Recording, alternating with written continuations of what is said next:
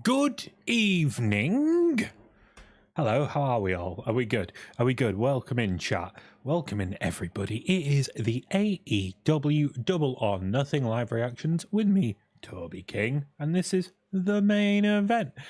I am so lost right now because I have just woke up and quickly scratched this one together. I decided to have a little nap before the show, and it went on a bit longer than I thought it would. So here we are. We're just waiting on the buy-in, which has actually gone live on YouTube right now, but we've got about 3 minutes until it starts. And I've also discovered that if any of you don't like the fact like my commentary comes or reactions come in like just after everything happens, it's because we're delayed by about 16 seconds, give or take. So from me to you, it's about 16 seconds. Oh dear, I know that's bad, but well, we are in for a long night tonight, as we have 10 matches to go through, 9 on the main card as far as I know, unless something's changed in the last 5 minutes, and 1 on the buy-in at the moment. On the buy-in, we have Ethan Page and the Ass Boys versus the Young Bucks. No, not the Young Bucks. The Hardys, might as well be the Young Bucks, and Hook. On the main card, we have Jamie Hayter versus Toni Storm for the women's title. Anarchy in the UK is the Elite go up against the Blackpool Comic Club. Sorry, my buy-in stream went weird then. It seems like they haven't looped the video. We have Wardlow versus Christian Cage in a ladder match for the TNT title. We've got Jade Cargill versus Taya Valkyrie for the TBS title. We've got FTR versus Team TNA, Jeff Jarrett and Jay Lethal for the AEW World Tag Team Championships. Orange Cassidy will put his title on the line in a Battle Royal match against 20 other participants in the Blackjack Battle Royal. The House of Black are on the card with an open house match, but we don't know who they're facing. I don't know. I couldn't tell you who it would be. Maybe Dalton and the boys or something. We have Chris Jericho versus Adam Cole in an unsanctioned match.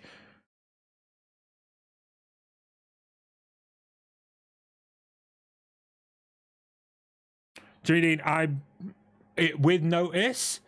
I would. But at the moment, no, I'm not stopping this one and then going over, if you know what I mean. So I'm just starting up with the channel. This is the second live reaction to doing, so I'm going to stick to this, but it was like pre-notice, I'd be down to do something. But cheers for the offer, my friend. Hope you have a good watch along as well. I can't think what other matches we've got. They don't tell us. Oh no.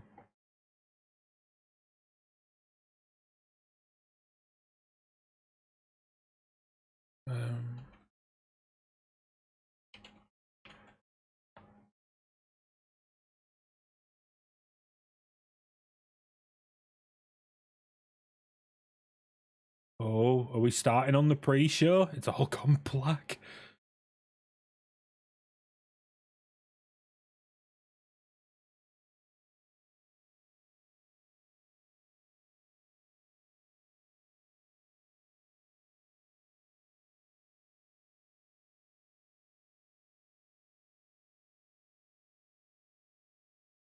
Well, here we go. Pre-show started. We could have a load of buy-in matches here, but they don't like to let us know, do they?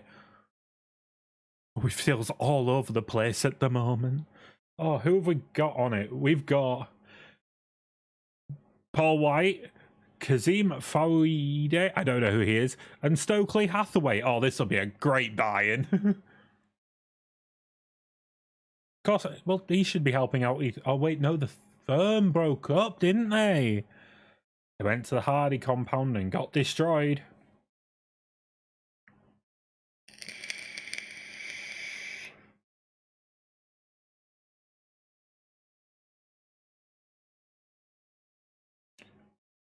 Obviously, Renee's hosting because she should be. I wonder if we get a cheeky Will Washington on the show. Seeing as he's starting to let his face be shown as he did the AEW restricted podcast.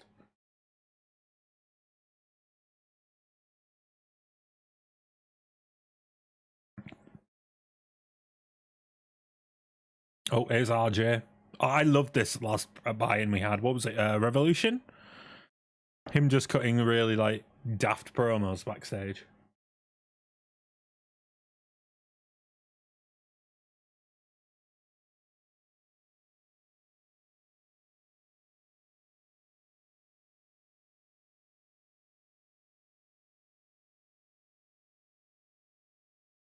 I like how they're mentioning Allin still, even though there's been no confirmation about it being a pay-per-view. It could just be a really grand live event at this moment. Like, I know Tony Khan said in a recent interview, I think, well, no, it wasn't an interview, I think it was the media scrum a couple of days ago, that he's still working out, like, what they're going to do with it.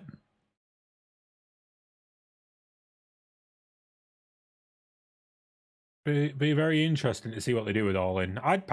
Like, they've just released on Fight TV a package of the rest of the pay-per-views of the year. So you got this pay-per-view, Forbidden Door, All Out, and Full Gear in like a $69.99 package, which I think is good because you get one of them for 10 quid basically. But yeah,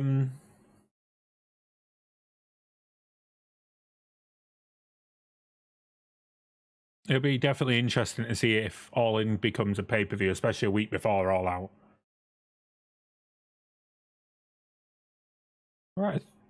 Yeah, I think we've only got one buy-in match, which is very interesting.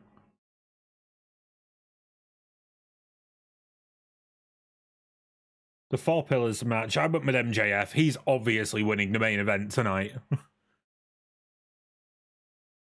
Shouldn't be the main event, though. Jericho versus Adam Cole in unsanctioned with special enforcer Sabu. Why Sabu? Just because they're in Vegas makes no sense. But I think Cole might come away with it. I think Wardlow versus Cage in a ladder match. As much as it's easy to believe Christian Cage would win, I think Wardlow might actually get a good run with the title this time. I've been known to be wrong. FTR versus Team TNA. Jarrett and Jay Lethal with Briscoe as special guest referee. FTR's winning. Jamie Hayter versus Toni Storm is happening, even though Jamie is apparently legit injured. I feel like this could be a quick match and Toni Storm's going to come away champ here. Trios title on the way and open house rules, but we don't know who against who. With a New Day at this rate.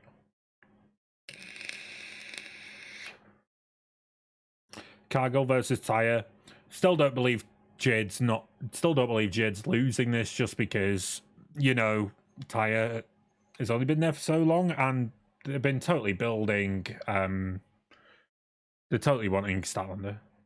The Blackjack Battle Royal, I still think Orange Cassidy's coming over with this, even though some names did drop out, so we're going to get some surprises in this, apparently. Anarchy in the Arena, going to be match of the night, I believe. BCC, Blackpool Combat Club versus The Elite. I think the BCC may come away with a win here to continue the rivalry.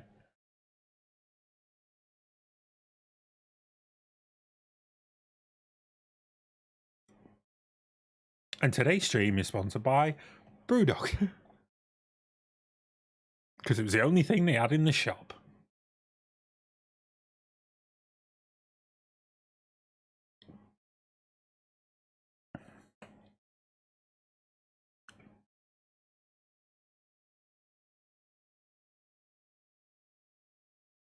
But what does everybody think? What's your random picks for this show? I think one of the big shenanigans that will go down tonight is Takeshita turning on the Elite.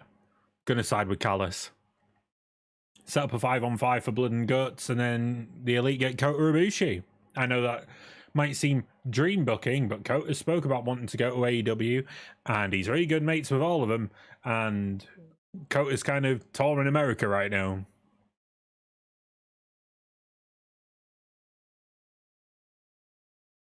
I don't think Kota would sign to a full-time contract. I think it'll be a one-off and pay per appearance. But yeah, I could see it. I could see it.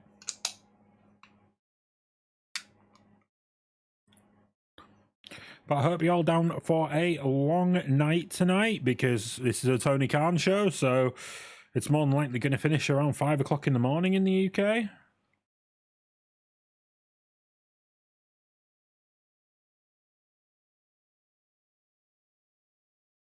It is really strange though that they only do one like pre-show match now. I remember when the buy-in would be quickly show the video footage and then just have like 4 matches, and you'd get some bangers on it as well.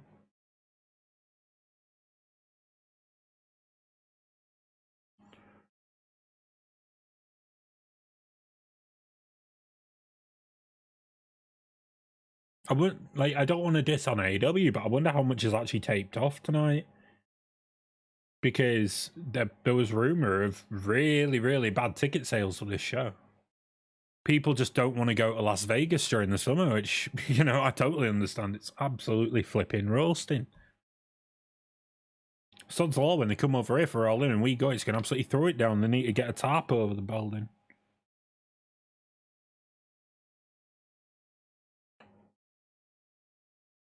Can't have Kenny Omega versus Will Ospreay 3, because they'll do 2 at Forbidden Door, and have it raining.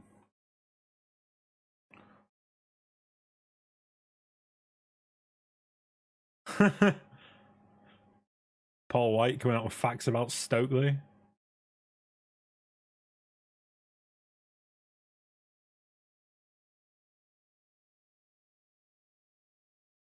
The thing is, I hope Brian doesn't get injured from it. Have you noticed, like, he hasn't actually taken any form of, like, bump since his Iron Man match? Everyone else has, just not him.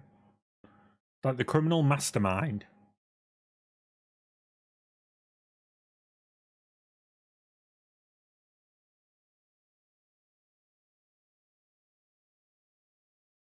This could be a very long hour.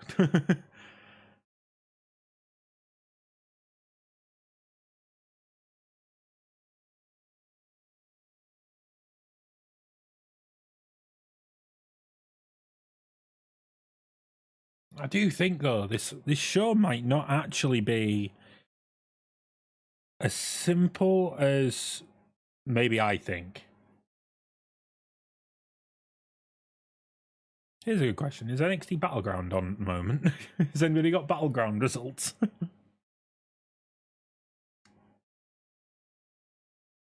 Oh, Don Callis interview.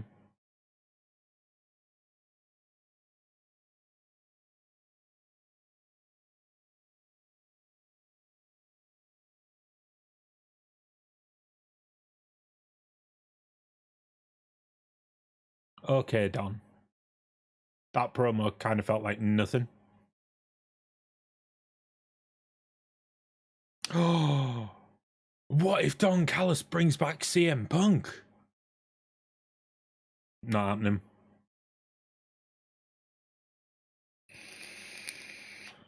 I mean, let's be honest. CM Punk really doesn't need Don Callis, just like CM Punk didn't need Paul Heyman.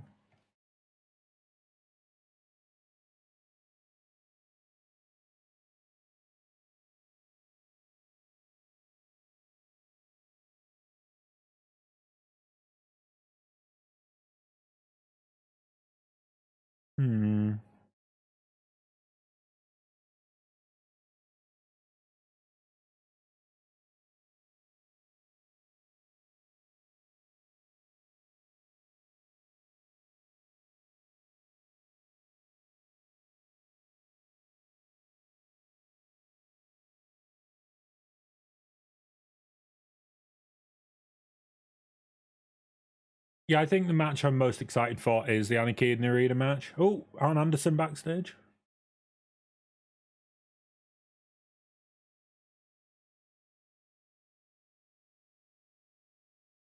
He didn't get goaded in. He wanted it. Right on.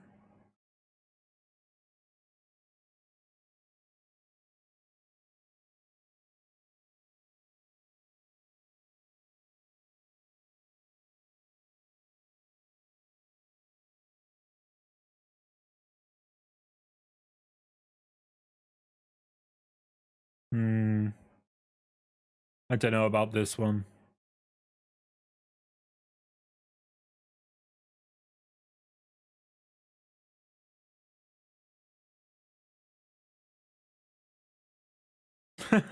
RJ City's new stepdad, Arn Anderson. Oh, we can only dream.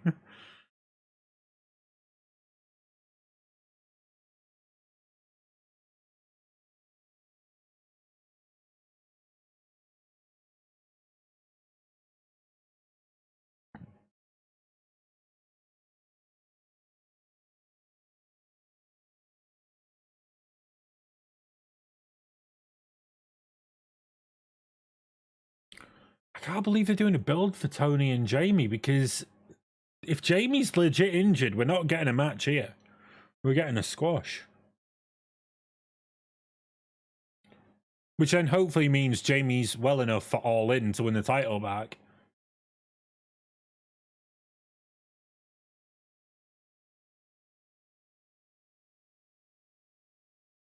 Oh, they've kept it the world's best secret, and Jamie's perfectly fine.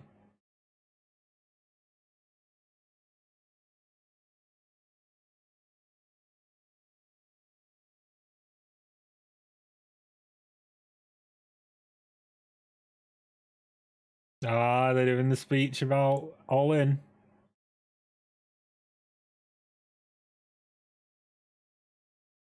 The thing is, Jamie Hayter versus Toni Storm in Wembley Arena is a big deal. I mean, both women made their names on the UK indie scene.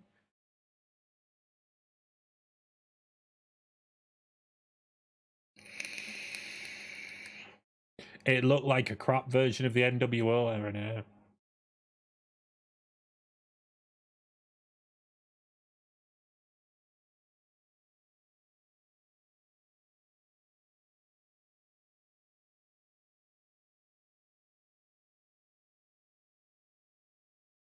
I'm really hoping when Collision comes around, we get a better use of the women's division.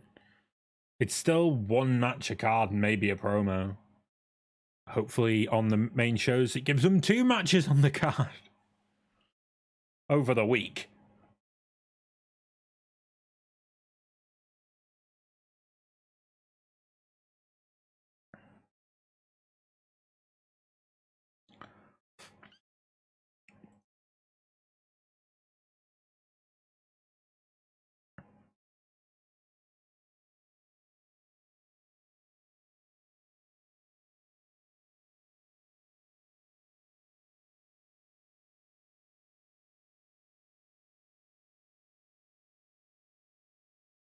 I really do wonder if there is a surprise debut tonight.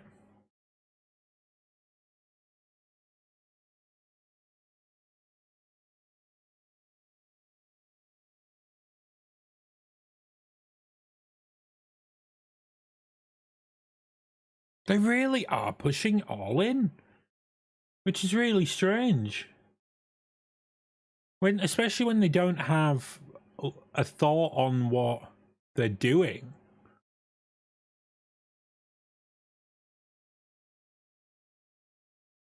Well, this is Tony Khan. He is the master of mystery.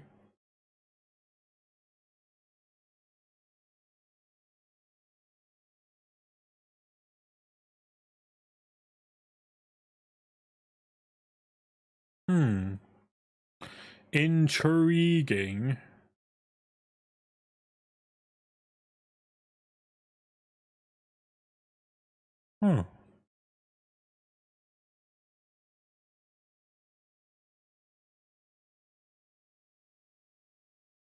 I really think I think Adam Cole would go over Jericho, mainly because of Collision coming up. We don't know where either man will end up, but this is Chris Jericho, and the feud's gone for years. This could lead into Forbidden Door, because that is just after Collision starts.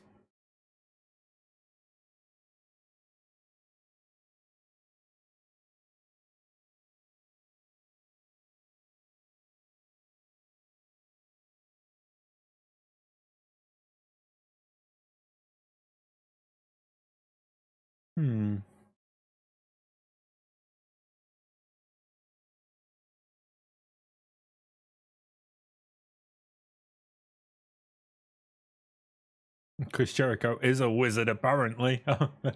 I'm so happy Stokely gets this spot on the pre-show.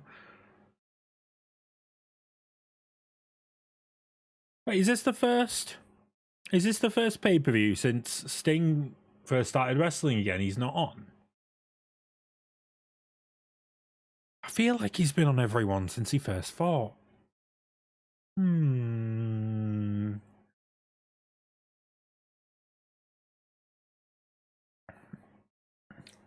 Interesting thought. I might have to research this. Sorry if you're going to get fan sounds. Once again, like last night, it's bloody warm on a night time. Got one over there and one here.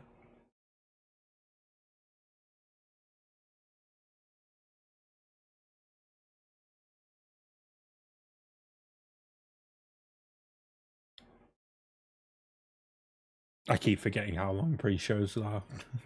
If it was half an hour, wicked.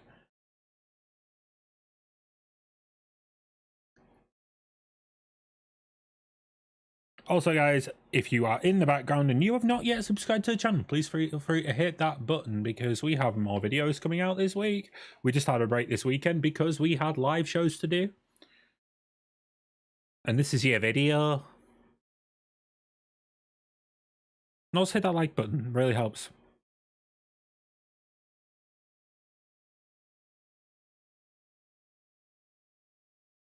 Tag team titles.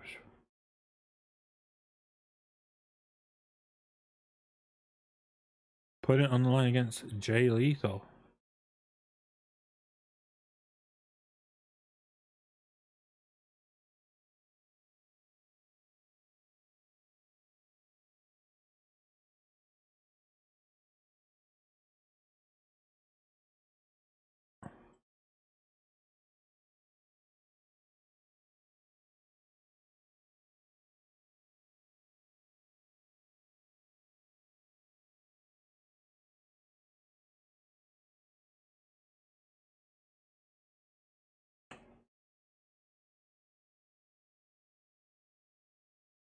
Right, it's working.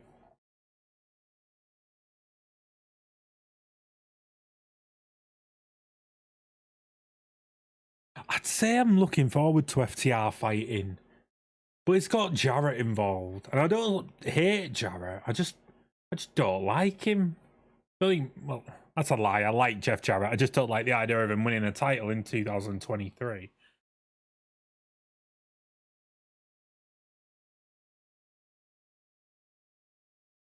Oh, Jay, don't start doing a Ric Flair for us. Do not start Ric Flair for wooing. We do not need it.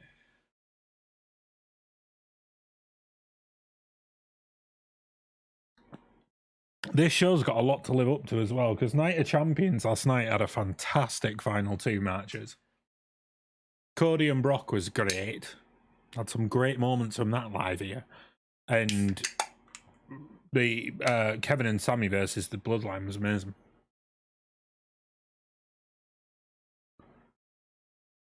I know it's AEW, they crack out banger after banger, but it's all about the feel at the end.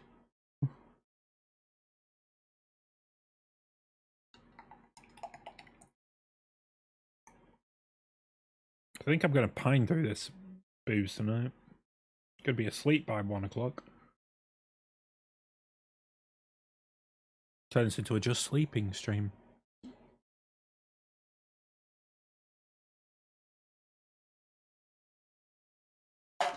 The problem also with waking up so late to when I wanted to is I haven't had my tea. So I'm hungry.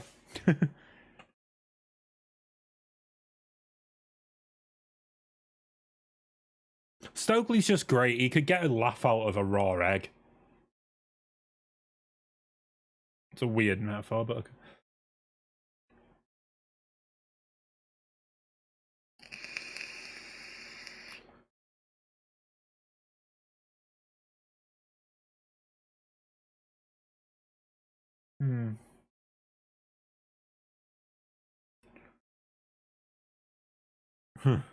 Slap for everybody.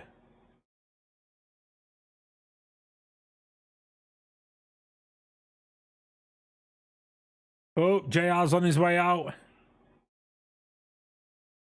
Oh, we're getting a match. Must be getting the match now. They do fly through these things. Like the pre-show matches will be like 15, 20 minutes a piece, and the rest of it's them just talking. But why does Jim Ross's new signature logo look like a Tim Hortons?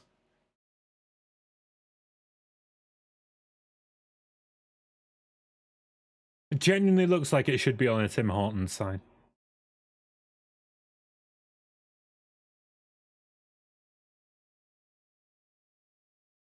Whoa, this is weird. Why are Excalibur and Taz in the crowd? Well, next to the crowd, they're always up on the stage.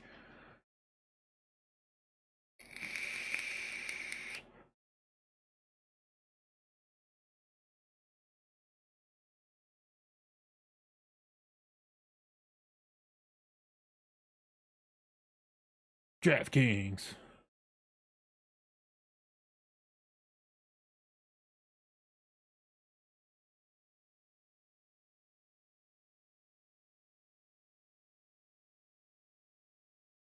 If I could do DraftKings, I wouldn't because I don't gamble.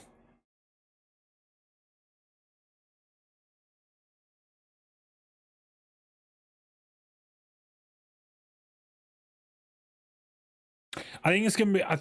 I think this show's really weird because I feel a lot of it's not really end of the rivalry. Like the MJF stuff, like it is like this was because it was gonna come at some time anyway. Christian and Wardlow will probably continue for a little bit. I actually think if Christian wins, then that's when Jack Perry by the end of the year is going to be facing him for the title.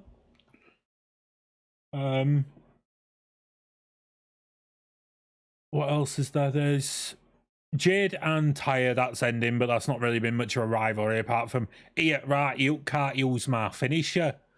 All right. Jericho and Adam Cole has the potential to not go away. Elite and BCC, I don't think's ending tonight. FTR versus Team TNA, yeah, that probably ends tonight. Huh. Yeah, it feels like a middle of the ground. I feel like last year's was a weird double or nothing because it was legit. Like, okay, we went through the show, it was really good, and then all of a sudden it turned out the main event was just a setup for Forbidden Door. Well, Forbidden Door and Blood and Guts. Oh, first match time. Let's go. Ethan Page and Ass Boys versus the Hardys and Hook.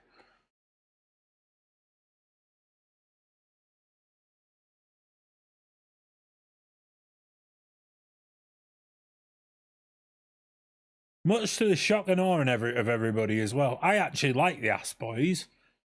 Oh, you didn't like them winning the titles? They did their job right.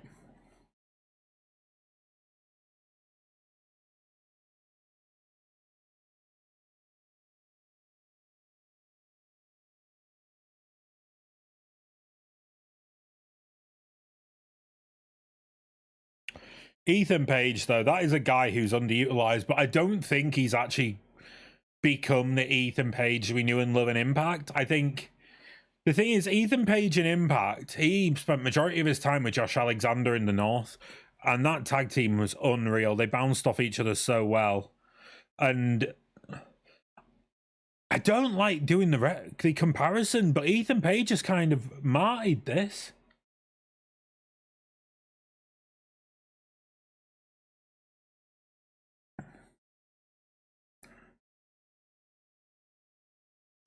He's been Janetti'd, really. Hook should be playing on another level as well.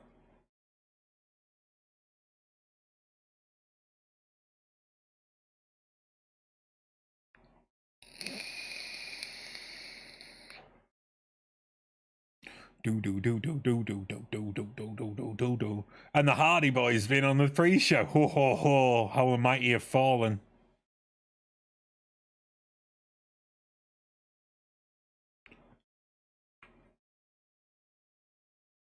Let's go! Oh, hit the mic. I apologize. Gotta keep this up for the full intro.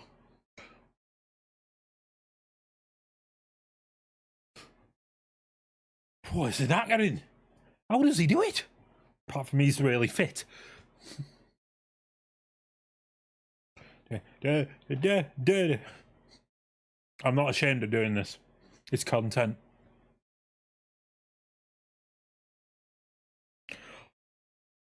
Oh, it's not even finished. Wait. Music, please end.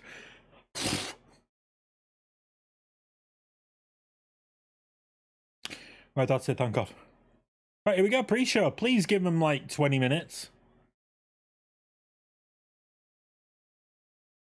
AK, please give Hook about 15 minutes and the Hardys about 5.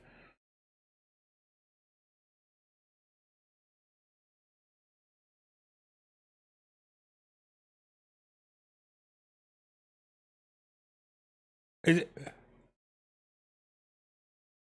Cody says, is Hook still over as hell? I think so, mate. Like, I feel like Hook's in a bad position because, like, he's not fully...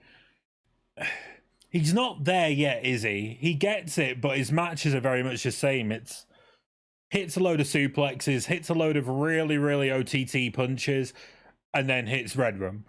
And that seems to be the format. He had the, like, well, one of the Extreme Rules, but it was like an ODQ match, same thing, an ODQ match with Ethan Page a couple of months ago now. And he was great in that because he was selling like a champ. But I just feel like Toni doesn't know what to do with him. Maybe rivalries that aren't against the lower mid card.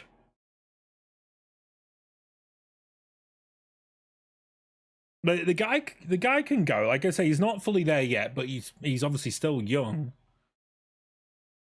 Like the image is great, where he's very well. Solo Sikoa is very much like him. I'm not going to say Hook's like Solo Sikoa because Solo used to talk before he came to the main roster. But yeah, I think he's still over. He still gets a pop. Then again, partnering him with the Hardys tonight would have helped that.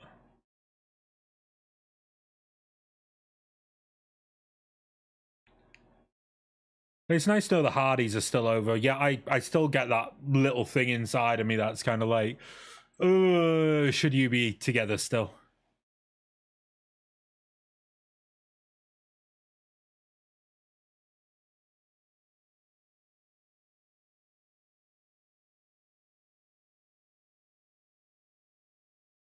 The one thing I do like about Hook, though, is he looks so safe, but so stiff at the same time.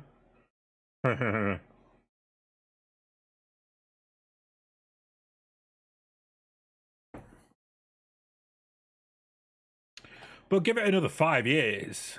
If he really does work on this character and it doesn't still stay like the silent assassin, he will really, really come a long way in the industry.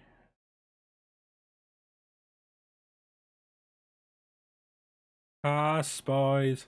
Ah, spies.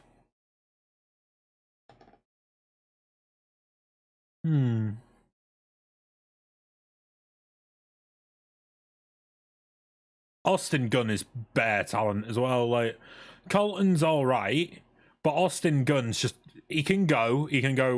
He's a really good wrestler.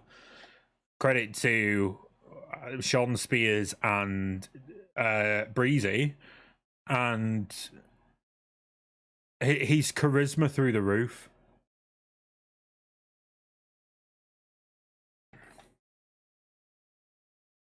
In a lot of ways, Hook is a mini Brock. I see what you mean. I completely understand what you mean. Like, he's very how Brock was pre-main roster call-up from FCW, like the silent thing. In the ring, yeah, completely agree. He's just, let's just get aggressive, but very safe. But there needs to be more character there in the end. Like, he's the FTW champion, which, let's be honest, isn't a title. It never has been. Like, ditch that and give him a mid-card title run. Jesus, he could have had him win the international title.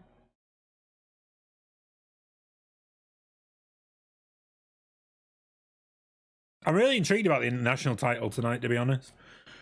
Like, anybody could win that. Well, anybody but Araya Davari and Toni Nese. Anybody but them.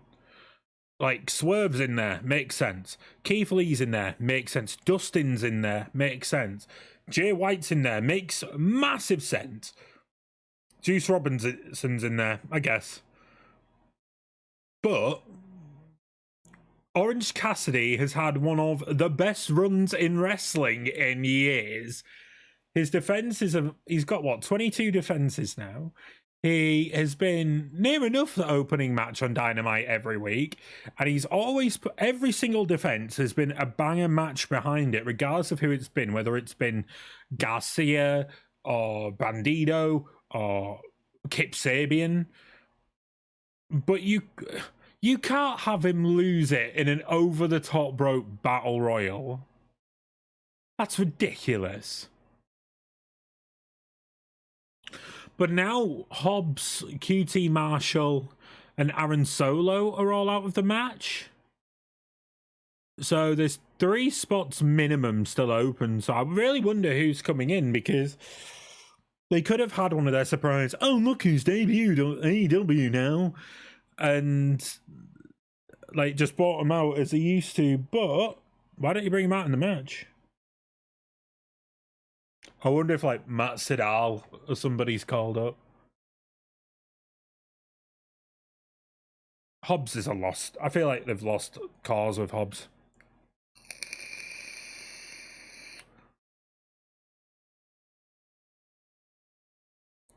Like, when he won the TNT title, we all thought, yeah, right, this is great. This is what we want. He's a good lad.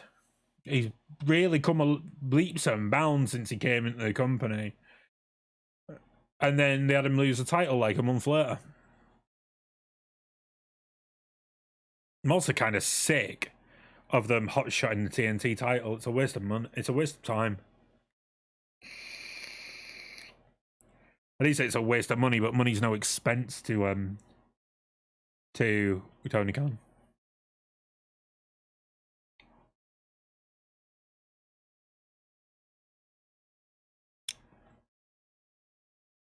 I'm glad this match got put on the pre-show.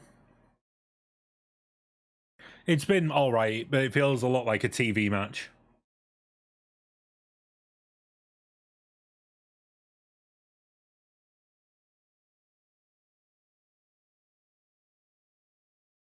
Oh yeah, we got that tonight. The opening ceremony to the Owen Hart. We could. Oh, that's taking part. That's happening on the buy-in. At least we're going to find out who's facing who. Roddy Strong's in it. I wonder if Jarrett's in it. Jarrett going and winning the Owen Hart would make perfect sense. It's happening in Canada, and he was with Owen Hart the day of what happened. And it was one of his best friends. He was one of his best friends, I should say.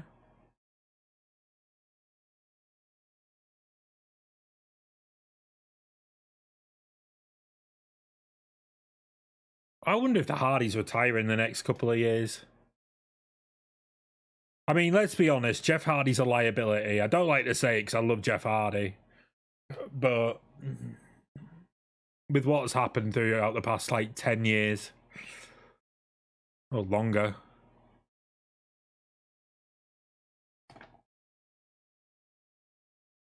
This statement I agree with as well, Cody. He fell off for a good while, but so did Ricky. Stark Hook felt like the only person who actually had anything in him. I'm glad that they're rebuilding Ricky. Like, the Jay White rivalry started good, and then they haven't give Jay White a live mic. He could make this rivalry mean something like that. Hobbs, though, it's been so up and down, and he had such a good up trajectory. Like, the book of Hobbs was really good. I was really enjoying them promos. It felt right. And then, yeah, and then it's kind of gone in the toilet now. QTV is atrocious. I don't watch TMZ apart from, like, the last 5 minutes I see before Raw comes on. And it's crap.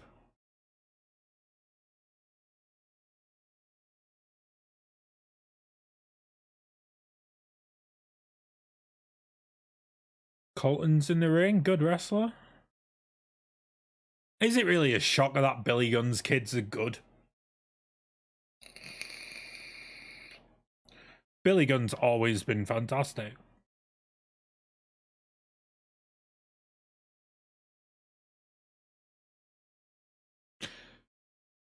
I think I know who's coming out for the open house match. Obviously, we've got the open house been announced, but it's kind of more of a open invitational. Could it be the Acclaimed and Billy Gunn, seeing as they're not on the card? And it kind of makes sense to the Acclaimed to have a match after they won the Battle Royal.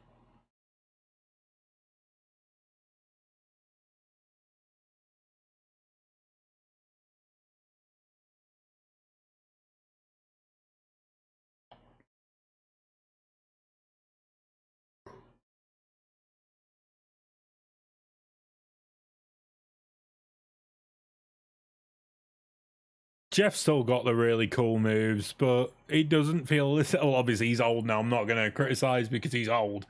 But it doesn't feel like it means much anymore.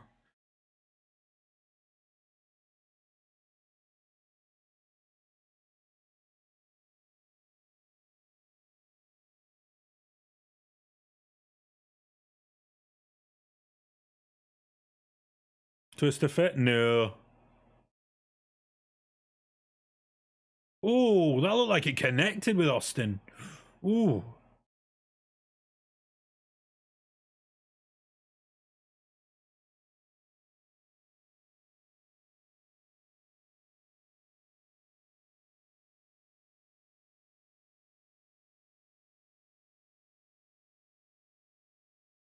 Jim Ross interested in the AEW title match? I'm not. MJF's winning. If anybody else wins, it's ridiculous. The only other person in that Fatal 4-Way that feels like it would mean something if they won is Darby. Sammy Guevara randomly turned face makes no sense. Jungle Boy, let's be honest, throughout this whole thing has been crap.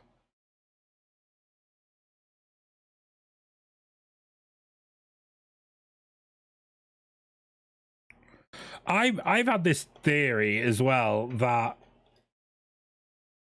after MJF wins the match in the main event, Punk's coming out to square off, because apparently one of the big ideas was that MJF's Punk's first rivalry is going to be MJF for the title. You know, pick up where they left off, because obviously at the end of All Out, that's when MJF came back. And it was going to be Punk versus him, apparently in New York, at the Arthur Ashe, or at Full Gear. And MJF was going to beat Punk for the title. But we didn't get that because, you know, CM Punk likes muffins.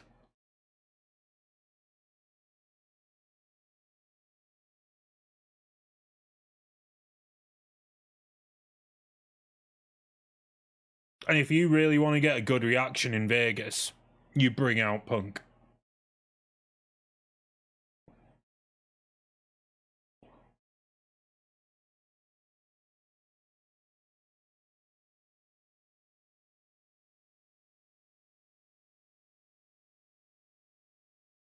There's one thing I will say about Hook, though. He's getting more fluid. Like, all of the moves are starting to merge together really well. It used to be a case of he'd just hit a move, reset, hit a move, reset.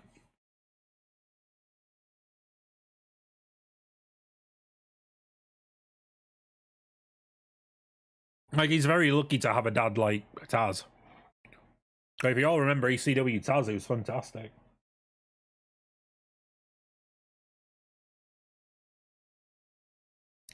Like, I didn't remember ECW Taz because I'm only a wee bairn.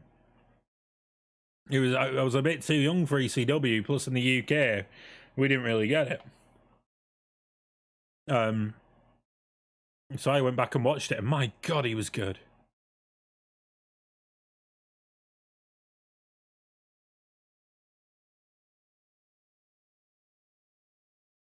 I really hope some people move into them empty seats in the hard cam version of the crowd. Oh, that's going to be hard to watch tonight.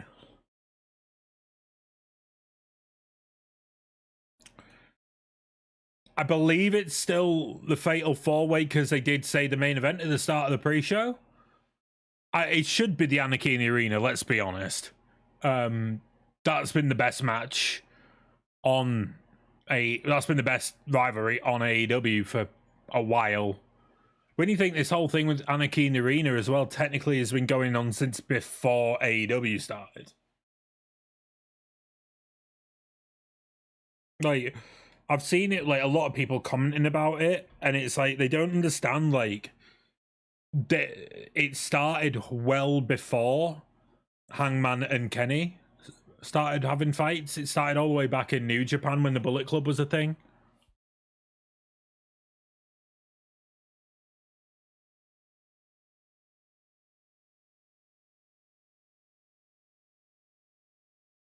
Like, there's layers upon layers upon layers. Of which, if you keep an eye on the channel in the next, well, it'll be after the pay-per-view. It's not coming up today.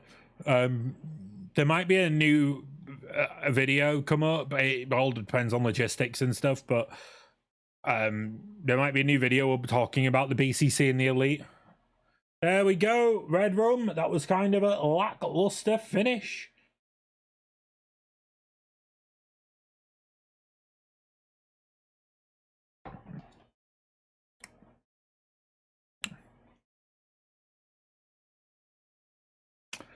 Top 2 unexpected double and nothing predictions. I got Kanosuke joining the BC, attacking Omega, having Moxley, King Kenny, and I also see Mandy Rose helping Storm to beat Jade and being an outcast. See, I think I've been saying since day one about Takeshita. He's going to turn because of the Don Callis alliance. I mean, he is friends with Don Callis. And it might not even be tonight with Takeshita, but it makes sense for tonight because if the Elite win, that's it. BCC lose, they'll go and complain and then attack other people. But we will have a Blood and Guts match coming up. So Takeshita joining the BCC makes perfect sense. And then where are they opening with it? Are they opening with Anarchy in the UK? No. And then obviously Kota Ibushi can come in. And the Mandy Rose thing's actually not a bad idea. She's been like hinting at coming back to the ring. So I'd see it. I think it'd be good. Could end up getting the female Blood and Guts this year. And you could also see I'll go about that one first. Also see Cassidy winning, having Miro attack him afterwards. Yeah, perfectly understand that. Setting up Miro and Cassidy for the belt on Dark Dynamite. Yes, because I think you might be on the same page as me, Mota, where Cassidy can't lose the title in a over-the-top rope battle royal. That this title run means too much for him to lose in that way. It makes perfect sense storyline-wise to have him actually win, beating as many people. Well, it's not as much now, but beating as many people as he has beaten in one-on-one. I'm wondering who's going to fill in the gaps, though. If Miro's in the Battle Royal now, QT Marshall and stuff are out, I can understand. 5, 10, 12, 13, 14, 15, 16, 17, 18, 19, 20, 21. Oh, no, there's 21 there. Did the Lucha Brothers get added in recently? I don't think they were on the original poster for it.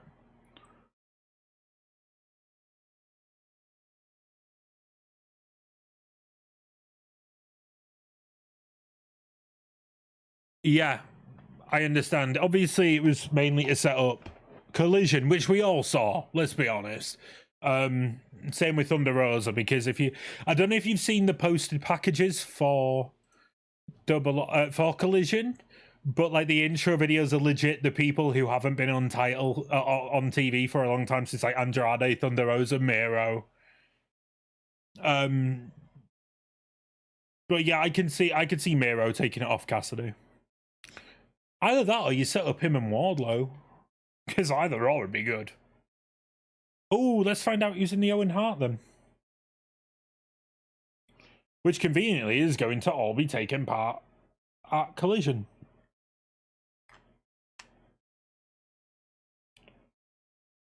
I don't know how anybody can still slam Martha Hart.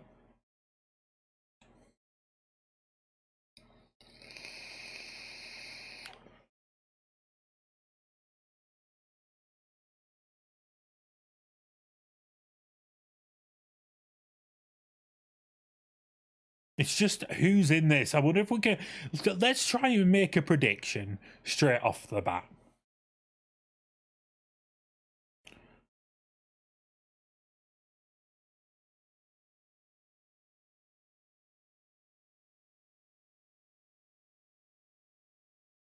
Like, I don't like the hate that she gets because it's like, oh, she said she'd never come back to wrestling. No, she didn't want anything to do with WWE.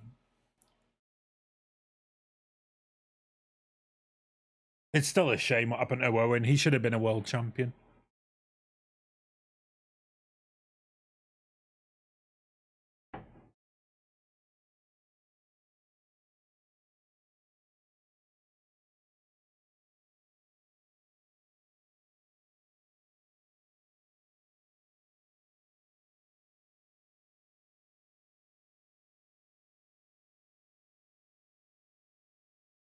Wait, what?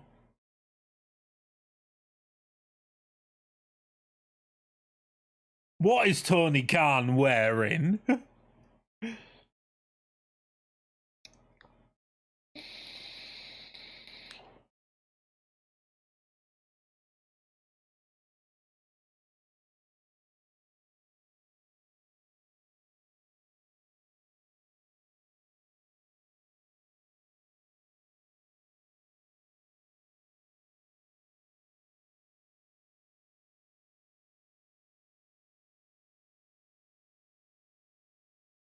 They're calling it the Calgary Stampede.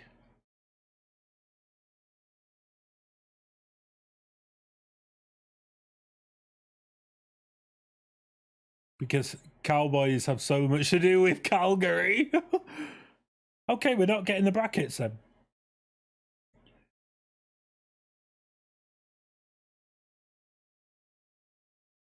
That drum beat's sick.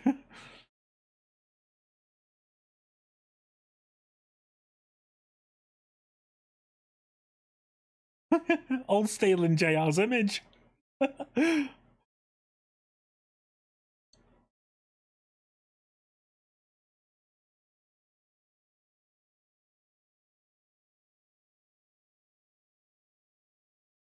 Watch CM Punk win the Owen Hart.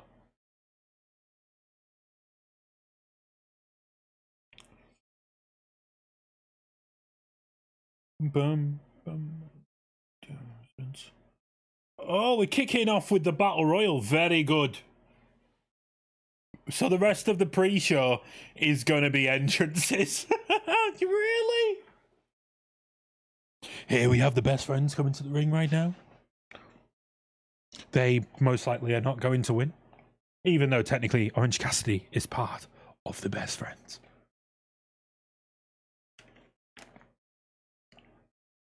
We have 9 minutes 38 seconds till the start, and it's gonna all be entrances.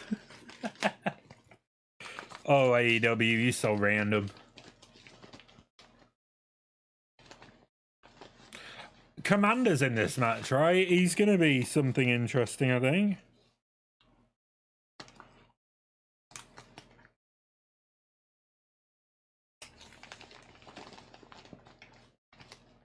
Bandito! Oh wait, they can bring all of their best friends out together, can't they? I keep forgetting Bandito's now part of best friends and therefore part of Chaos.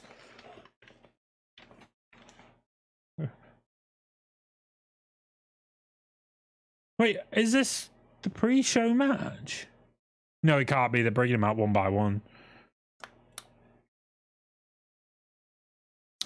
Right, I get this. I get that. Cage winning makes perfect sense. It's a ladder match. Christian Cage is fantastic. Wardlow's been kind of, you know, but I think Wardlow needs to win this. or like he kind of has already lost legitimacy. Don't get me wrong. Like he's very. I mean, it's kind of crap, isn't he? Like great in the ring, great character work, but I mean, what do they really do with the guy? Let's be honest. They give him a title to see him lose it, and I don't want him to continue being a transitional champion. This is a guy who we predicted during the MJF feud would be a world champion, and don't feel like it. But yeah, like Cage winning would be cool, because the reason I'd see Cage win is because Jungle Boy has done that whole I'm going to win a singles title this year, and Jungle Boy beating Cage at like Full Gear. Or you could play it into a story for like Winter is Coming, doing the whole I said I would win a title this year and I haven't, and this is my last chance. And then you can have Jungle Boy versus Christian again, which should be good because their last match at Revolution was fantastic. Surprise hit of the show, in my opinion.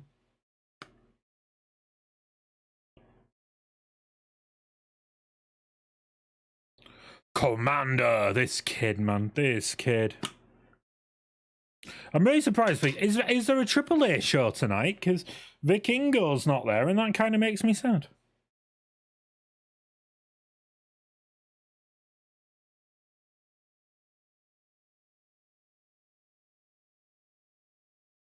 Once again, thank you for choosing to sit and watch this with me. I really do appreciate it.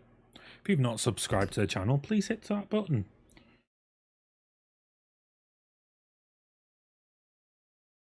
Why didn't I ever predict that the opening match was going to be Orange Cassidy as well? Because that's been the thing.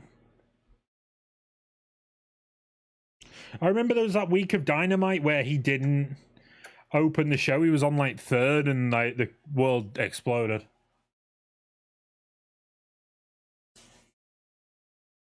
I really want a lot for Kip Sabian. If you don't realise, Kip Sabian won the very first AEW match.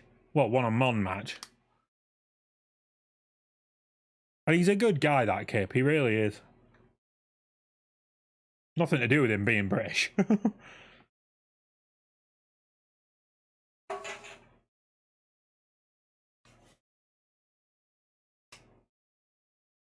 Bullet Club. So, alright, as much as Orange Cassidy is going to win, I'm going to, like, cheer for Jay White throughout the whole of it, because he's one of my old-timers. Who has been severely underutilized in this company, and I hate it. And I get it, it's early days. But I love that man. One of the best heels in wrestling. Going to be interesting to see what happens with Forbidden Door, because obviously he's not allowed to wrestle for New Japan anymore, and technically be wrestling for New Japan that night. I might take him fighting David Finlay because of what happened when he lost in New York, in America, New Japan of America, when he lost to Eddie Kingston. He got beaten up, didn't he? Here's another bloke I'd love to see when Dustin Rhodes give him one last ride, as his plate says.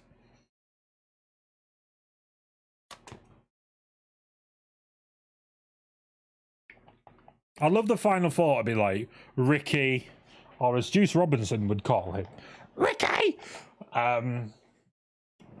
Jay White, Dustin Rhodes, and Orange Cassidy.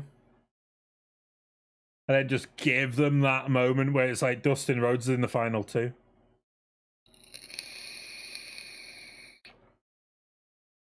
I am Keith Lee. Fire into the fire. This song slaps. Absolutely slaps. Mikey Ruckus has done a fantastic job with Keith Lee's entrance. I don't know if people here have listened to Mikey Ruckus's Hayter rave, but my god.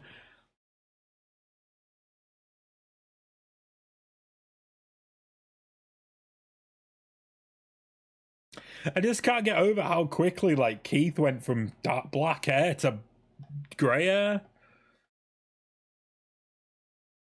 Bum bum bum. Action is televised.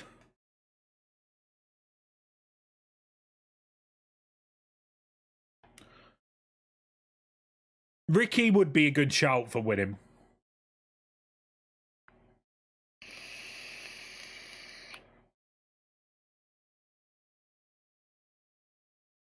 Oh, The Rock 2.0.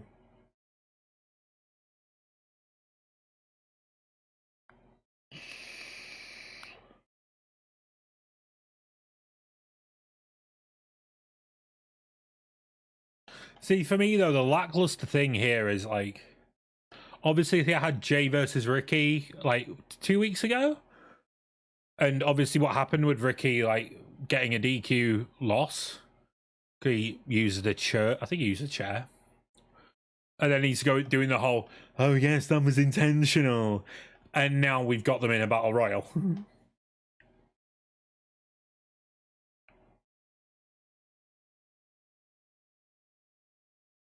Do not be surprised if All Out is like a 16-match card at this rate. Like, with Collision as well.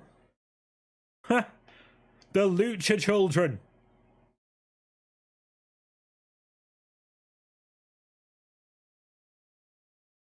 I really want a Penta mask and a Ricky and a Ray Phoenix mask, but my head's too big. I'd suffocate.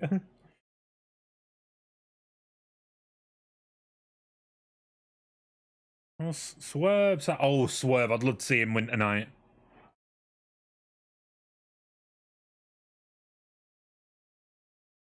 I still stand by a video, like my second list video I put out on this channel. If you go back and watch my 10 wrestlers who should be AEW champion, Swerve's on that list because Swerve is unreal. Absolutely unreal. Generational.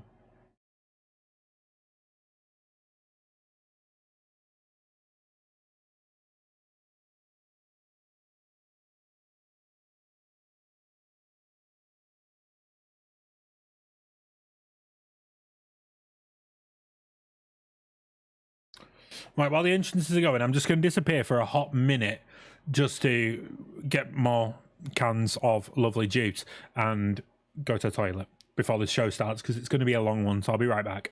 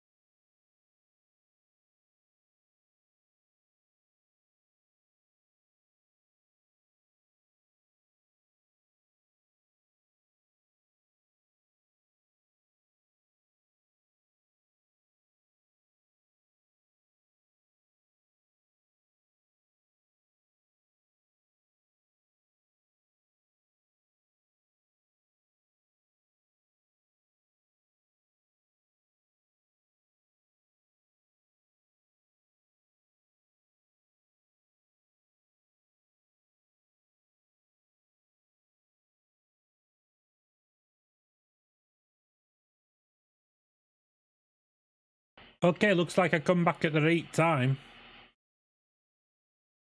It is now time.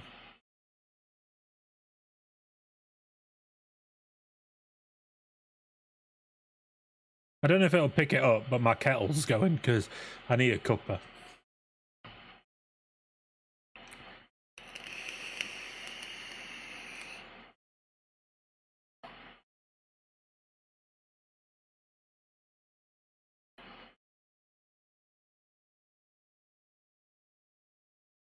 In the arena. Let's go then.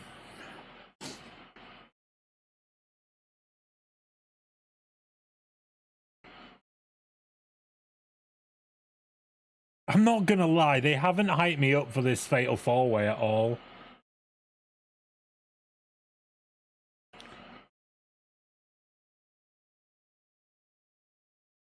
But we want the Blackjack battle.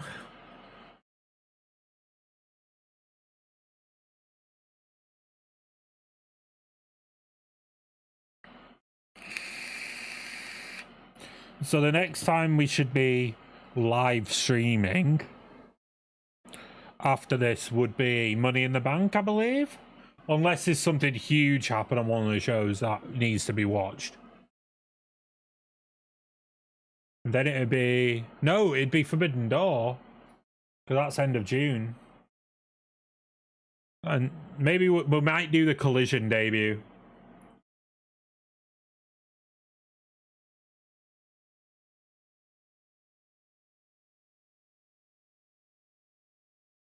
Look at all this pyro that they've managed to use at the start of the show because Cody Rhodes no longer works there.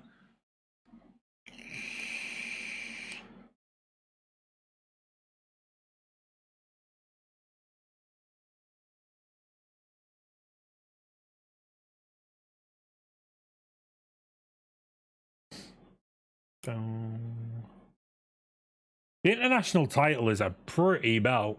Really nice. Oh, can you imagine if Kip actually eliminated Orange Cassidy then? Jesus.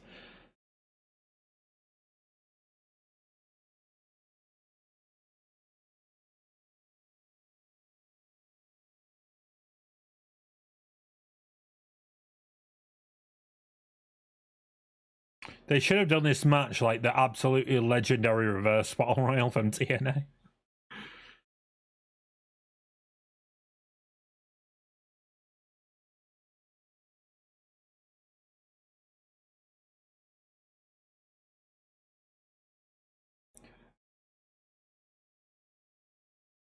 Kip's hair is ridiculously pink.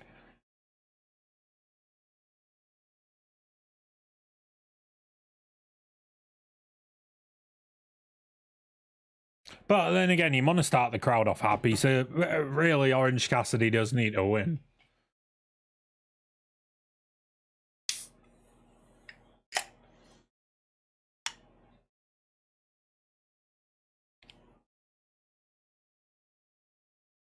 At this rate, I'm going to be half cut before the main show's properly going.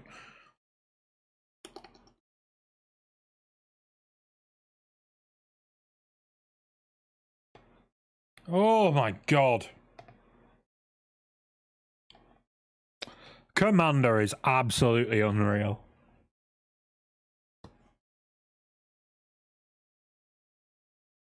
For his age as well, I think he's only like, what, like 23?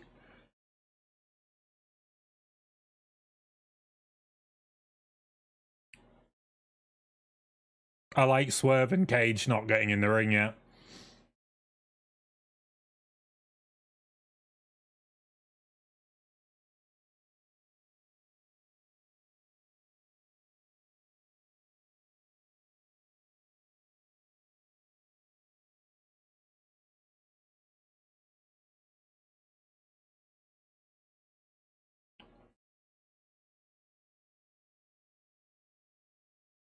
Actually, I want the Butcher to win. Because that man is a ledge. Every time I die, are great as well. Were great.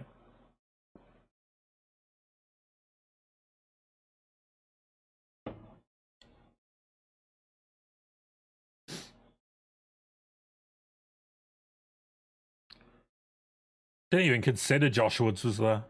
Not in the match, though, is he? Oh, he might be. Oh, that's so cool with Bandito. That's sick. He's had Nice up for a good like nearly minute now.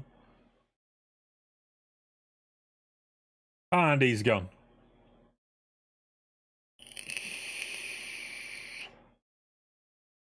Can we have a fatal four-way where it's Penta, Ray Phoenix, Bandito, and Commander, please? Or a fatal four-way and get bloody Vikingo in there as well.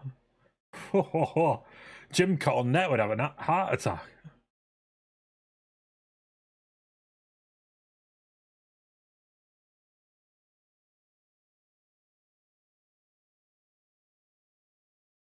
Wait, if Darby eliminates Penta, I'm gonna sit here and laugh for the rest of the show. Oh no, there's three. And Daivari out.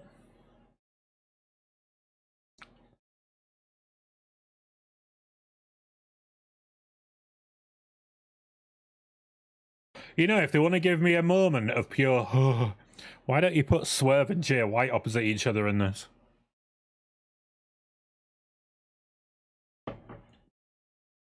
Oh, Commander, give up. Brian Cage being a brick wall.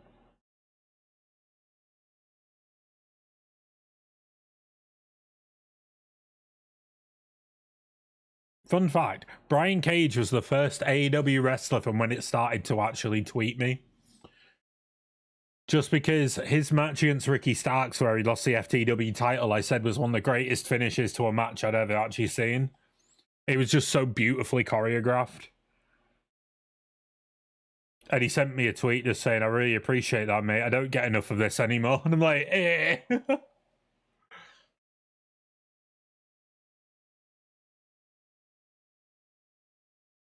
The thing is, Brian Cage is a bloody good wrestler.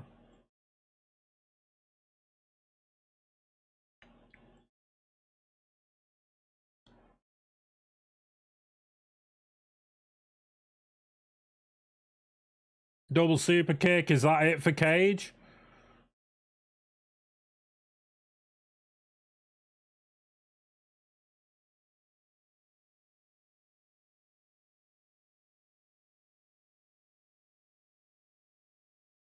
I've got a weird love for the Lucha Bros. Like, I have like 2 months on that being absolutely glued to matches by them, and then I have like 2 months off like caring because I think I've overdone myself with them. They're that good that I just oversaturate it.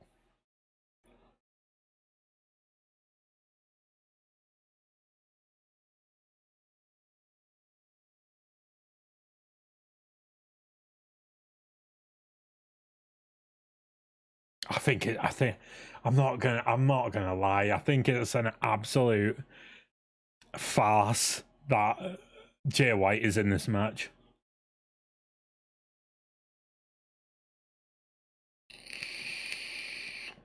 This isn't WWE. He's not coming in as an unknown. I mean, he was all. Oh, Commander's gone. That's a shame.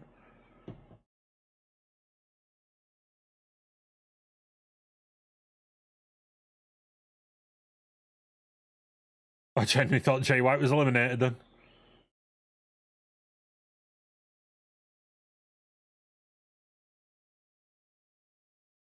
Oh, Ricky's doing a Shawn Michaels. He can put one foot on the floor. It's both feet.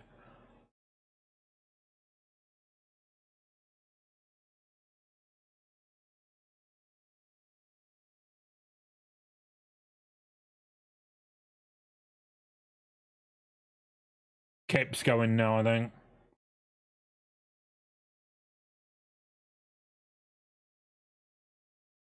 Oh, nice. Nice triple power bomb from best friends. And Chuck Taylor eliminates Kip. Chris.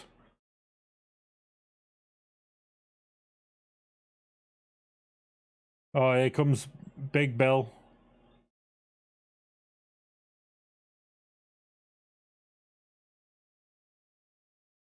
There's another wrestler I want to get behind is Lee Moriarty. I get it, but I'm just not a big fan.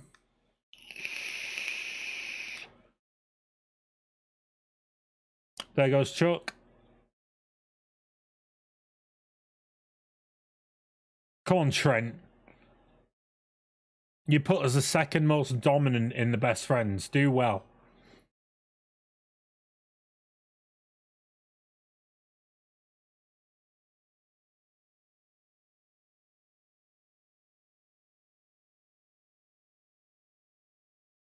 I love the blade as well. I think Pepper Parks is fantastic. But he's no Keith Lee, is he? Oh, no.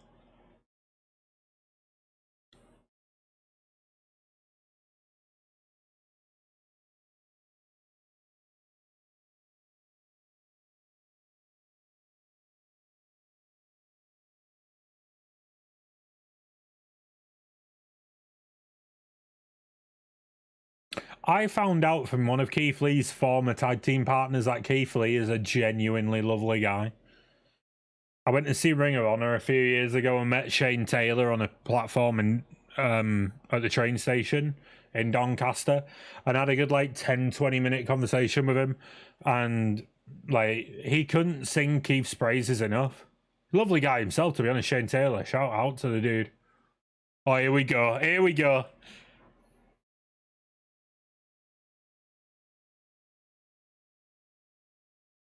I also met Jay Briscoe that night. That's sad to think. He was a lovely bloke.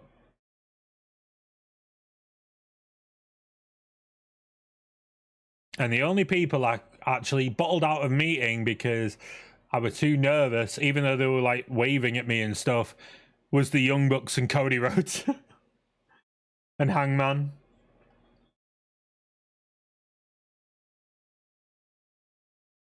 All stood on a platform in Doncaster.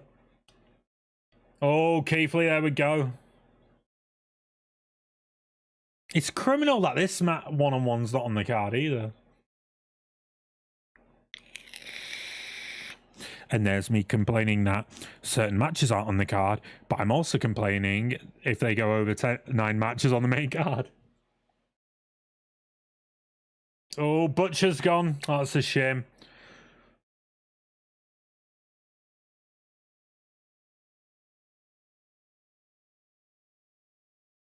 Oh, Battleground started now. All right.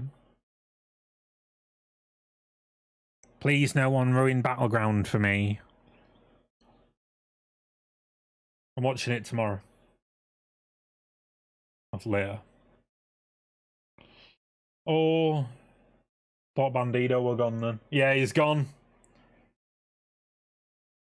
Gutted. Love Bandito. One of the best luchas in the company right now.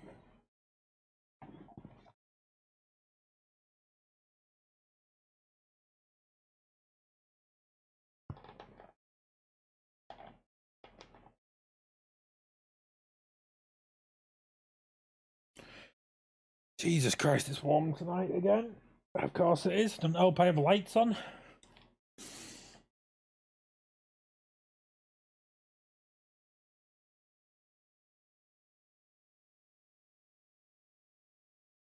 Moriarty's out.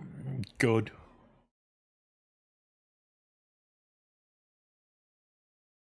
Bill's going. Trent saved Orange Cassidy. Took the bullet. Oh, now they're showing why they're best friends.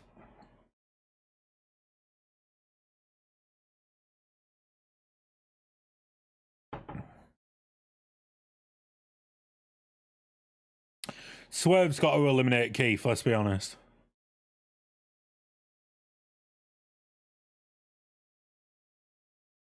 Keith's gone.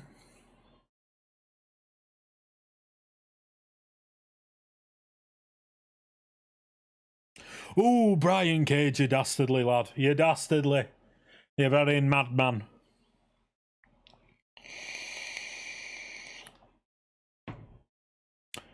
Dustin with the crossroads.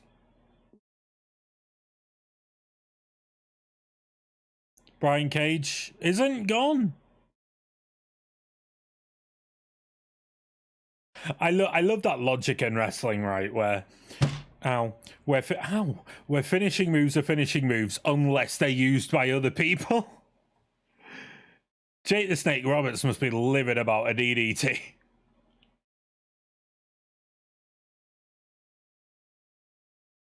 Oh, is Jay going? No. Lucha Bros are going now.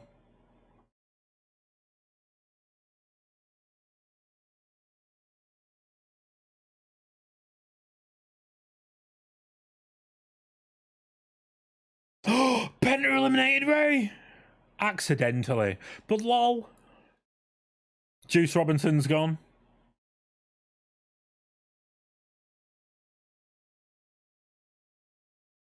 Uranagi.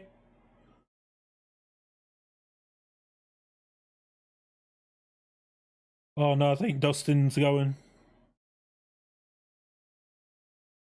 You know, Jay White versus Penta would not be a bad match. Oh, miedo.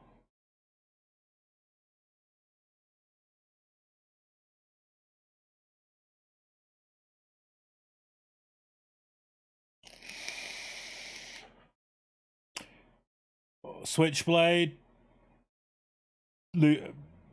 Penta's going. Oh, maybe not. What a spear from Starks. Jay's gone.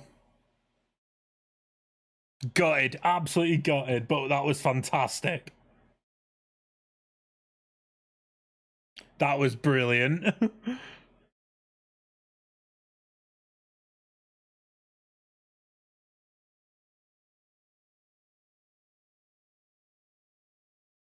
You know, the way they're treating Ricky, I think Ricky might win this. Jay versus Ricky and like 2 others at Forbidden Door. 2 from New Japan. Call it Ishii and David Finlay. For the international title, I'd take it.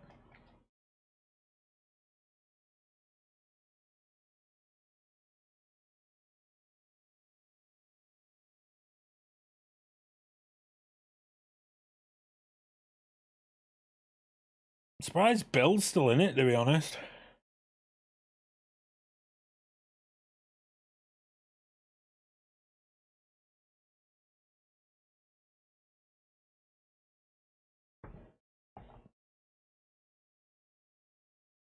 I feel like there needs to be justice for Jay White.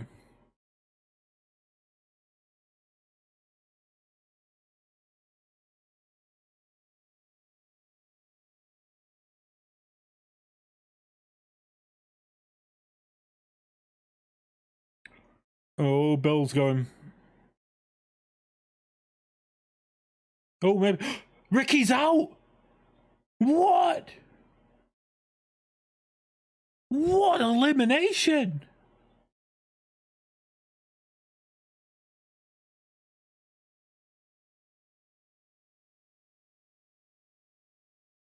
Cage is going. Dustin's gone.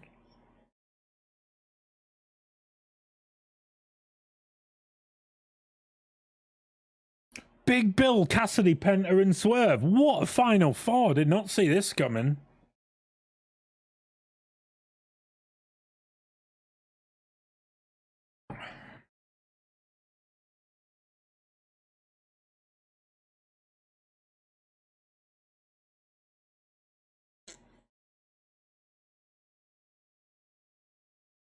OC's got to win. Got to win now.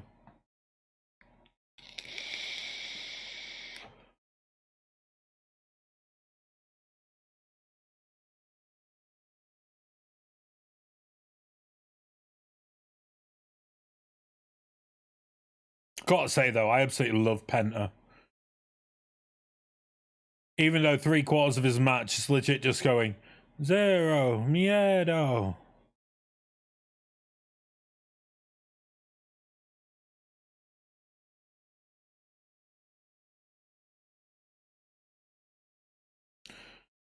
Go on, Penta, lad.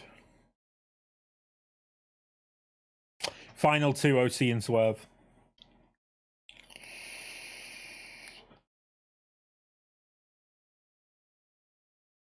Penta's gone. Big Bill's getting a right showing. What the hell? Wow.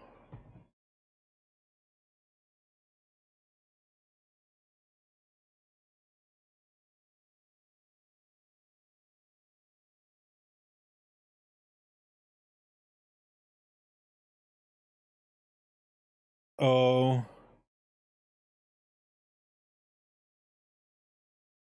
Oh, Swerve might be out now.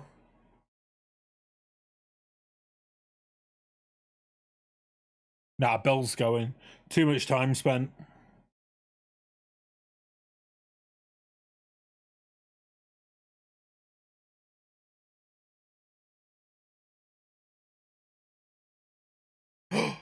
Swerve got Bill out. Nice. Oh, he's not gone. Swerve's still in. Wait. Oh, see, still. Oh.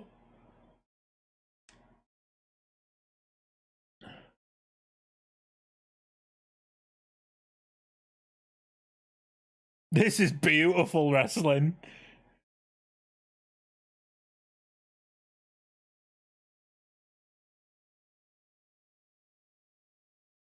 Oh, this is amazing. Oh, no.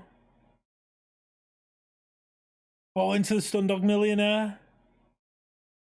To a drop kick to the back of the head. This is amazing. Well done. This is fantastic. I, my friends, I'm all for it.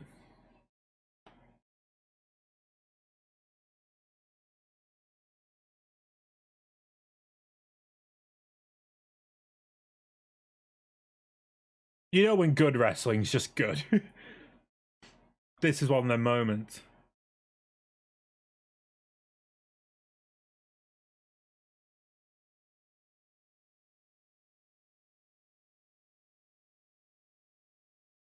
Prince, nah, go away. Oh, this could be it. Swerve stomp, and he hits it.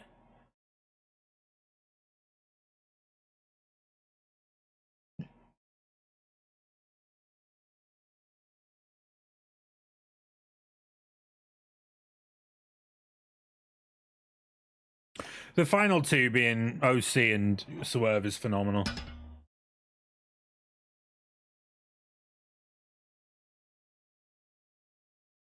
Don't put Orange Cassidy's hands in his pocket. She'll unlock his superpower.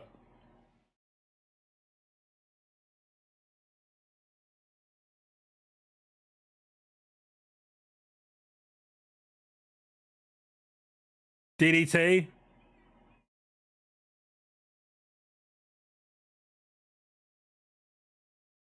Second DDT. Oh, this is so good.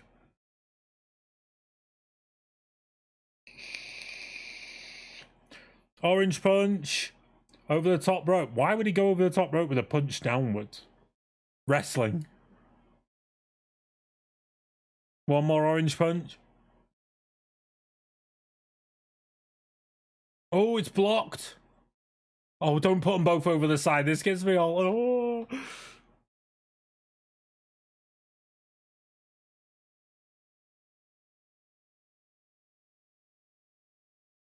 Backed into the corner.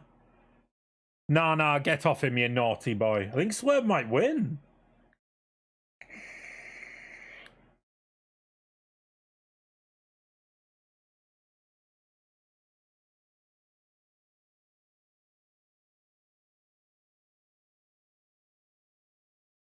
Oh. Swerve's on the top rope. And the feet are up. Superman punch on the side of the ring. What a finish. What a finish. Orange Cassidy kicking the hand of Swerve, who's holding on to rope, dangling, and wins. Phenomenal work, that. The right man won. All right, we're going to get the Miro prediction from Motor here.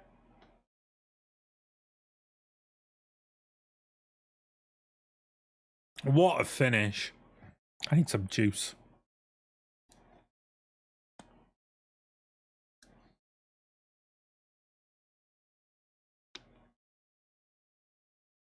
That finish was phenomenal. There's a reason Orange Cassidy's been that champ for so long. Had more defenses than Roman Reigns.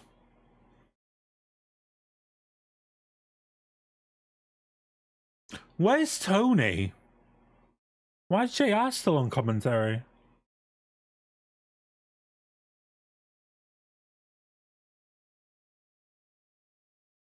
I don't mean to disrespect a legend, but JR looks haggard.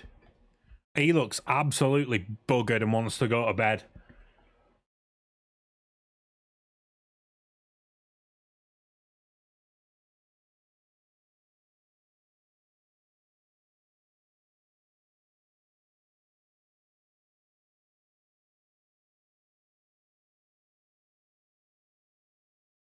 Really good work, that. That was a really good battle royal. Also, if you are new here, please remember to hit that subscribe button and like the video. Oh, look, it's 2.0 again. They get an advert spot and they're probably going to be part of Jericho's match.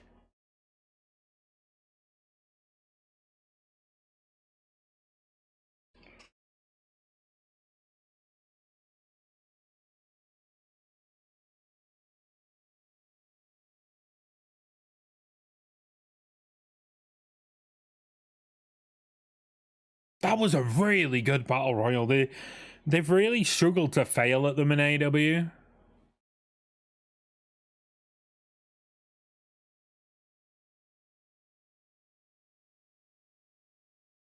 Oh, we're going to the unsanctioned already. I think Jericho might win here then. Well, I predicted Adam Cole and I'm going to be wrong.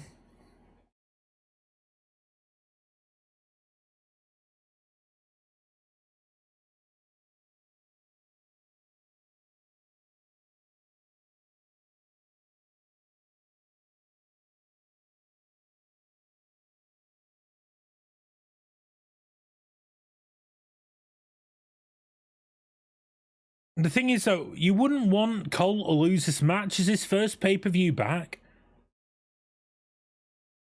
And has he won on a pay-per-view yet? He lost in a Fatal 4-Way, because that's when he got injured. He lost to Jungle Boy, Luchasaurus and Christian. Oh no, he obviously won at last Double or Nothing for the Owen Hart. He lost to Paige. Excuse me.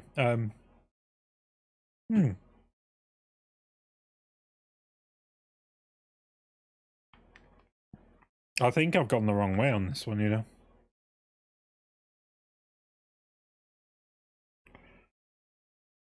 Hello, Justin Roberts.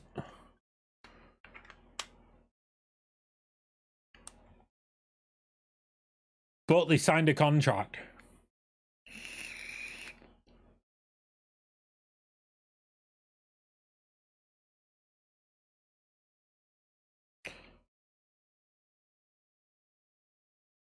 The one thing I can't wait for all, right, so there's like 5 things I can't wait for at Allin. Number 1 is when Judah starts playing. Number 2 is when CM Punk comes out. Number 3 is when Jamie Hayter comes out. Number 4 is when when Adam Cole comes out. And number 5 is no doubt when Goldberg comes out.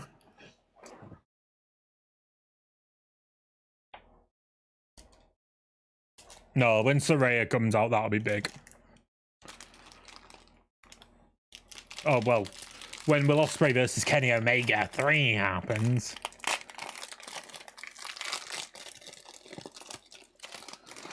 And I've come prepared with chocolate digestives.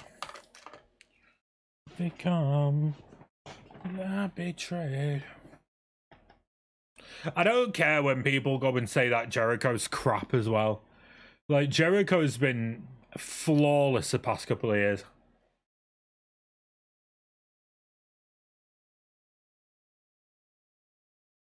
He's one of my all-timers, if not the best.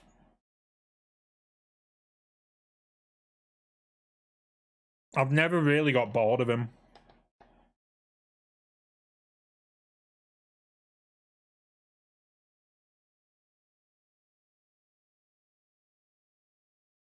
Because when I first started wrestling was 2005.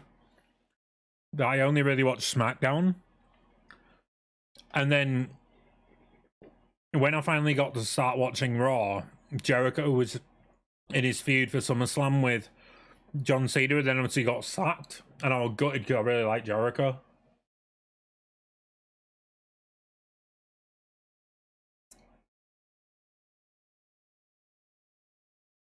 It's weird seeing Sabu in a suit.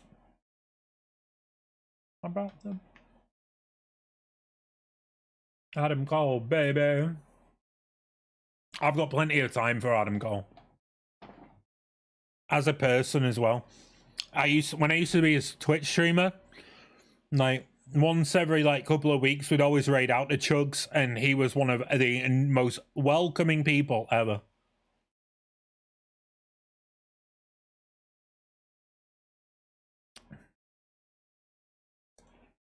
Cody, mate, I really appreciate this. Thank you so much. It's on like my second stream back, and I've been bricking it. So I really do appreciate it, dude. Have a good night. Hopefully you enjoy the rest of the show. And I will see you later.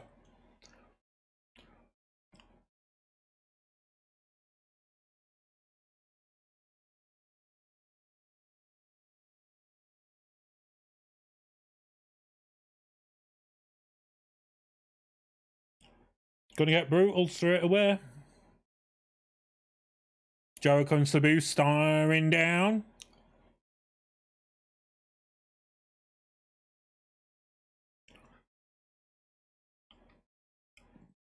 Let them fight, come on.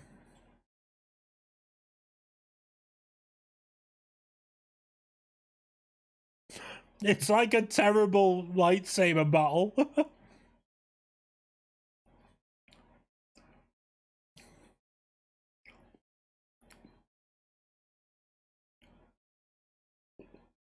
I wonder if Kyle returns tonight.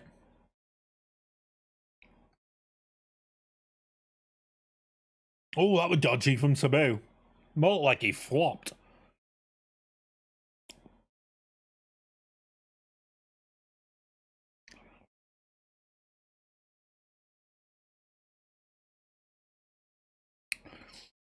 Of course, Danny Garcia's there to take over.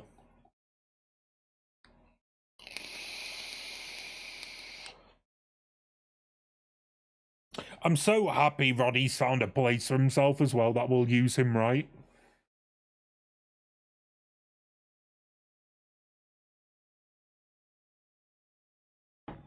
Let's be honest, Roddy should have been on the main roster a long time ago in WWE.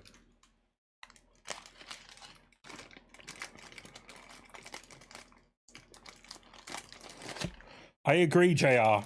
These are two of the greatest in the entire world.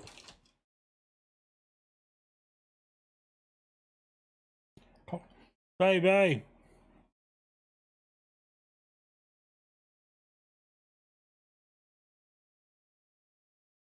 Oh my god, what an exit by Chris there, bloody hell.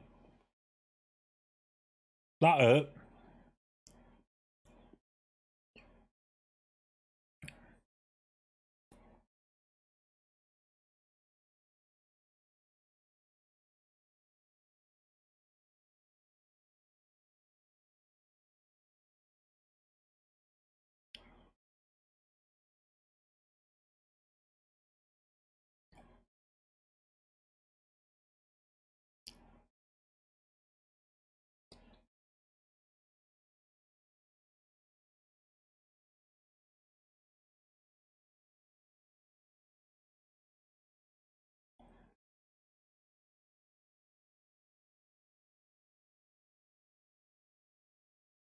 Well, Sabu's gone.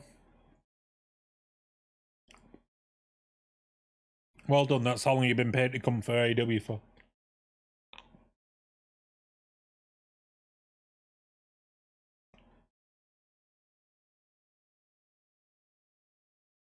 You're going to go for Panama already? Oh, Cole, no.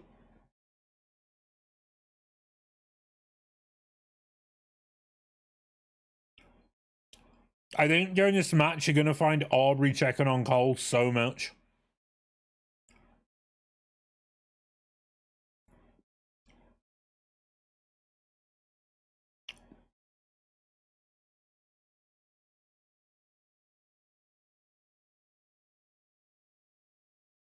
They settled that stage really quickly, and bloody hell.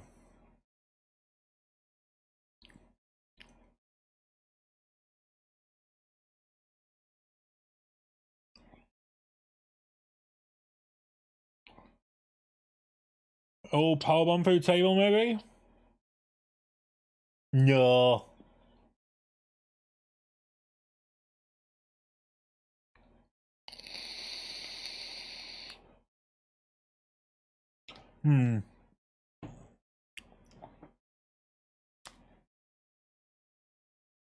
Jericho's just great, isn't he? Jericho's great. Adam Cole's great. This should be fantastic. I'm excited.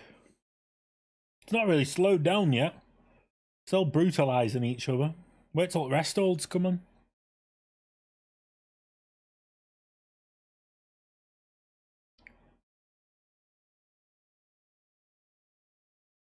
I still can't get over hearing JR. I'm not gonna lie to you all. Like, I'm a very avid user of watcher of Rampage now, so I don't really hear JR much anymore. It's weird. Like, I used to watch Rampage like every weekend. Like Saturday morning, me and my 3-year-old, my 3-year-old would watch it. We'd get up and sit and watch the hour of Rampage, and it'd be great. And then we both got kind of bored of it. Don't get me wrong, there's good matches, but I just don't care. I just read up on what happens.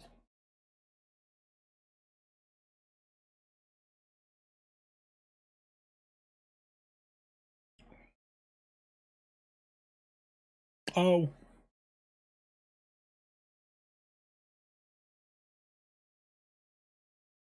Jericho's going into that chair. Bear in mind, majority of my predictions, apart from Orange Cassidy winning, have been wrong.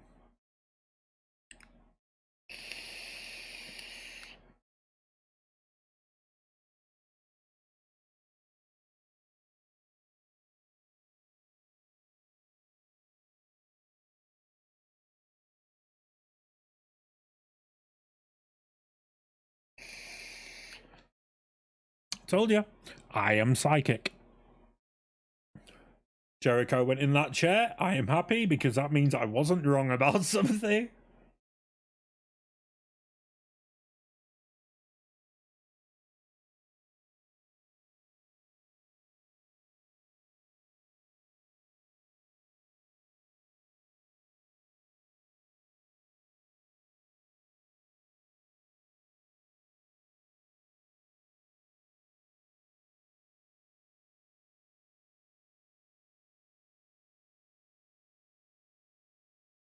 Baby! Oh! Jericho hit the ricochet spot, but Jericho... Well, Cole hit the ricochet spot on Jericho, but Jericho was too low.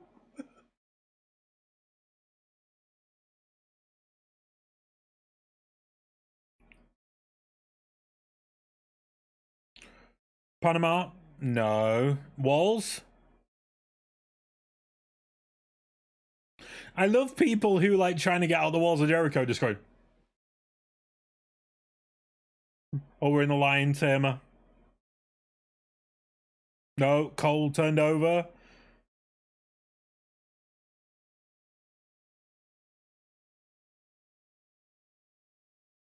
Oh yeah, no rope breaks, yeah, of course. The most you can do with the rope is pull yourself under, Adam.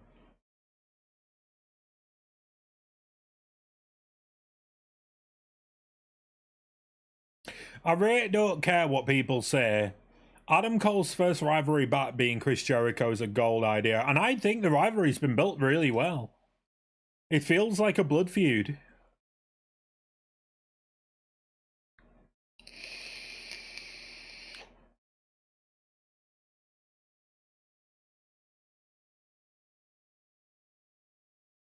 Use that extinguisher, Cole. Come on.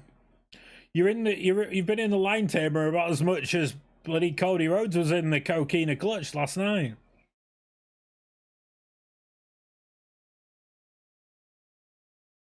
I like how that was so slow. Jericho was there going, "Oh, what's that? I think I'd say a fire extinguisher. I could be wrong."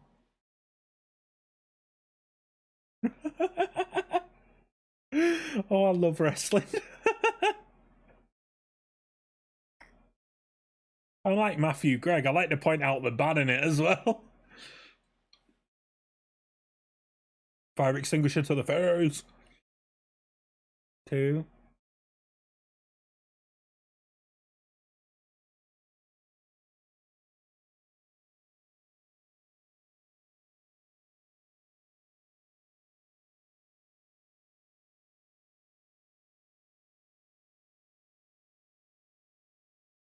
It's been quite good this match so far. They've like not really let up. There's been no real like rest holds. I mean, you could argue like the Lion Tamer went on a bit long, but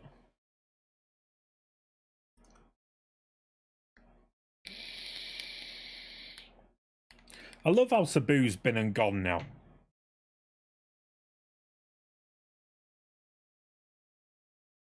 One, two.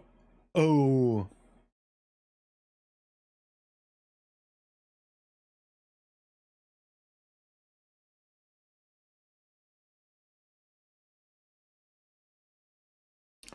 Oh, Jericho using the fire extinguisher.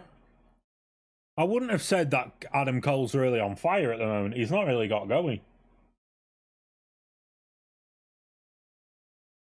I love how the crowd's cheering a fire extinguisher because Jericho gets everything over.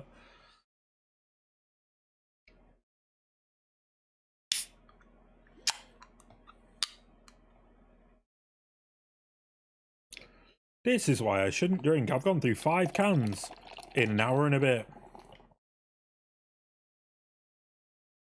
I don't have a problem, I just haven't drunk for years.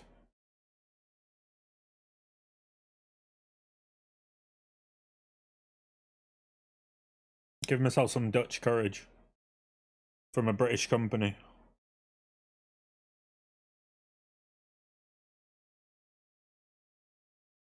Oh, here comes Brit.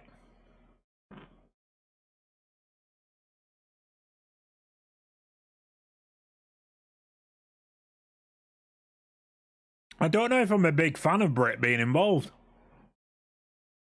I get it.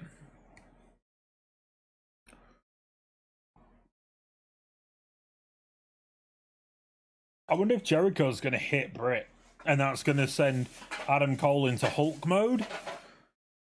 Oh, there's Saraya. Kill her! Kill! Yeah, Saraya, I might be Team UK here, but come on. Where's Ruby?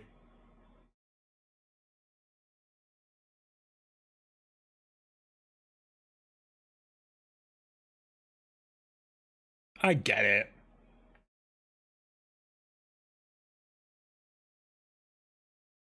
Adam, you be good now. Choke him down. Go on, Adam. Kill. Kill. No, low blow. Oh, maybe not. Backstabber. I think Jericho's winning. I really don't think I made a bad prediction here.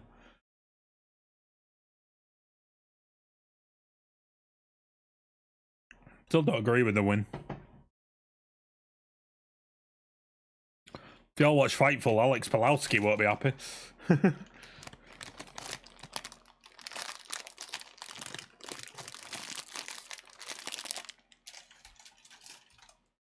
The crowd want tables. What a surprise! Hey!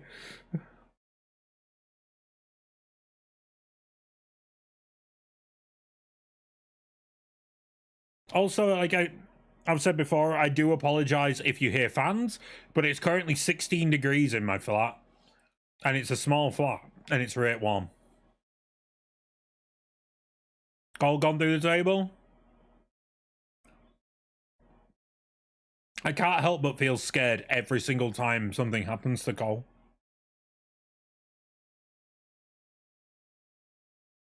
Like, I know AEW All Access was very manipulated and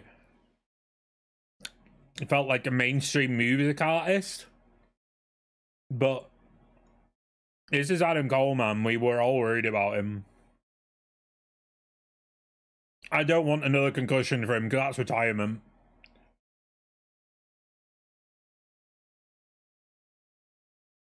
Don't get me wrong. If it's anybody I think safe enough for Cole to work with, it's Jericho. Like, Jericho spoke many a time about how worried about Adam Cole he was.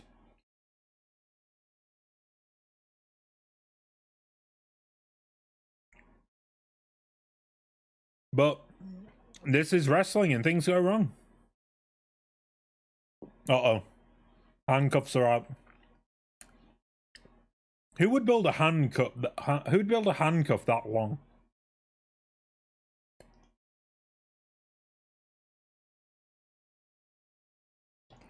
I realise I've not put what match it is.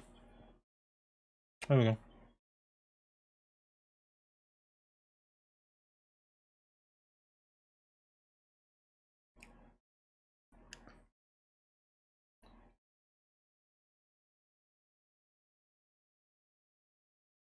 Taz thinks the handcuffs were strategically placed.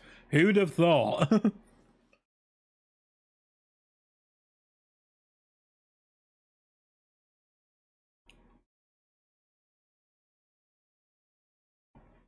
DDT from Cole? 2? No.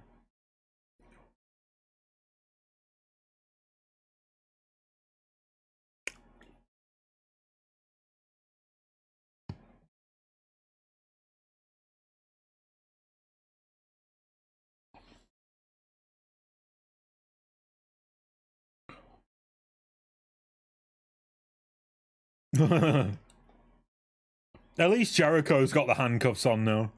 But then so does Cole. This could go any way because Jericho to yank it in and hit a Judas.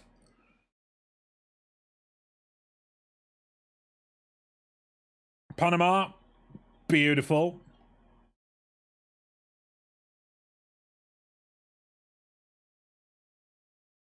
I really hope that that chain is long enough to let Cole hit a boom.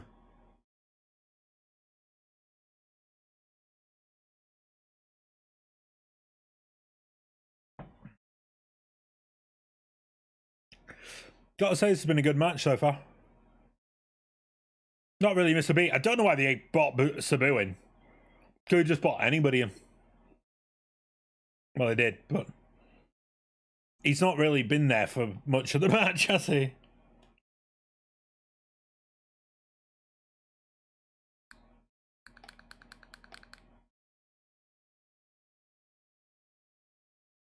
Oh, here come the whips. That's not a whip. That's a tap on the back with that chain. It still hurt me, but it's a tap on back.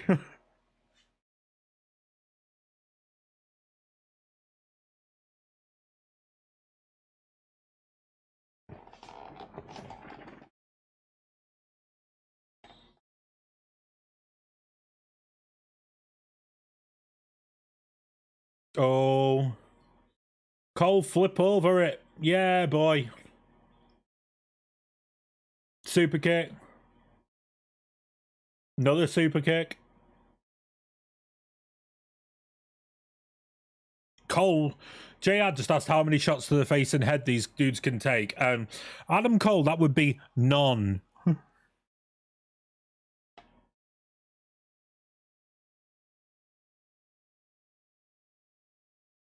I don't know, actually. I think Adam Cole might win.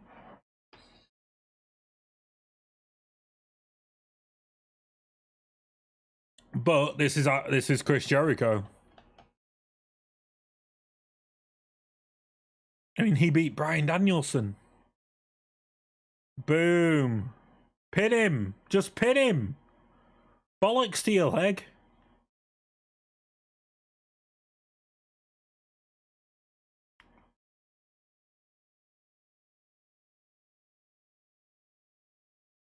I'm a fisting on the head. Using the chain to punch Jericho.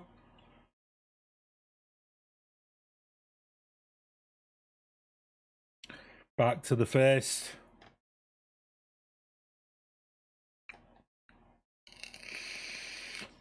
What? Ref stoppage? No, that's a bad finish. Nah, man. That crowd is flipping dead. Nah, I did not like that finish at all.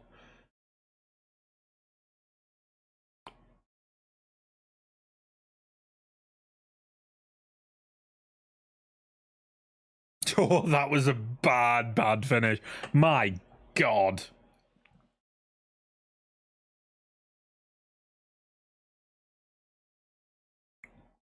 Remember, guys, if it's your first time here, please hit that subscribe button and that like button. I really appreciate the love. We are building to 1,000 subscribers right now. And you'll get more content this week. Some of the 2K AWGM mode. We'll be getting, so there'll be a new list out this week. I also think there's some news we need to talk about this week.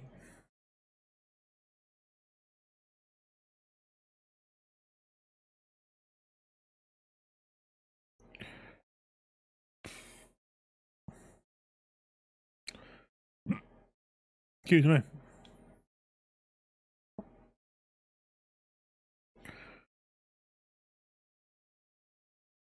Okay, we have got FTR versus Team TNA now.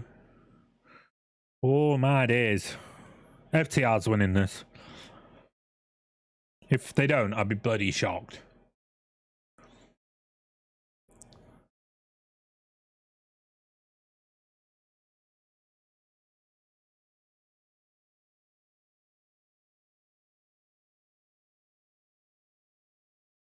The thing is, it's quite funny, the finish, though, because it was Aubrey. Aubrey only does it, like, Jericho only has Aubrey as a referee because they can work so well together, as we've seen for many years. But Aubrey stopping the match in Cole's favor. Ooh, love it. But it was still a crap finish. The Sky Boy. I also met Mark Briscoe in Doncaster. He were a really nice bloke and all. Him and his brother were like 1 in a million. Like, didn't have to stop and talk to me at all. And I was stood there in a Balor Club t-shirt with me better half. And he walked over. He was going to get, they both walked over. They were going to get their bags. But they stopped and had like a good 5-minute chat with me. And they were just both absolute downright lovely guys.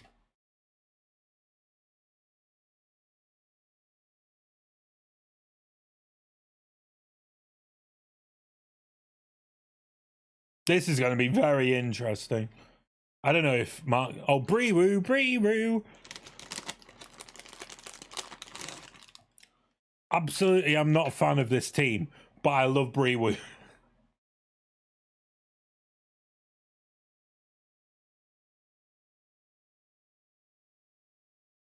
Nice. It's on Jade with 2. Why is Karen Jarrett there?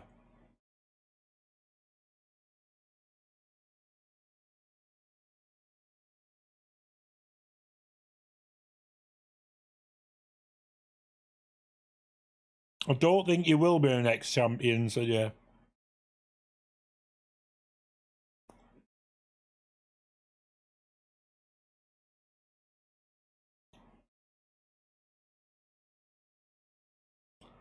The fact both Jeff and Karen went over to a fan there makes me think that a fan said something really naughty.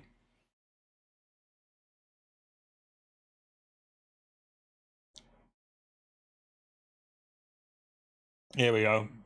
Best tag team in the world by the Young Bucks and the Usos. And Aussie Open.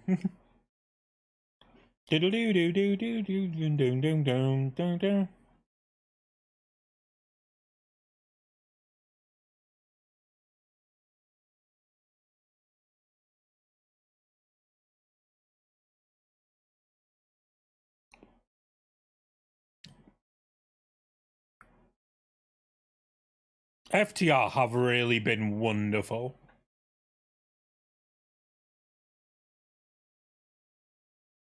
I'm really glad they never went back to WWE.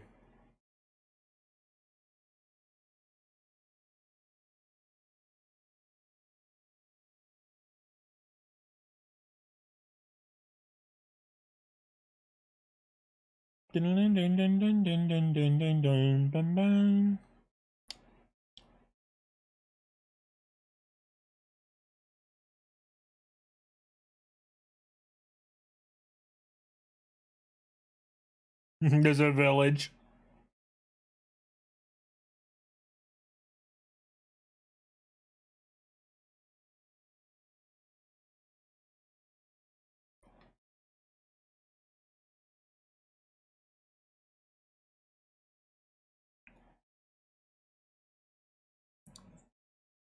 Wait, Jarrett's had more than 25 title reigns. Oh, tag title reigns. That's news to me.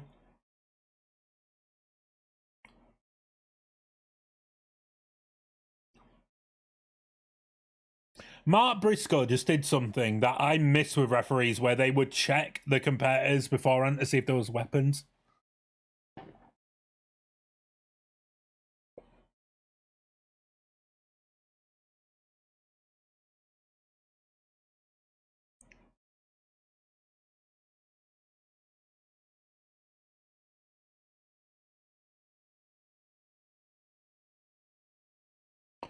Weird to think, though, we'll probably never see Mark Briscoe in a tag team match again. Unless it's a 6-man.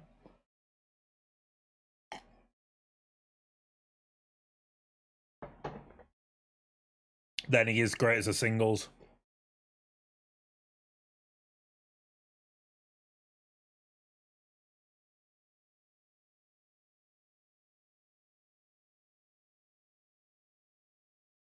Shut up, Karen Jarrett. I mean, why are you even there? She wasn't that entertaining in TNA. She's not entertaining now.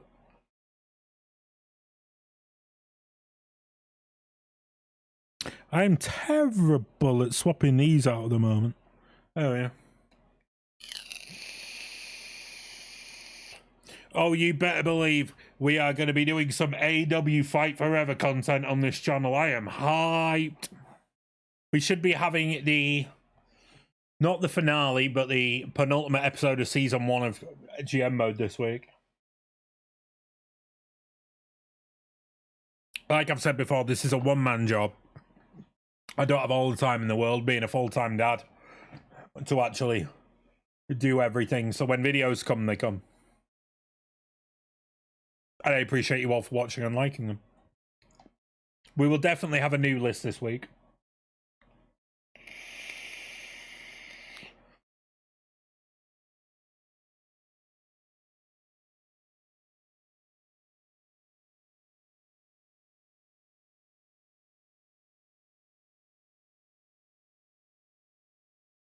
I can't see this being a long match. I can't see Jamie and Toni being a long match either. Apparently Jamie's injured.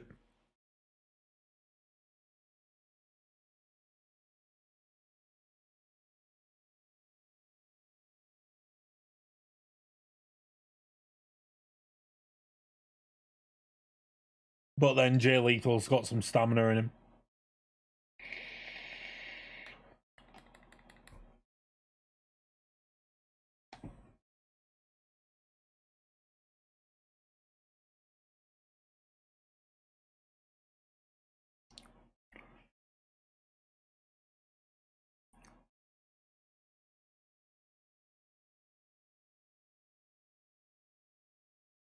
They really had 3 of the best matches of last year, didn't they, FTR, with the Briscoes?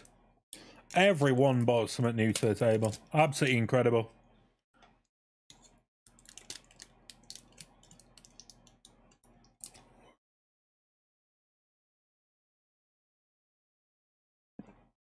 Both doing atomic drops. Dax and Jack. Dax and Jax? Dax and Jack. Dax! Dash and Dash and Dax. Or Cash and Dax. Bloody hell.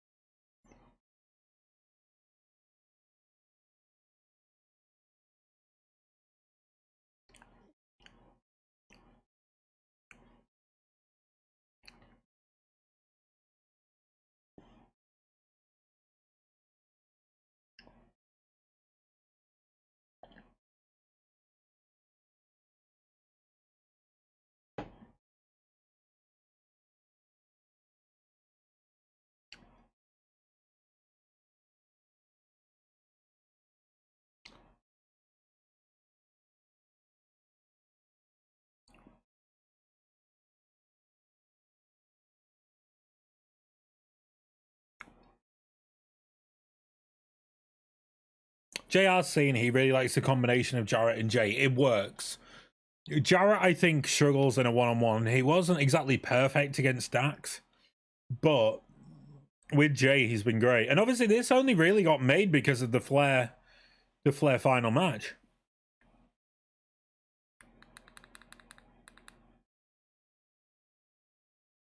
I know we could argue, like, really, Jeff and Jay are like lower mid card, so they won't win these tag titles. The Ass Boys won.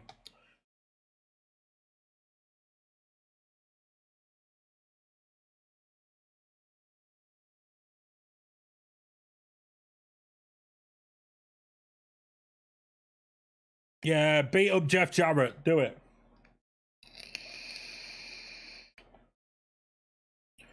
Again, I'd like to clarify, I actually like Jeff Jarrett. But he's so hateable at the same time.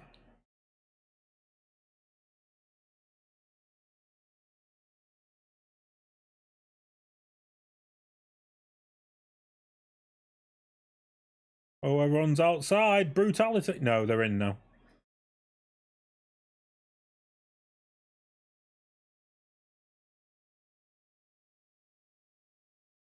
Oh, that was a good flop out the ring. Don't know why he's holding the front of his face. It was nowhere near him.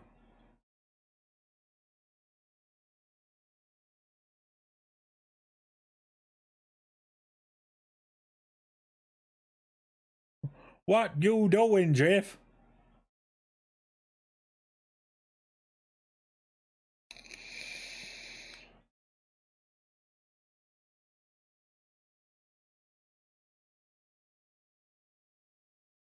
Oh.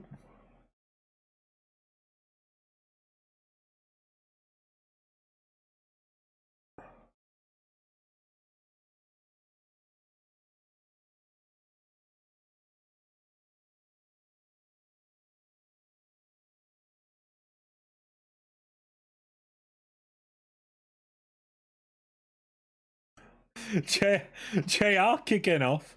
Shut up, for God's sakes.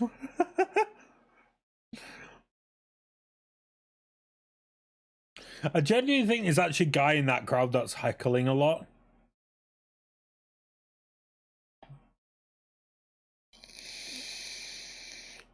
I'll never forget, I think it was Kip Sabian versus Sammy Guevara in the first ever singles match, and they had the standard guy who showed up to like NXT a lot and heckled the crowd.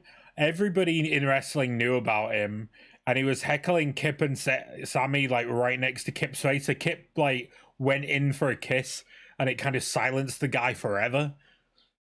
I think that we should handle every single like controversial fan like that.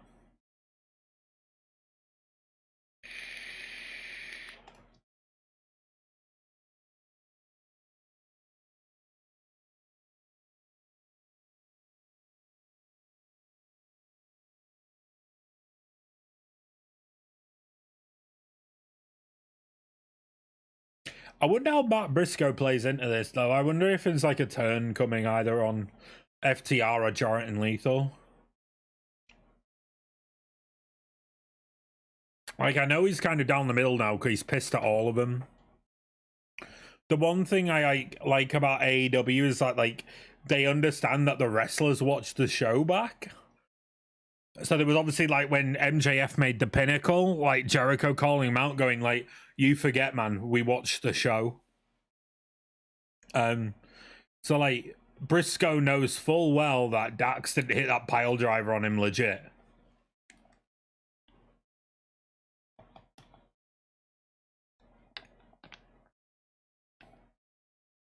Middle finger to Dax.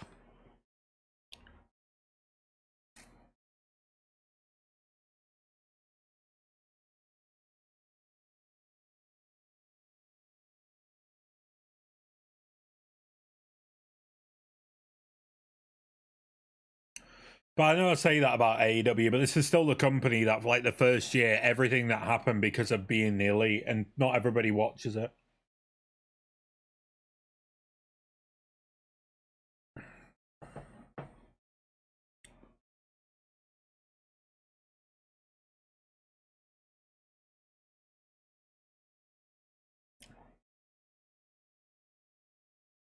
Sanjay Dutt, though, has been an absolute treasure in this whole team. Like, I don't care what people say about Sanjay Dutt because he was always great back in the day. I know we had the like kind of Maharaja gimmick before Jinder, and it was kind of but Sanjay's great. And I like how he sticks to the whole I won't wrestle anymore. So like anytime he's been part of 6-man tags, he's not actually wrestled. It's been like comedy pieces.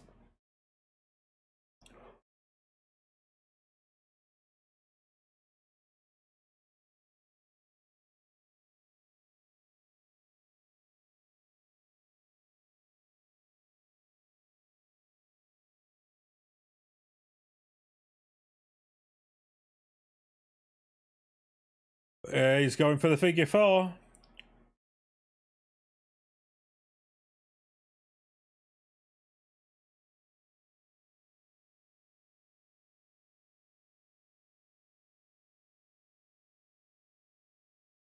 Wait, has Sanjay Dutt's jacket got the picture of he, Jeff, Jay, and Satnam at the farm?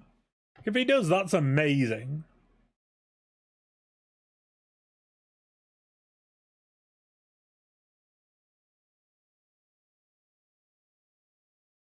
Go on, Cash, beat up Jeff Jarrett.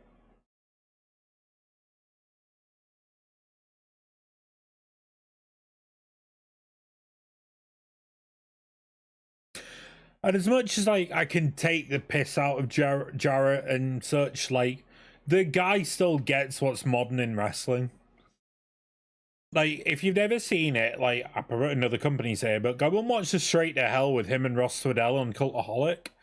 Like, the things he says, it makes sense.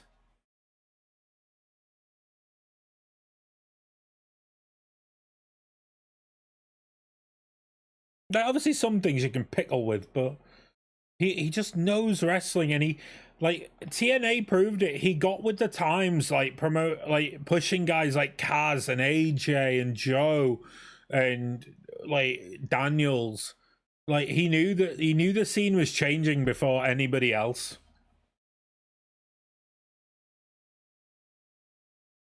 And you look at it, like, Kaz is still a big deal on the indies. Daniels is a respected member of the AEW company. AJ Styles is one of the biggest wrestlers in the world still.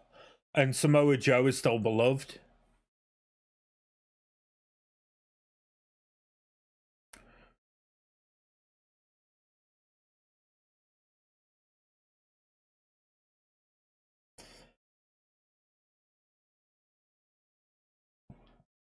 Like, I firmly believe, like, back in TNA in like 2006 to 2010, when he was really the guy and he was a champ for so long, I fully believe it's because he knew, as much as many in the back knew, that there was nobody on that level to be a top champion. Like, I know he had Christian Cage, but he still didn't get it. He wasn't there yet. Don't get me wrong, his TNA championship was great, but Jarrett just knew how to sell being a top heel.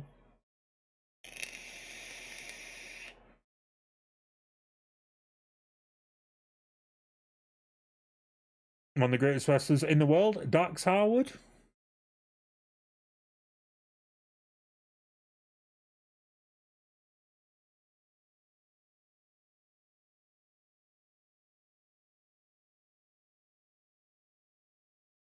Mad to think WWE at one point wanted to release the dude.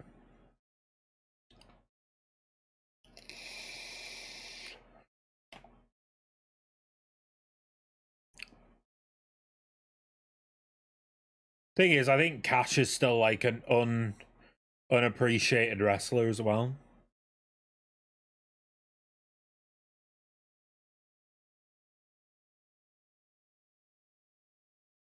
Jay's probably going for the elbow drop. Oh, not happening.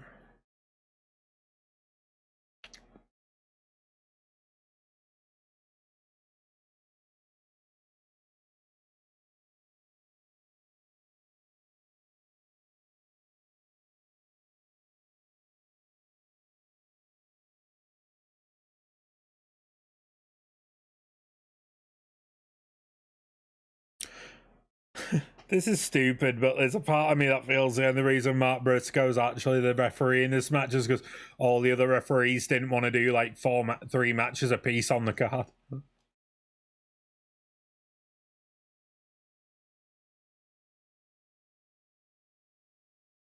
Chops on the top rope. Ooh.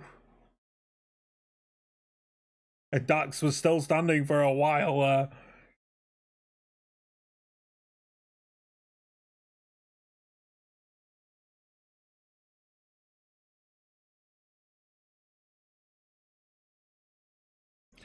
Oh, going for a Macho Man elbow drop. And it's not happening.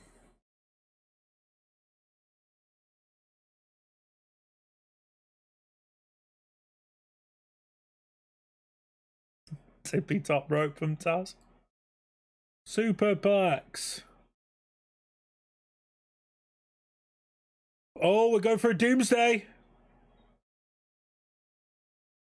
That still is a beautiful move. And Dax with a tope on Jarrett.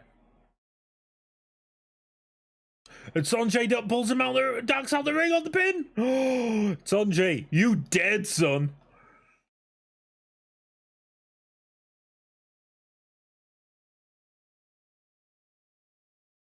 Oh, and Briscoe's now getting involved. You out of here. Get out of there, Sanjay.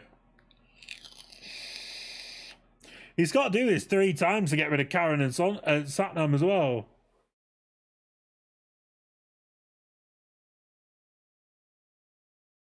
Satnam's gone. Didn't even do anything. Satnam just stood there.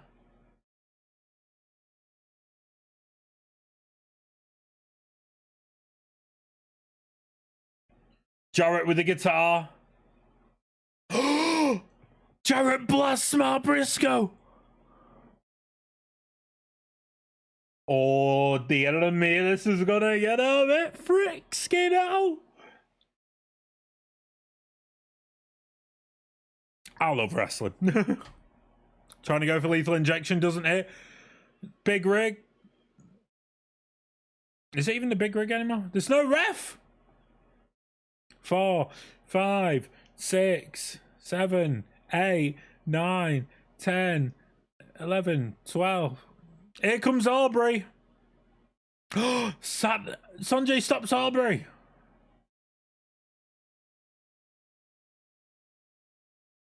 Oh. Oh my God. Karen Jarrett blasts Aubrey with the guitar. What?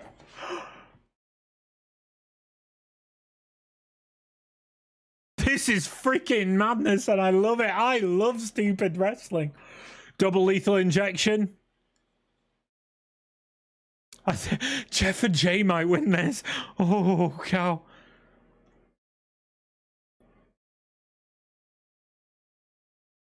I stand by it. I love good wrestling.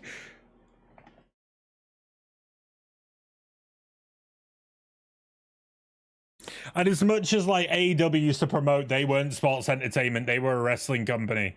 Sports entertainment's what sells. We like crazy bullshit. F you, Karen Chance.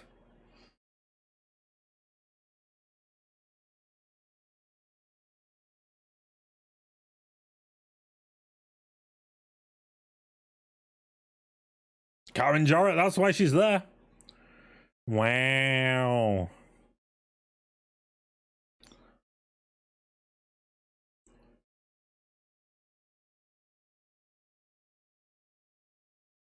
This has been great. I'm having a right time watching this bad boy.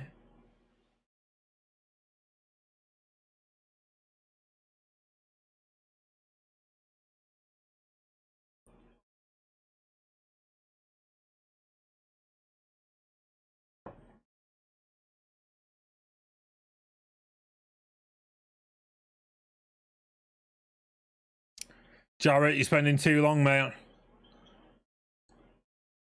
1, 2.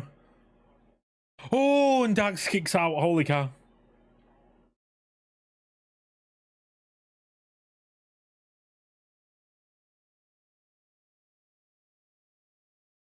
This is madness. I'm all for it.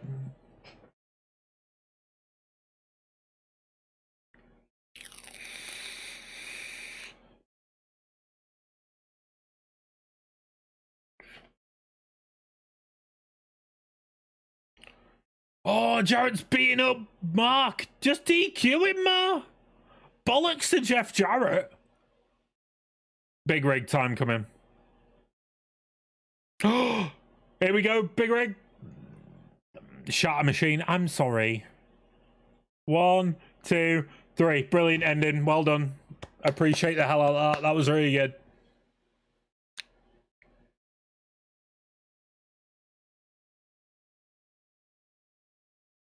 FTR retained. I'm 3 for 3, baby. This was the point I started to lose it last night at Night of Champions. Let's hope I don't. Oh, and the old hug and makeup.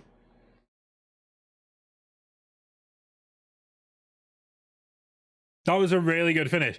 But in all fairness, it should have been a DQ finish. Mark should have been like, "You're right. Screw you, Jarrett. Bollocks to you. Here's a DQ finish."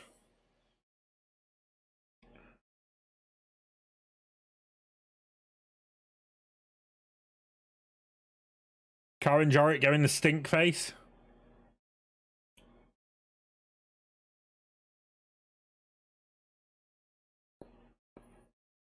It's really crazy as well, like,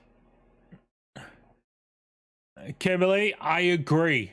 I completely agree about FTR winning. Thank God Jarrett hasn't picked it up. Oh, Ricky Starks backstage.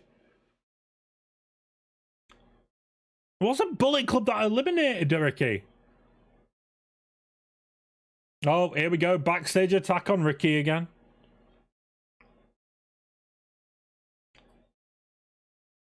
Give Jay White a live mic.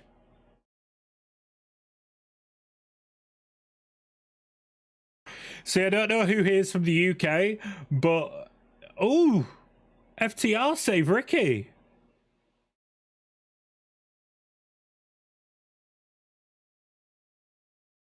Wait, are we about to get Juice and Jay White versus FTR? Give me it. Give me it. It's all I want in life. But I don't know why they bigged up, like, Jay White, like, Ricky Starks eliminating Jay White and that, and like, oh, you didn't win. Wasn't the Bullet Club that eliminated him, was it? Okay, we have Wardlow and Christina Lynn. They need to leave Ricky alone. I understand that as well. But this rivalry needs a proper blow-off.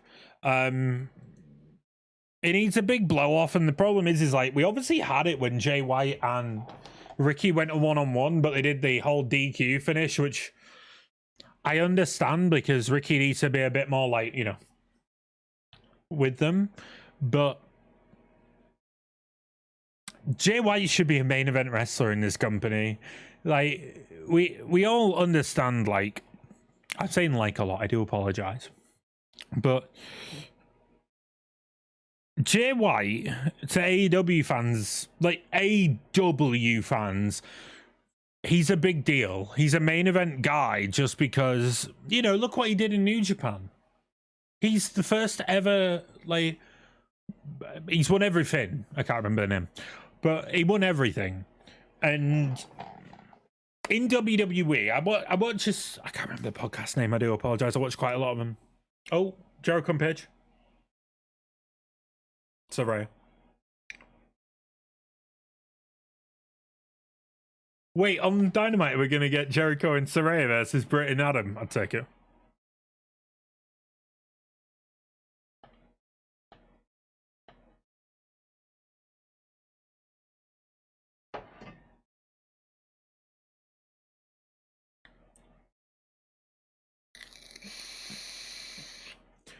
Saraya and Chris Jericho versus Britt and Cole. I'll take that any day.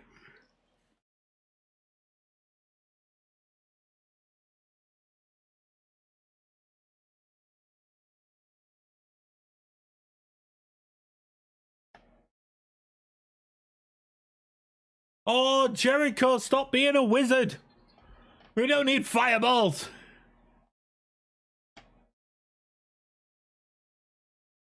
Yeah, it'd be a great match, that. I mean, let's be honest, Jericho will carry Saraya through the match.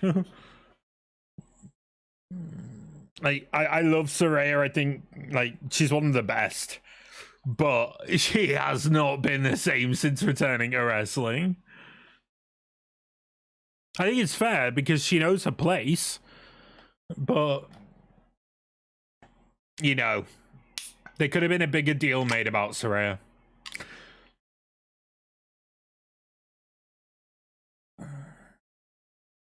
Is it not working, Stephen?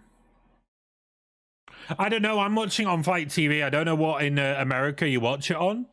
But this is AEW, man. Like, we over on Fight TV. I don't know if it's the same for you guys, but I mean, you get it on TV over there, but we have it on Fight TV here, and every single show there's an audio issue or something, or the screen cuts out. It's terrible. I'm really gutted you can't watch it. I'll try and commentate it 16 seconds behind what happens. That's how far we are behind. But Christian Cage is coming into the ring.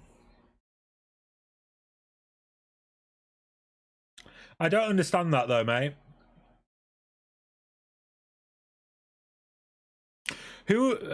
But chat, who do we all have for Wardlow versus Christian? I'm quite intrigued because I've gone with Wardlow, but so far what I've seen is there's an absolute push for Christian to win this.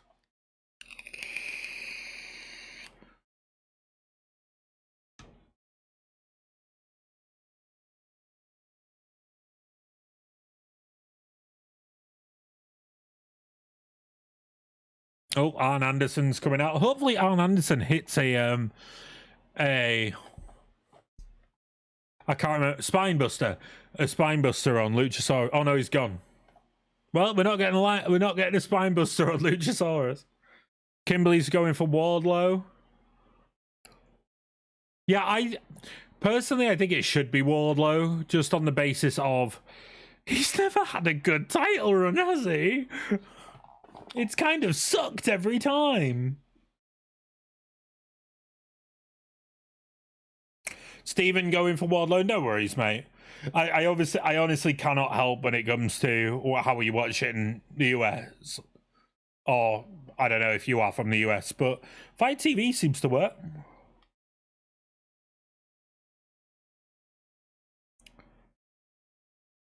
If I could say the stream was sponsored by NordVPN, we'd sort you out that way.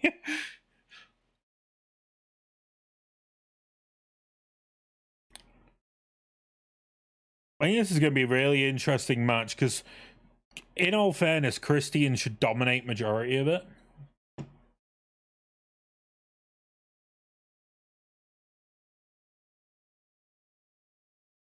Should dominate. Doesn't mean he will.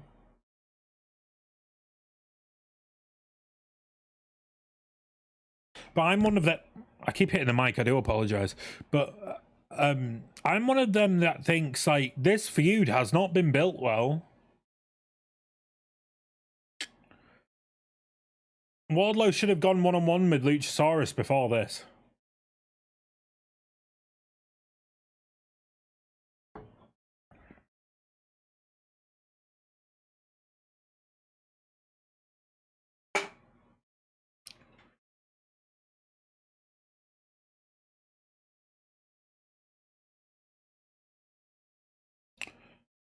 You were on there and you were trying to sign maybe reason. Could it just be like, was it on Fight TV? Like, I don't know. Is it just like a login problem? Like, you don't remember your login? I don't know. I really don't know on that one.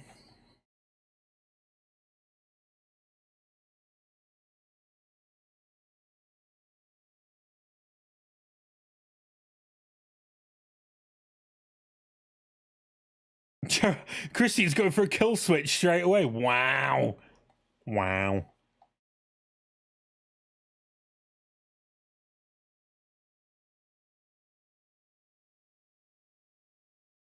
Wait, Wardlow's a year younger than me. Oh, God. You know, when you question your life choices, he's there in the ring fighting Christian Cage, and I'm sat in a random flat in where I live watching wrestling.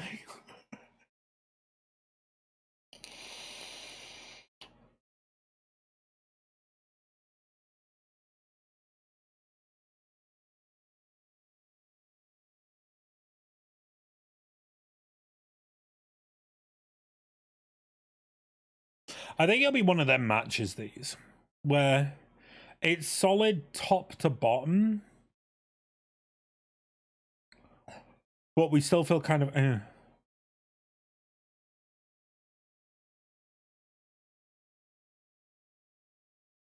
You're on a phone at work trying to watch.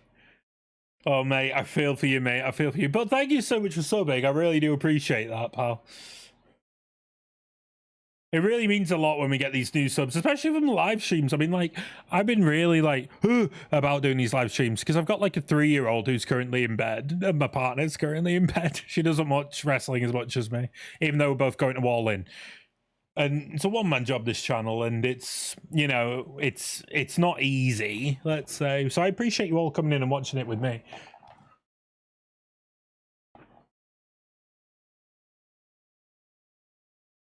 Wardlow's got a table. This is not a TLC match.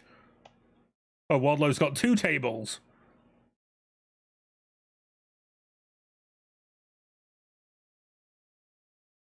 Or at least they're not stacked and then by each other just in case anything goes wrong and Christian inevitably misses one.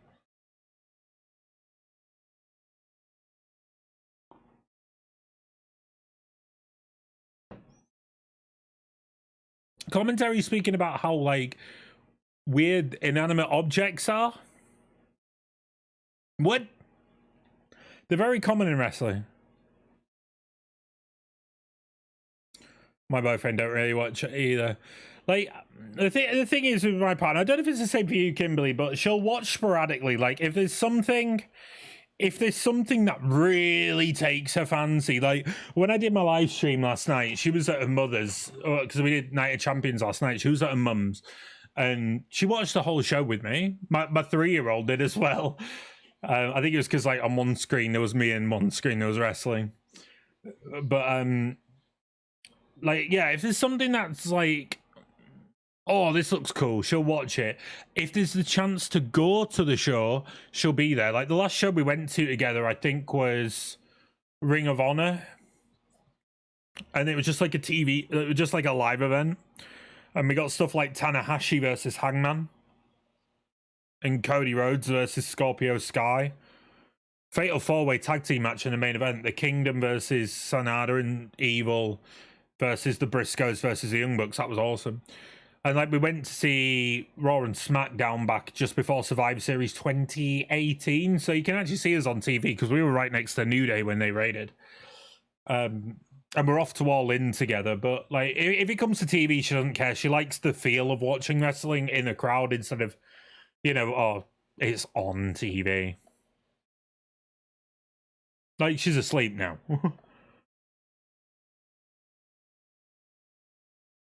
But the thing is, because, like, I'm like a stay-at-home dad. There's only some things I can talk about, which is gaming, my son, and wrestling. And I think she hates it because I'll sit there and, like, run down the entirety of what happened on Dynamite or something.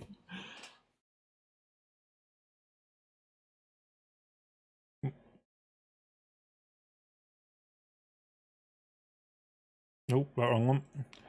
If I turn on, like, SmackDown and watch it, you realize no choice. So, yeah, I get that. Like, yeah. My partner will be the same. She'll watch it, but it'll be kind of more like, where's my phone?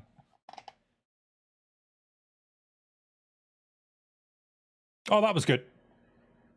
And there'll be me going, oh my God, did you miss that? Look what Roman Reigns did. So, Kimberly, I've got to ask, how did you feel about Jimmy Uso last night? Bit good, that, wasn't it?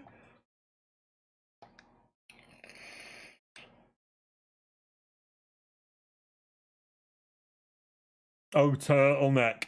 I love how Christian's embraced the turtleneck meme. It's great.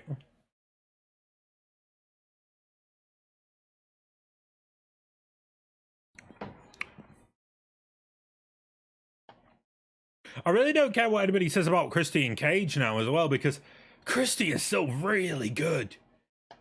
I am one of the very few that will always say Christian was better than Edge. And is better than Edge.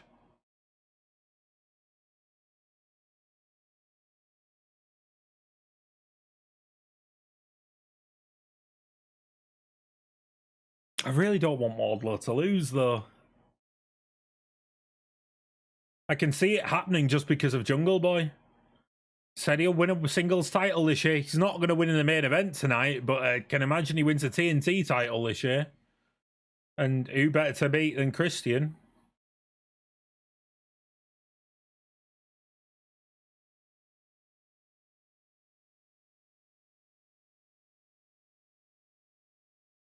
Yeah, Kim, I think he's outstanding. He's not really lost a beat at us. He's not one of these wrestlers that's got getting on a bit that slows down. Like, if you watch, I don't know if you watched the pre-show, but watching the Hardys, it felt bad.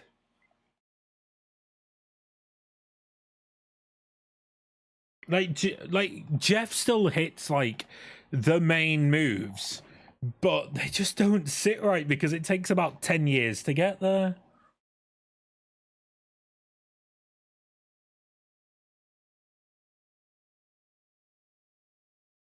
Christian's doing a no, you're not allowed to climb that ladder spot. Wardlow's going for powerbomb already. But no. Christian's on the ladder, but Wardlow says no.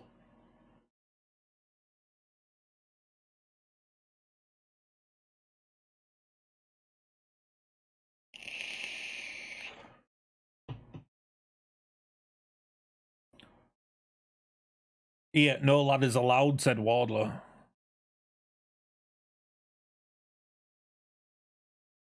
If this is in relation to the Hardys, Kimberly, I agree. Hook was the best part of the match. Like, I feel for Ethan Page because in TNA Impact Wrestling, need to remember that.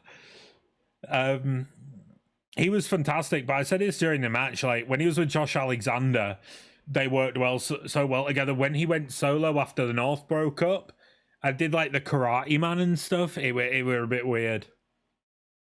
And the thing is, Ethan Page is phenomenal. He could make it, but it just nothing he does seems to sit right.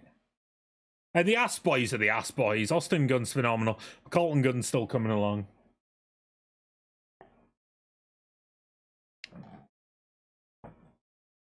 Yeah, Hook was. Yeah, I love Hook. Someone asked me earlier about Hook if he was still over. Like, Hook is phenomenal. He's still got a long way to come. Like, flow of the match. He's still very, let's just hit, move, break, hit, move, break.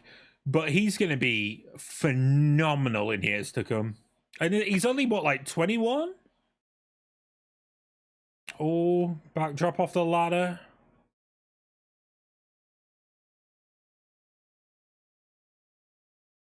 Luchasaurus is out here. You can't imagine Arn Anderson not coming out with his Glock. How old is Hook?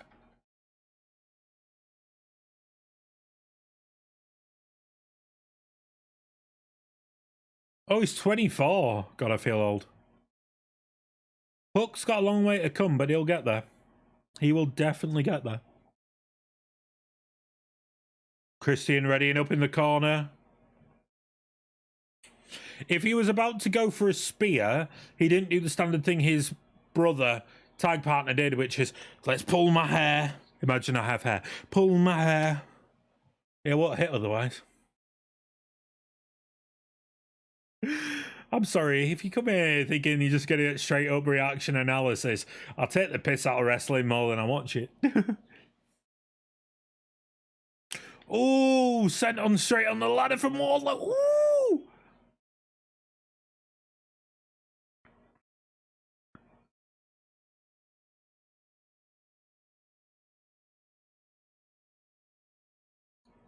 It's not been too bad, this match so far.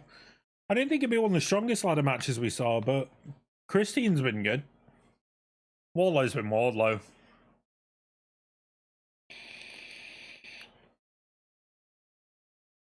See, I've always thought on this channel, I'd love to be at the point I could start interviews, and one person I've always wanted to interview is Wardlow, because he's such a good guy. Here comes Arn jogging down.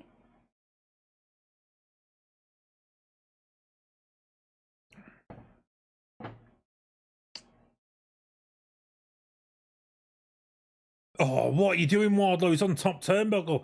Christian could have just won then.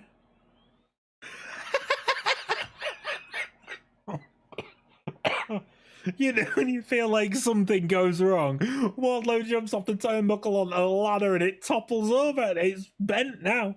You're not climbing up that. Wardlow looks like he's buggered his leg. That was amazing. Wardlow, it won't stand up, mate. It's a mess. Wardlow.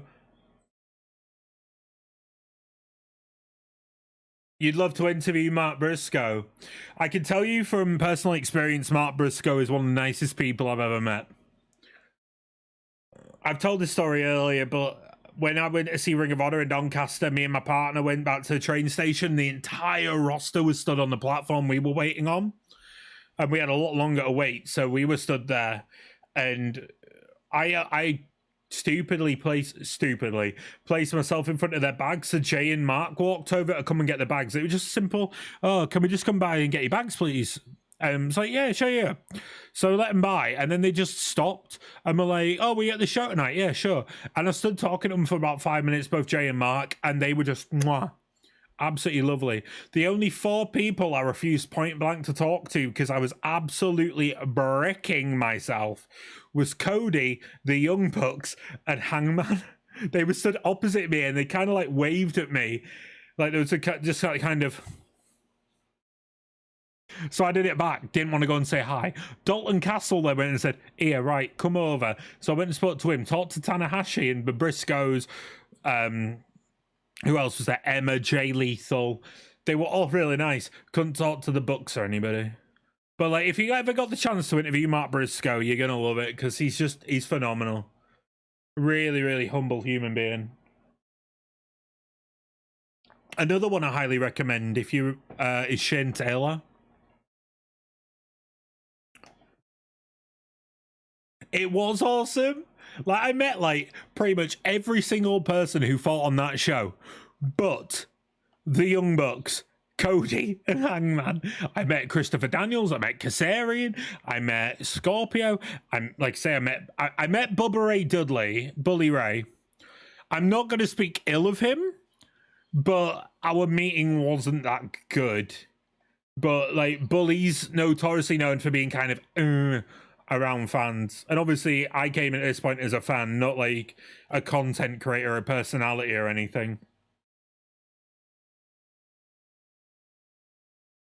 Oh, sent on through both tables on Luchasaurus and Wardlow took the most of the hit. I wish I talked to Cody. Like, we signaled each other down so many times, and like Brandy and such, but I just couldn't do it. I could not do it. Cody being a big part of my upbringing, like my childhood.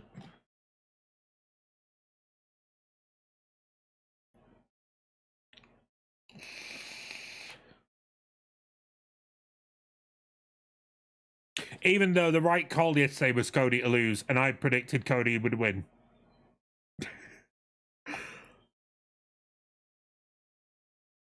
Dalton Castle, if you ever got to interview him as well, Kim, like that, there's a good pick. He's a lovely, lovely, lovely man. He tried to keep kayfabe when I met him as well, pretending his arm was still broken from the match I saw him in. I met Punishment Martinez, obviously better known as Damian Priest. He's lovely, absolutely amazing, man.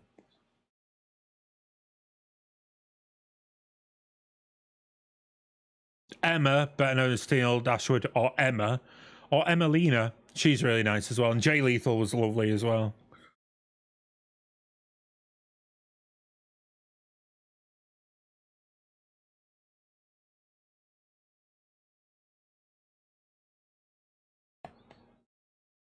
Oh, Christian's getting toppled by Arn. Oh, that was amazing. On top of the ladder, top Christian off it, and Wardlow caught him for a powerbomb. That was amazing. I think Wardlow's winning now. Wardlow's gonna win. There we go. There we go. Wardlow wins. I am 4 for 4, baby.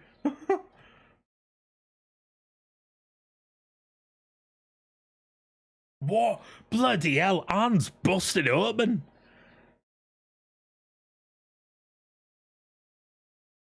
Wasn't the best ladder match I've ever seen. I've definitely seen better. But that finish where Arn toppled Christian off into a powerbomb, absolutely bloody brilliant.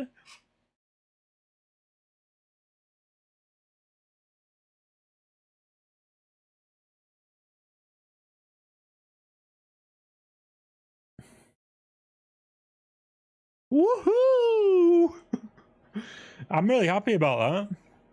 This has been solid so far. The only issue I've had with Double or Nothing so far is the finish of Cole and Jericho. That was bad. There was many ways to bring up a shenanigans finish where Cole would win, but a TKO.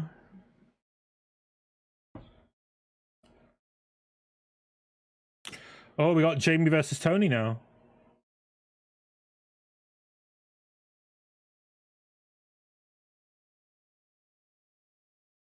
I like how this is going on before Jade.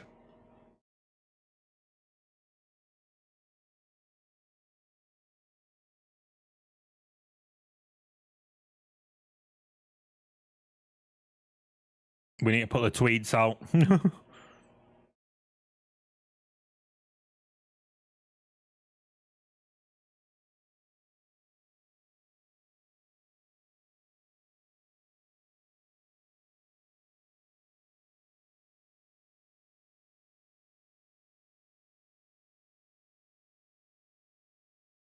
Also, if you're here and you've not subscribed to the channel, please hit that subscribe button. That'd be really helpful. You will be more videos out this week. We have a 10-man list coming out because I like doing lists. I'm totally not ripping off other companies, and there'll be more discussion topics, and there'll be more some more of the AEW 2K footage. But yeah, please hit that follow button, hit that like button. I really appreciate it. But here we go, Hayter versus Toni Storm. The thing is, I think Tony's going to win because apparently Jamie's injured. And then when it gets to Wembley for Allin, which I will be at, we'll do a blog on it. We can't obviously do live reactions because we don't know if it's a pay-per-view yet. I want to see Jamie versus Toni for the title. Or a Fatal 4-Way. Put Saraya in there as well and Britt.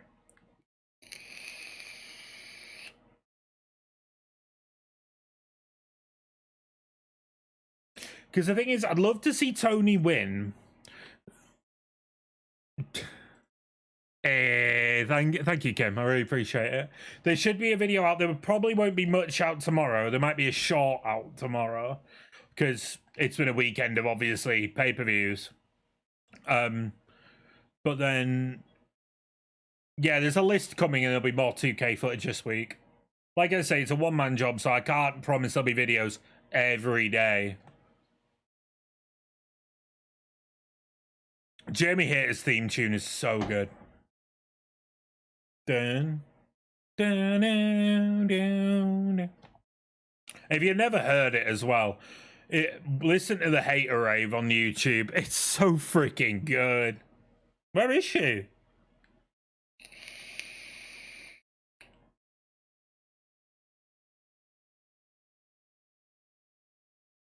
Wait, Jamie's not coming out?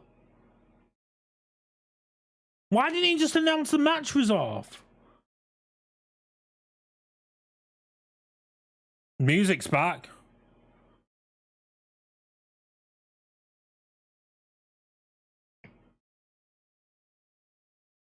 Oh, Tony's winning the title. The Outcasts are out. Paige and Saraya are the same people. Saraya and Ruby are out beating up Jamie. The Outcasts take the title tonight.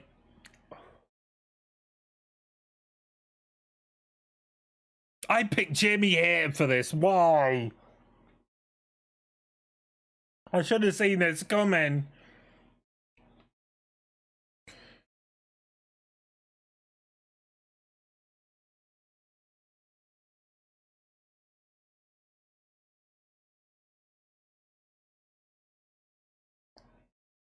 The problem is as well, Britt's... Well, then Saray's already been out, but Britt's already been out to save the day. So I guess Britt and Hikaru need to come out during this match.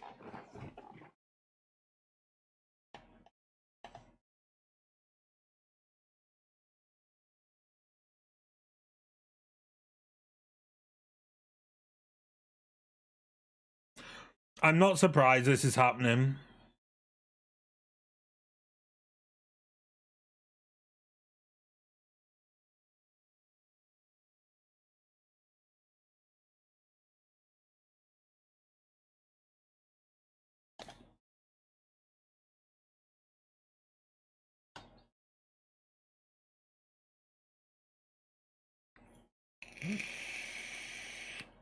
I'm really not surprised this is the way the match is going to go.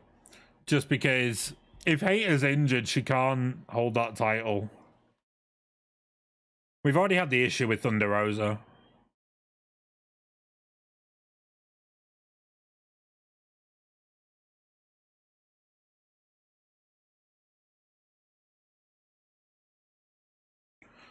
But it makes the Outcast look dominant. I mean, I know they're trying to replicate the NWO here, but it's not the NWO, is it?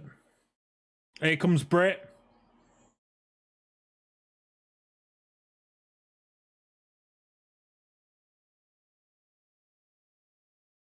Come on, Shida. Someone earlier as well predicted that... Someone earlier predicted that Mandy might come out tonight. I don't see it happening, but it's not a bad pick for joining the Outcasts. 1, 2.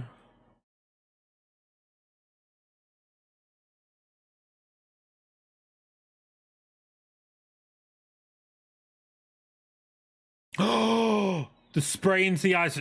Tony's winning. This is going to be a squash. Butt attack. 1, 2. Oh, kick out. I thought that were it.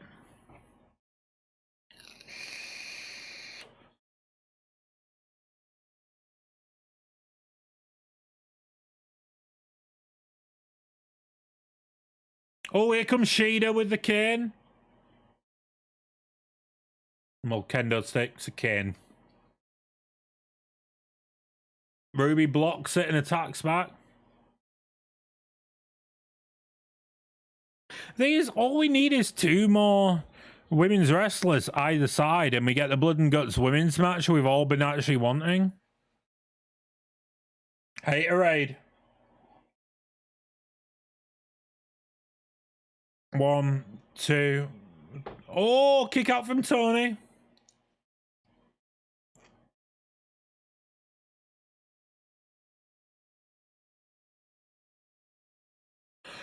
The problem is this match hasn't been built up enough as well, because obviously Hayter has been actually injured.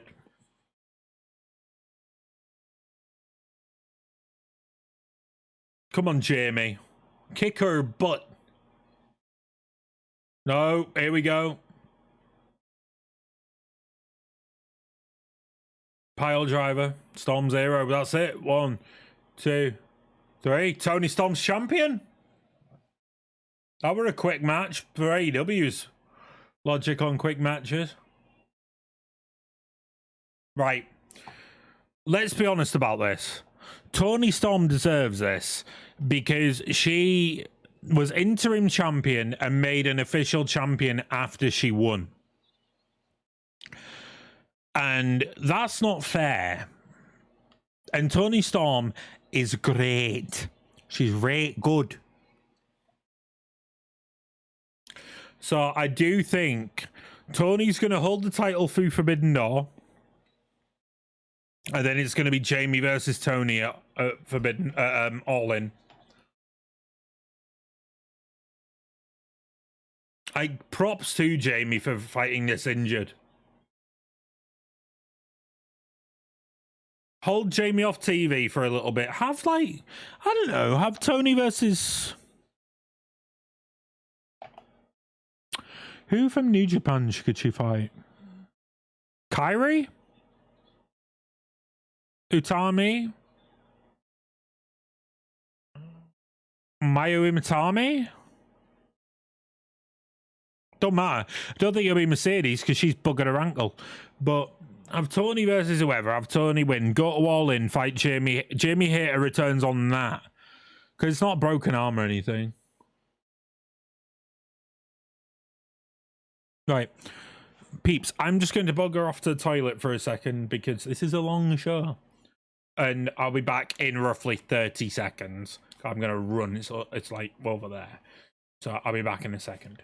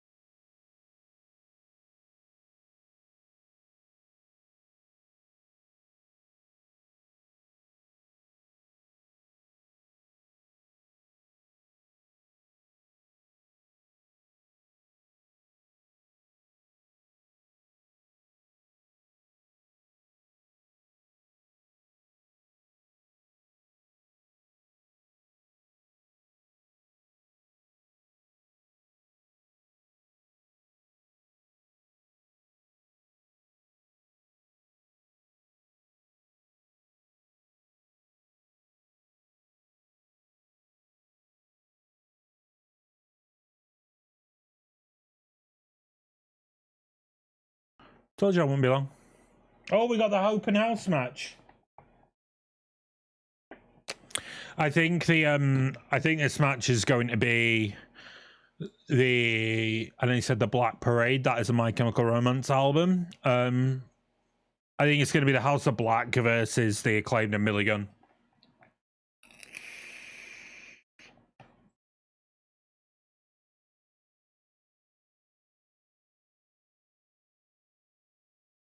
I think the star from this whole team as well, from the House of Black, has been Julia. She's really got to show her work off, and she's phenomenal in this role. Also, like I say, if this is your first time here, please hit that subscribe button for more content. We are on the run to 1,000 subs, and I really appreciate everybody subbing, and hit that like button because that obviously helps me out as well. And I really appreciate everybody who has or is coming in to hang out.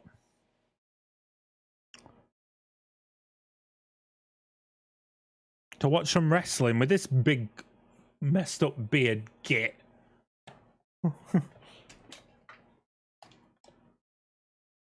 Pulled my headphones out, you know. I'm clever. I need to get some wireless headphones.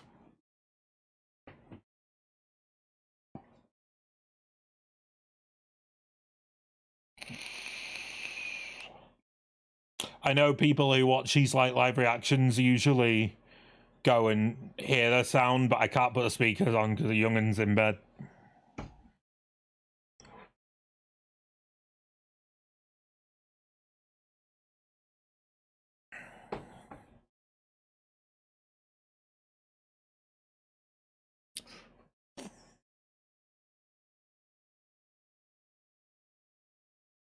They really are a top tier team. Also, I'd like to back up, if you do hear fan noise, I do apologise. It's like 15 degrees in this flat. It's bloody boiling.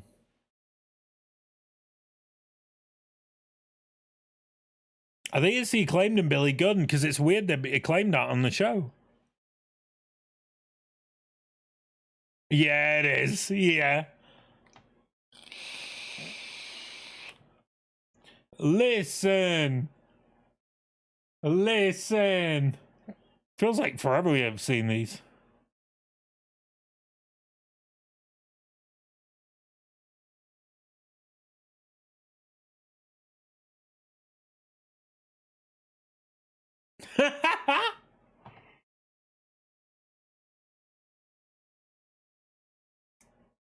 Oh.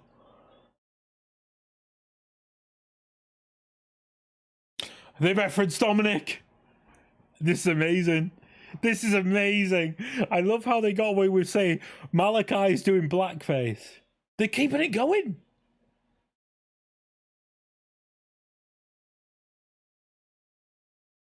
How's the black with no black guys in it?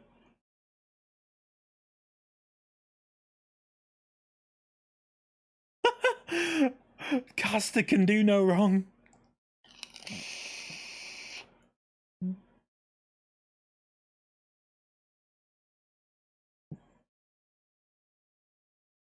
No special rule though. This is straight up 6-man. I would not be surprised if the Acclaim and Billy Gunn win here.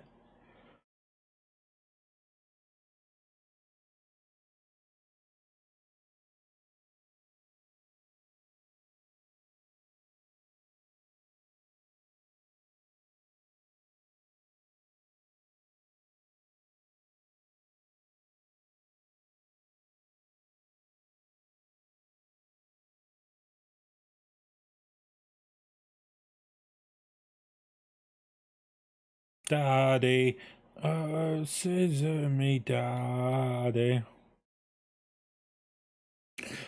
Before All In, I've got to get an Acclaim t-shirt. They might not be on the card, but I need one.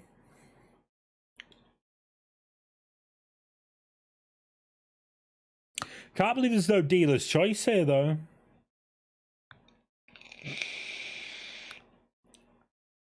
The problem I've got, though, is if House of Black lose the titles now, the whole open house thing's been a waste. That promo announcing this was beautiful. Absolute work. And then they've had, like, what, 2-3 matches under open house rules? If they lose now to the Acclaimed and Billy Gunn.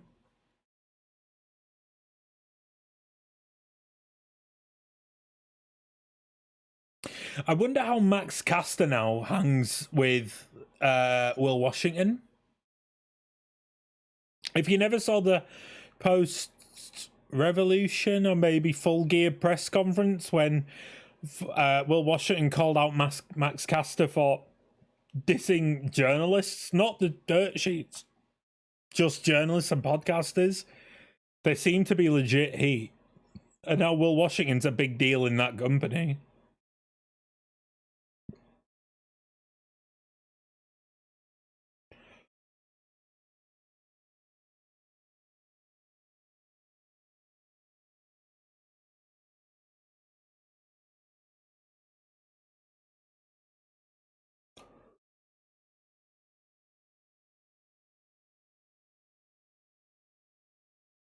Anthony Bowens just gets it as well. I mean, obviously he was part of the Nightmare Factory, so trained under Cody and Dustin. So you know full well he understands wrestling and just knows what works. But he's such a good talent. He'll never be a main champion. I can't see it, but oh, he sits down opposite Malachi.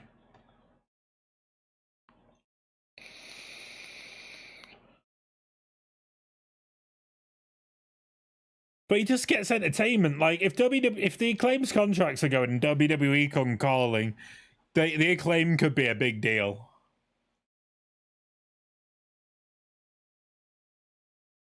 Obviously, let's not forget Max Caster has worked for WWE as one of Bobby Lashley's sisters.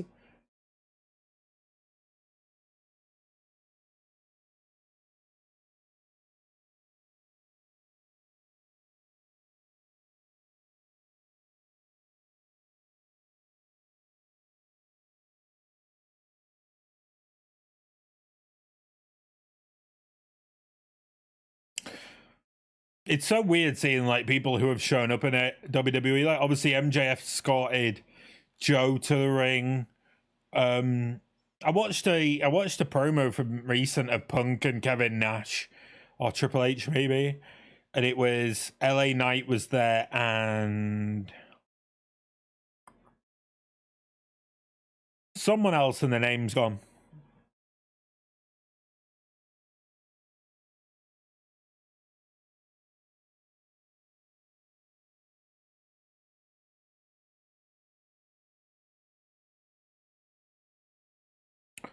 Oh, Claim getting the one up on Buddy. I feel for Buddy, right? Because we all wanted that one-on-one between him and Kenny because they're the same wrestler. But We never got it. We just got the 6-man. And that was amazing, but a one-on-one. Oh.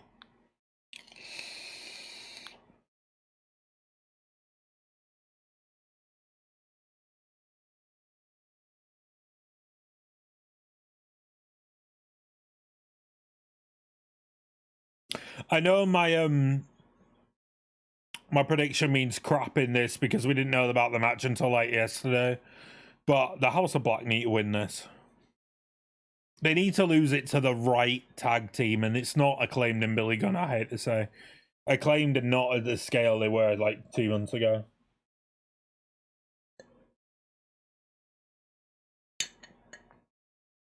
And now I am out of beer. And it's only just hit 3 o'clock.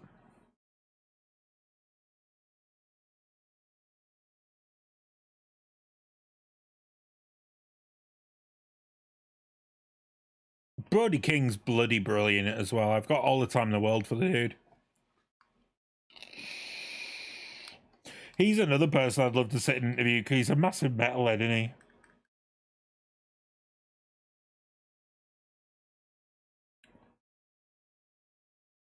Oh, Tony's back on the mic. I've just realised. Tony's back on commentary, thank God. Any more of JR, I'd have probably lost my mind.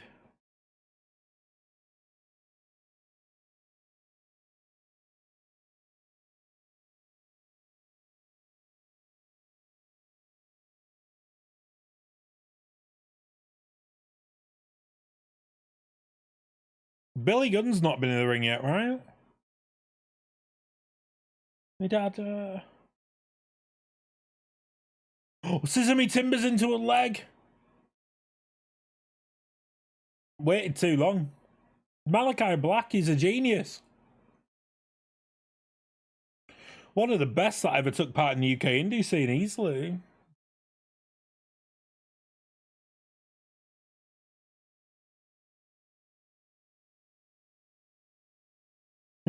I was saying, like, on the pre-show, I really hope a certain block of the hard cam crowd filled out. It looked weird having empty seats. It filled out.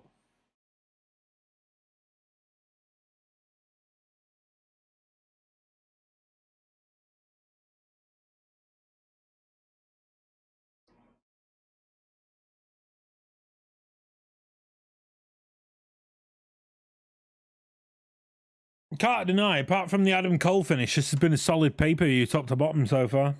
Really enjoyed it.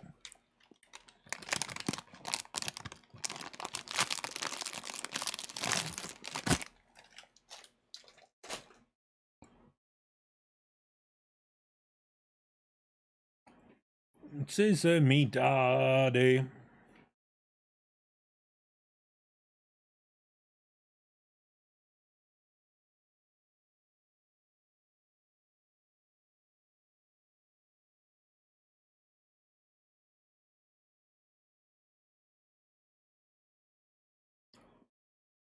Oh.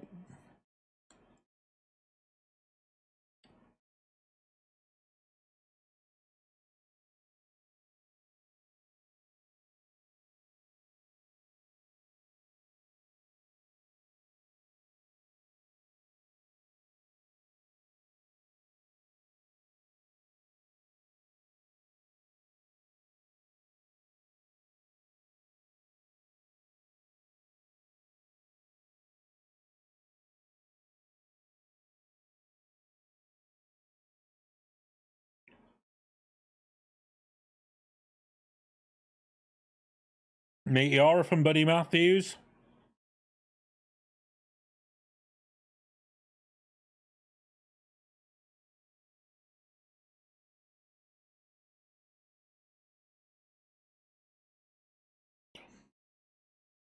Thing is, with how long Buddy Murphy was in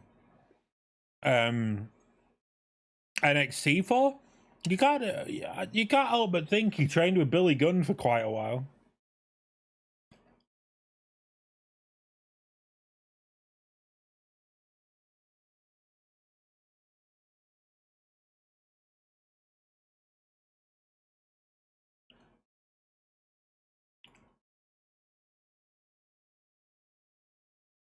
Get Billy Gunn in the ring.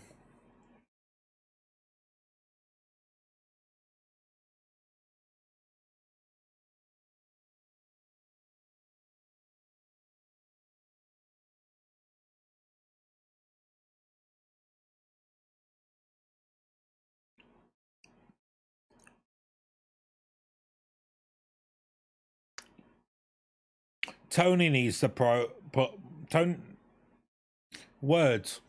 Toni needs to push the Acclaimed again. They handle well in like the main event tag scene. Beautiful super kick from Bowens.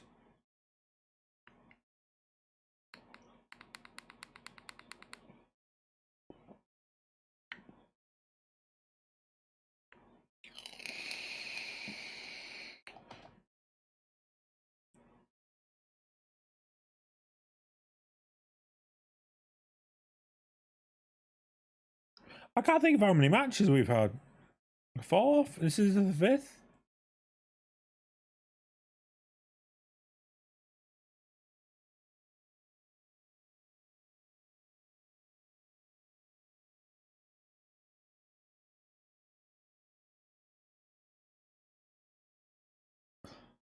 Oh, we've had 5. We're on the 6th match. Bloody hell, we only have 9 matches on the main card. I said this would be done like 5 AM. We might be right. Got Cargill, Taya, which will probably be... I don't think it'll be next. It might be next. We've got the Anarchy in the Arena and we got the 4-way.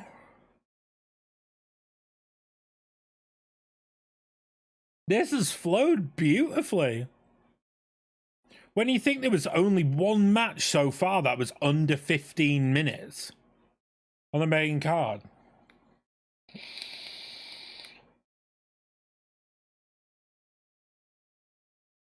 FTR, Jarrett and Jay Lethal did not feel like 20 minutes on the dot.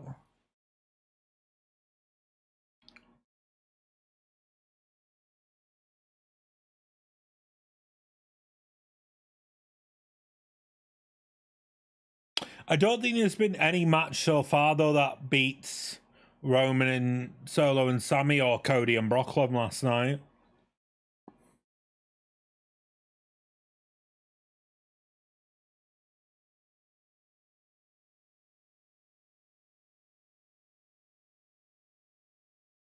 I mean, you guys might think there was something better. But so far, everything's felt like a good, like, 4... 3.5 to 4 star. Even Toni Storm and Jamie was all right.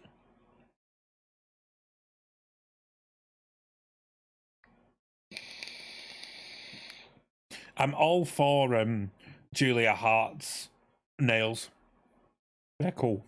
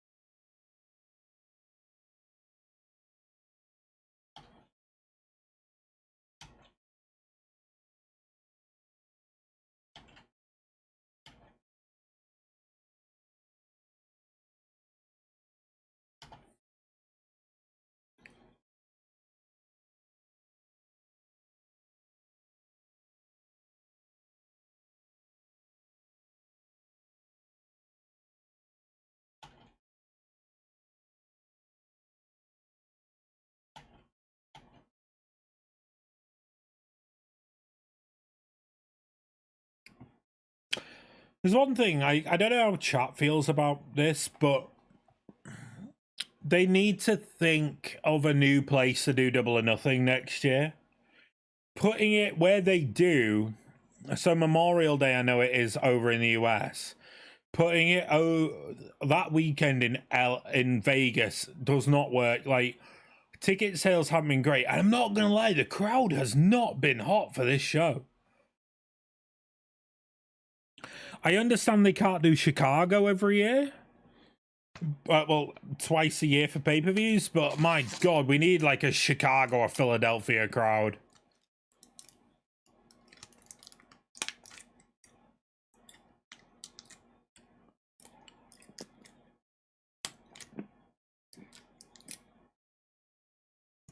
Like, I hate to say it, but like, if you're from Chicago in chat, well done. Here we go, Billy Gunn, finally.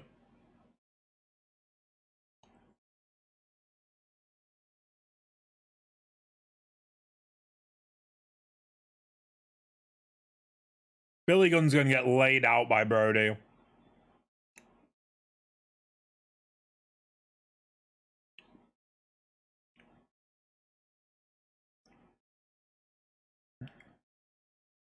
Or maybe not.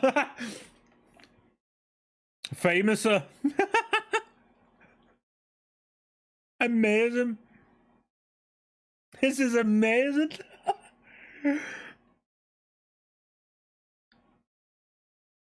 Famouser to Buddy Matthews. It's crazy to think one of the best wrestlers in the match is Daddy Ass. 1, 2. Black Mass from Malachi to Billy Gunn, and they get the win. That was really fun. I enjoyed that. I like how Billy Gunn got tagged in the last minute and a half of a match and bloody loses it.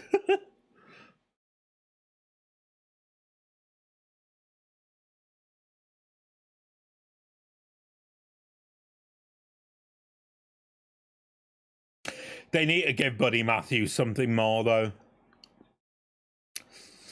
He always feels like the brunt of the House of Black. Malachi and Brody do all the work, and then Buddy Murphy takes all the beating.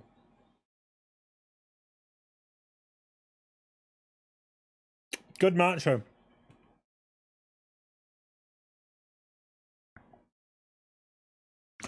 And let's put it back at the top.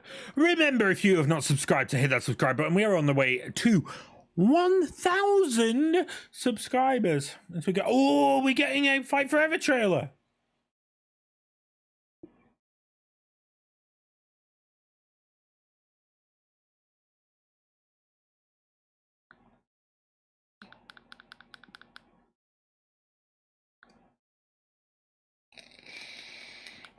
There will be some Fight Forever content come to the channel because I like playing video games and it's wrestling. And we like wrestling.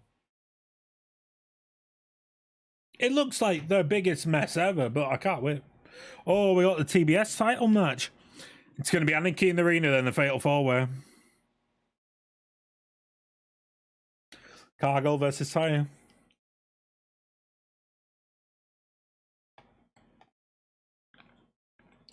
Can't believe we've got 3 matches left. This is flowing beautifully.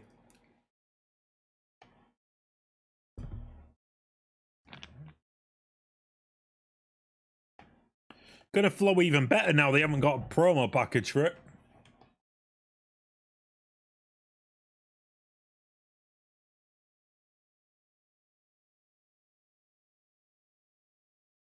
If Taya wins, ultimately I'm shocked. I still believe this is made for Chris Statlander to beat Jade.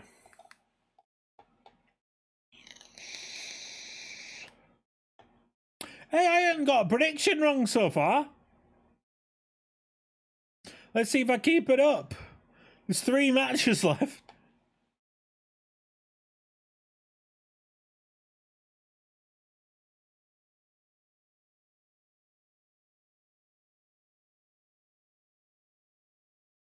I call a 5-minute match now. Anarchy in Arena takes us to 3:45 for 10 to 4, and then the main event takes us to 4:30 in UK time.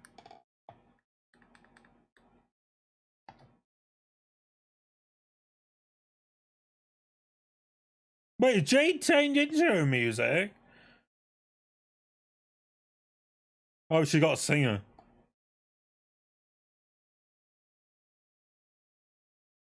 I'm about to say Jade's intro is phenomenal.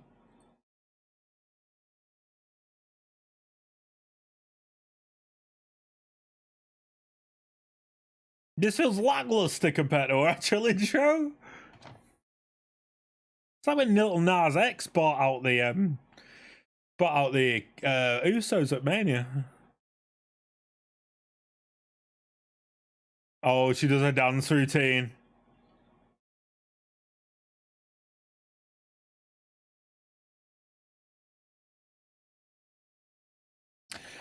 I stand corrected. Jade is a megastar, even though she's about as green as an apple in the ring. That was a phenomenal intro.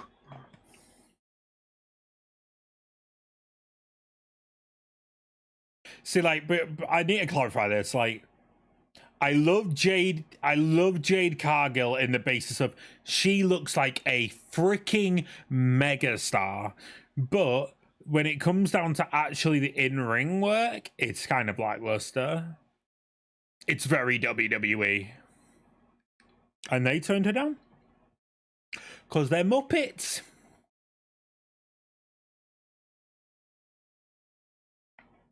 So tonight would be Jade's 60th win?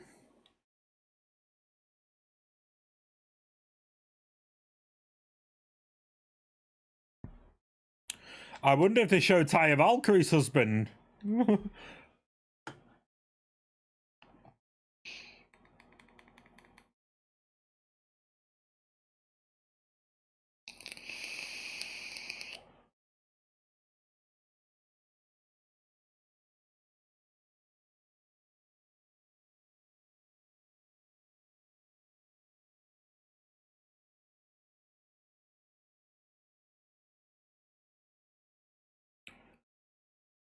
I really feel like this is going to be one of them matches. Like, Taya can carry Jade to a great match here.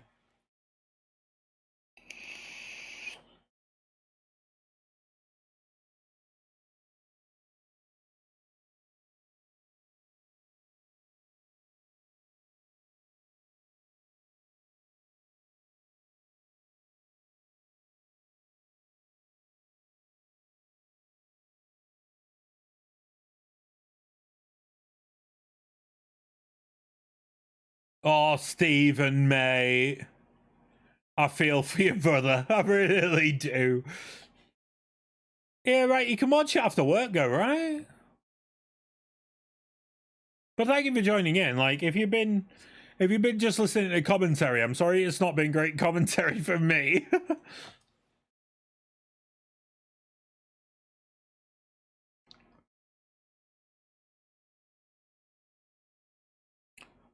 But like, hopefully you get to watch a show after work. I mean, it's not like we have a lot of wrestling to watch this weekend as well. We got Battleground as well, right? I'm watching that when I wake up in the morning, and I won't watch it properly.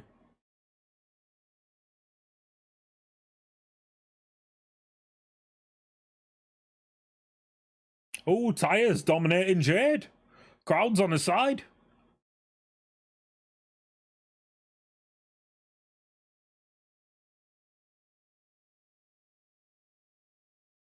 They need to do something more with Layla Gray as well. She's a great talent. Oh, that was very naughty. Layla grabbed Taya's legs. And she's trying again. Super kick from Jade. Beautiful super kick from Jade. I stand corrected on my green statement. It's not that green. I was going to move the background for tonight, but I cannot be asked. I woke up 20 minutes before the show. Suplex from Jade. Stephen, I really appreciate that, mate. That really makes my day hearing stuff like that. I appreciate you hanging around, my friend. Don't know when the next one will be. It might be the debut show of Collision, depending what happens with Punk and stuff. If it's just a normal show,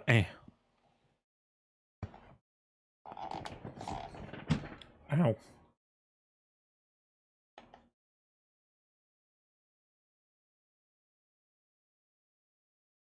I feel like this is longer than most Jade matches sound as well.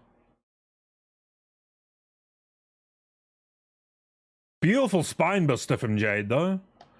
Give her credit there.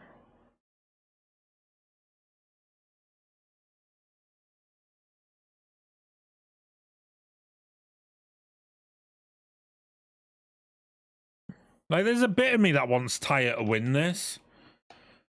But it makes... she's only had, like, what, 7 matches? And quite a lot of them were, like, Rampage. And I know a lot of people don't watch Rampage. Like, I feel like once Collision starts, give it a couple of months and they might cancel Rampage in the end. I know they're wanting to do it like AEW Dark and Dark Elevation was, but... And it does get, like, newer stars onto TV, which is really good. Great training. But...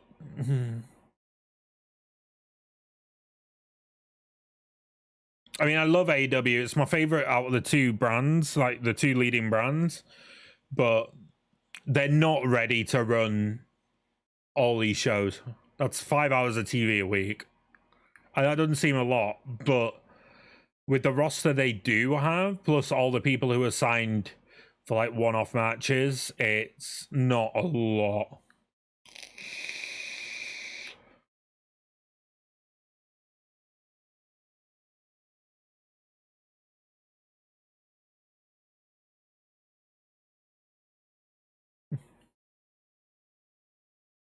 I wouldn't be surprised if Statlander comes out after the match and challenges Jade.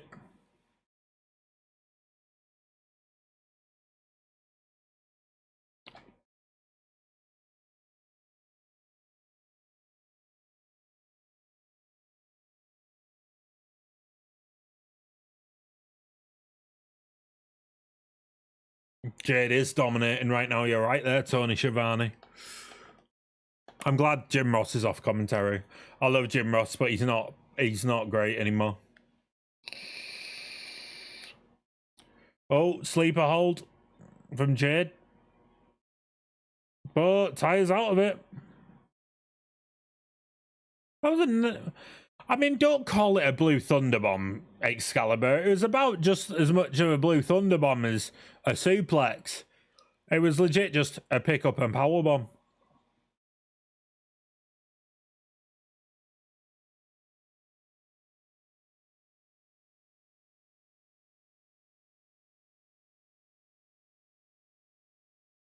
Jade going for springboard.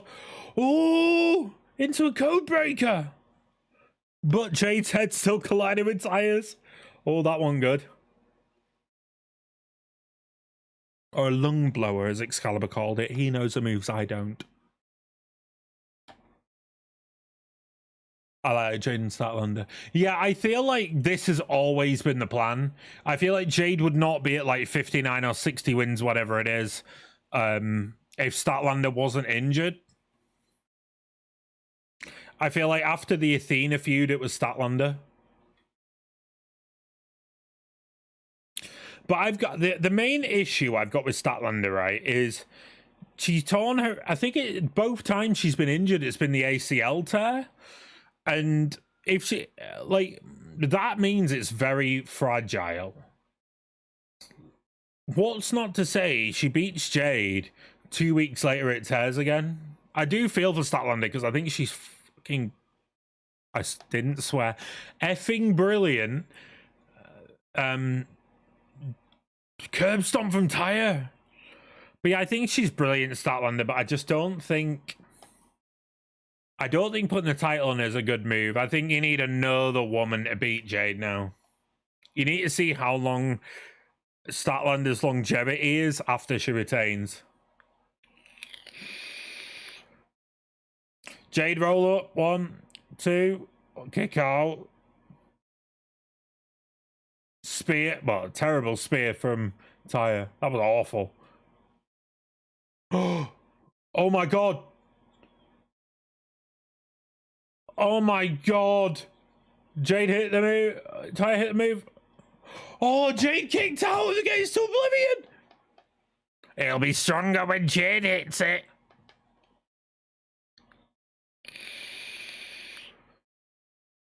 I can't believe that. The whole story's been about that move, finishing Jade off.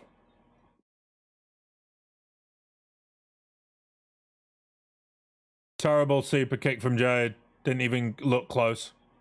Jaded. This is it. 1, 2, 3. 1, 2, 3. Jade wins. I love how they hit the same move, not even 30 seconds apart. And one of them is Taya's move, and has been Taya's move for about 20 years. Jade 60-0. Bring out Statlander.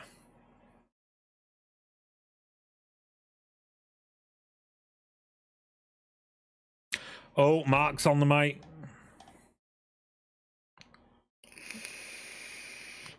Right, I feel like Chris is coming out now. Don't have Jade have a match till a match against Statlander and loses. 16-1's a beautiful record.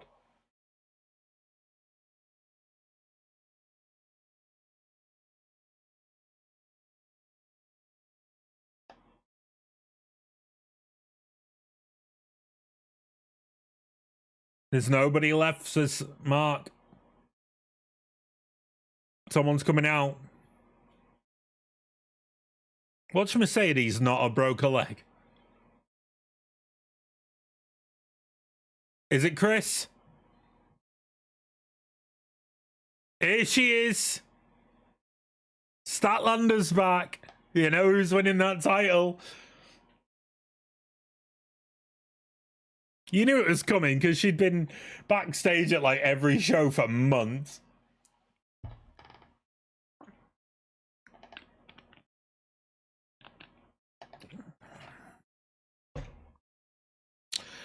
This I agree with Steven completely, mate. Like,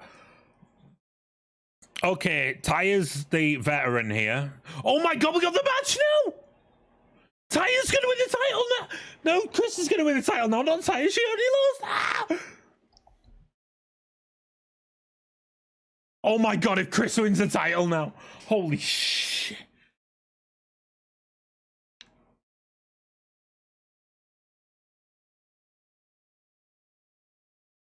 Jade's up for a suplex.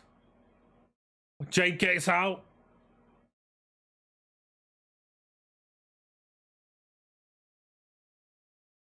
She's going for Jaded.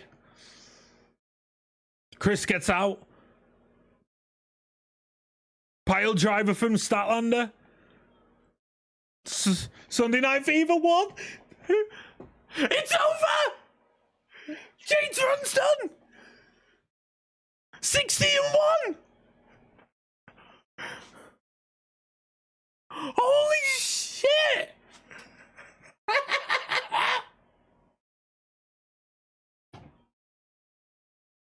I like Jade and Statlander as well, Steve. Holy cow, it's done!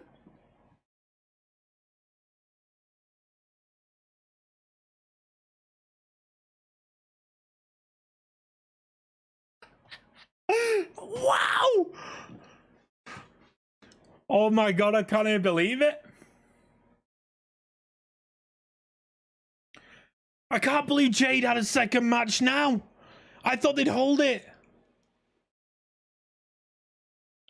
Jade beat Taya, so I'm currently 7 for 7 on the show. But Chris Statlander walks away TBS champion.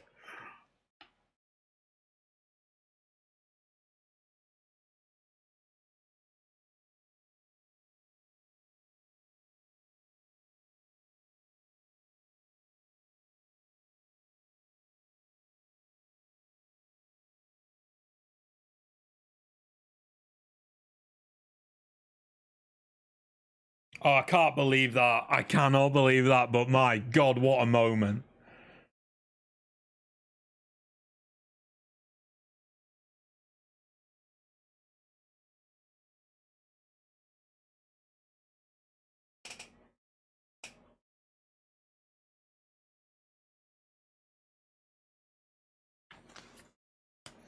Yeah, if you're going to blame anybody for Chris Statlander winning, it is obviously Mark Sterling.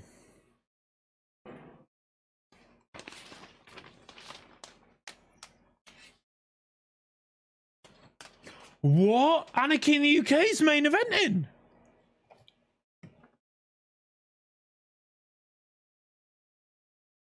Wow.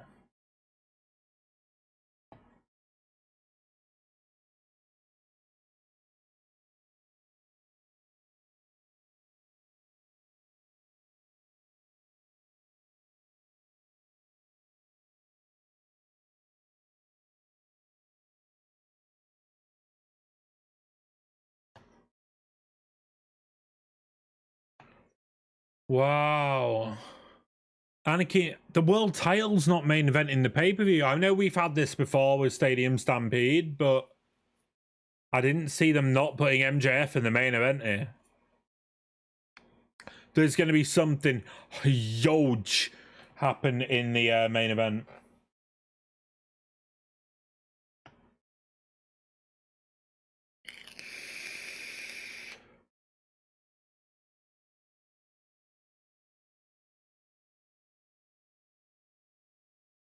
I like how in this promo package they're building mainly it's Sammy and MJF. I think Sammy's taking the loss.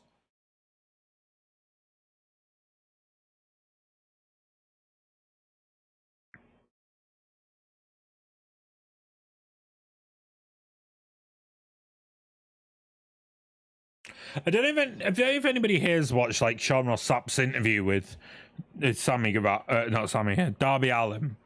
But Darby Allin would be suited to go on Jackass, right?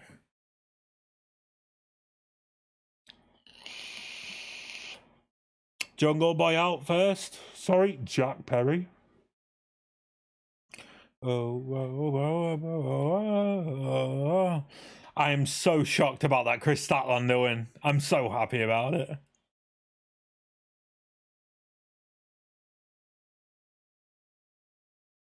Jade's lost a match finally.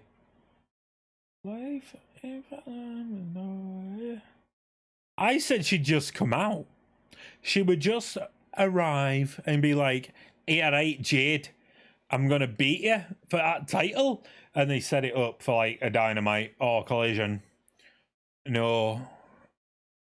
Chris Statlander is the TBS Championship. We are now at a point where Jade Cargill is not carrying that title. It's almost a shame that Jamie's lost the title now, because Jamie versus Jade for the next rivalry would have been great.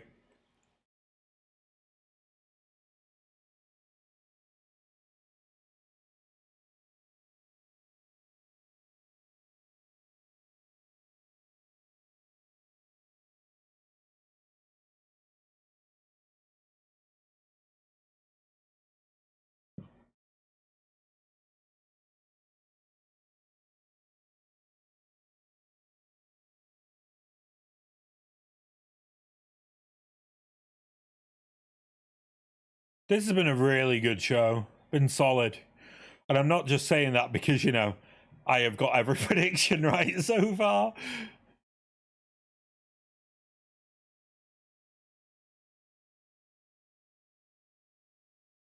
Why is Ty dressed up like a bride? They're already married.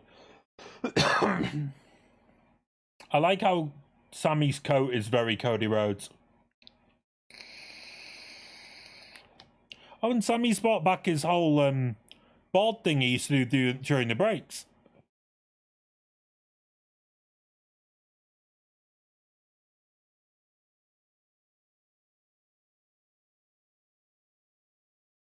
Oh, is Ty pregnant? They're about to announce some big news. Ty and Sammy. They are! Congratulations! Ty and Sammy are about to be parents.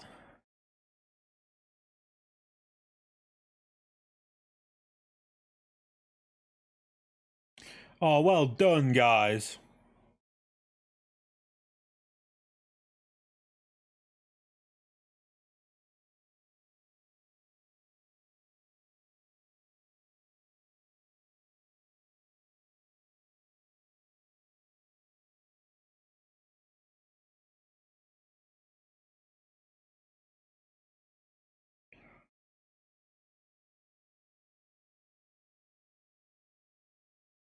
That's really cool.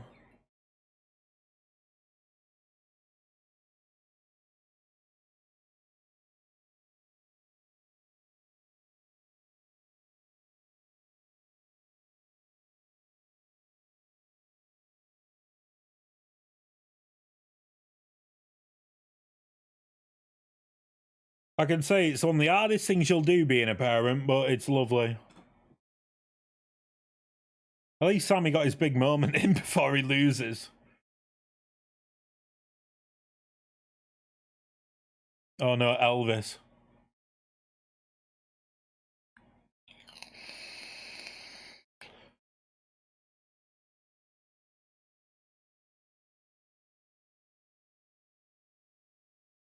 This is amazing. Darby comes in on someone dressed as MJF and leathers him while getting married.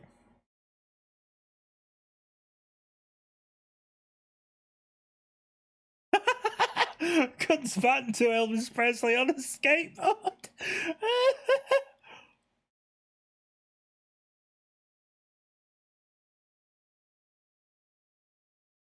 Okay, you can help me dispose this body. Okay, just business wouldn't be the first time.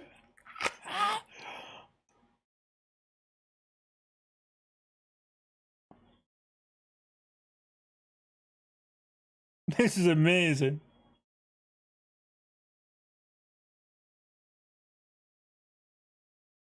Here he comes, Darby Allin. I love this. I like how we've gone from a birth to a murder. And Darby dressed up like Elvis Presley. If Elvis wore onesies.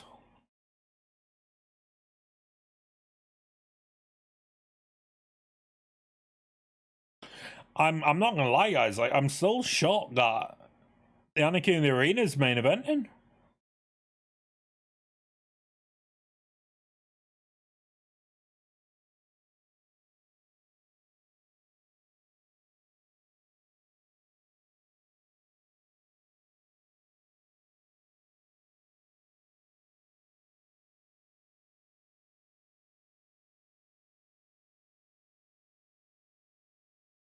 Here we go, the match we've been pining for a while. The Four Pillars match. Well, there's only 3 of them in the ring. We need to wait for MJF.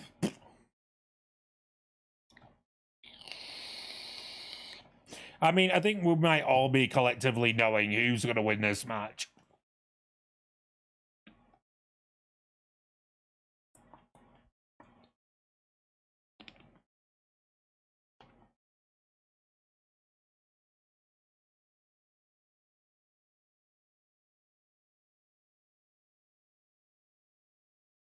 MJF getting a cool Roman Reigns entrance.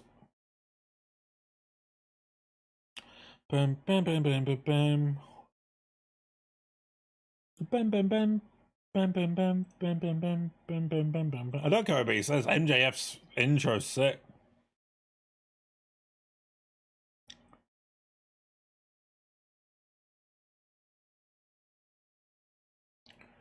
Oh, he's come out as the devil on a throne.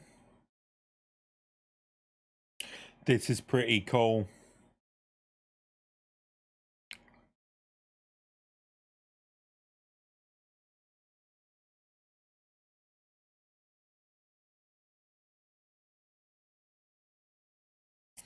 This match, though, let's be honest, it's gonna freaking slap. MJF is one of the best in the company in the ring. To be honest, all 4 of these are the best in the company. I now stand against my theory on CM Punk. If this was the main event, CM Punk coming out at the end to square off MJF, been gold. Now, you wouldn't do it before Anarchy in the Arena. So I think putting Anarchy in the Arena in the main event makes sense if Takeshita's going to turn and join the BCC. And then you can have potentially Kota Ibushi come at the end. Again, thank you to everybody who has joined me tonight so far.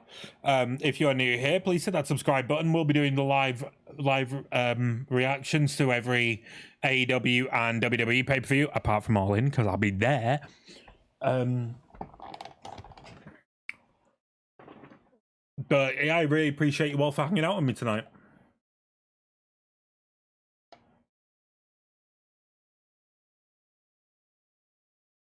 Oh, this is going to be a slapper in it, this match.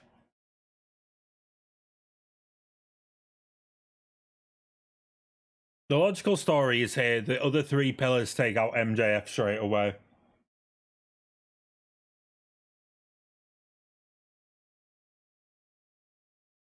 MJF stood in a corner. Jungle Boy stood in a corner. Sammy gets stood in a corner.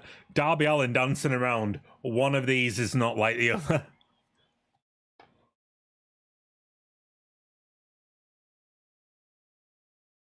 Jungle Boy and Sammy staring off MJF. Yeah, they're all 3-on-1 in MJF.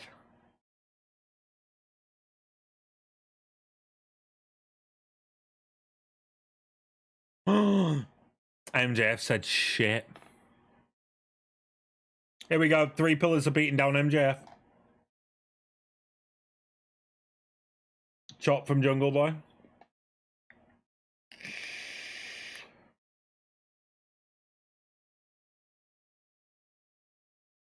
Sammy slaps MJF.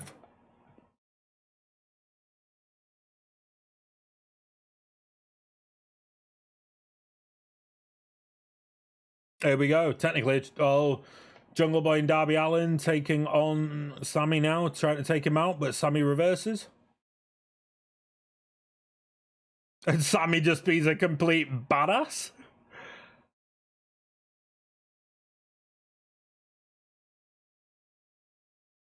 They all go for drop kicks and all miss.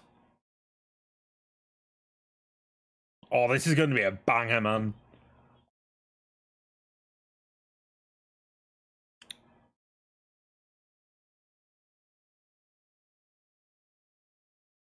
Darby tries to springboard MJF, but Jungle Boy stops him.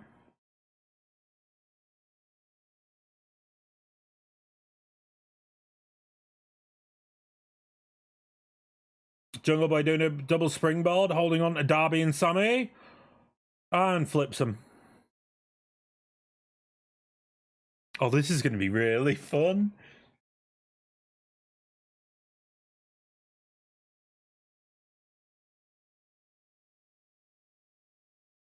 And here comes MJF to end it all.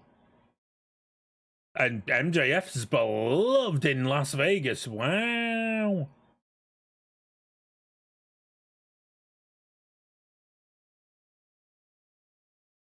MJF going for a springboard. Well, that's not happening. Gonna stop. And he's running the ropes many a time. And doing a flare strut. Brilliant.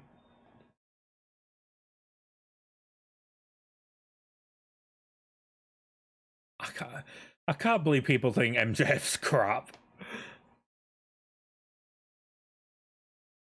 Oh my god, the speed! Darby Allin hit a suicida on him. Wow, MJF got taken out. Now Jungle Boy with a torpe.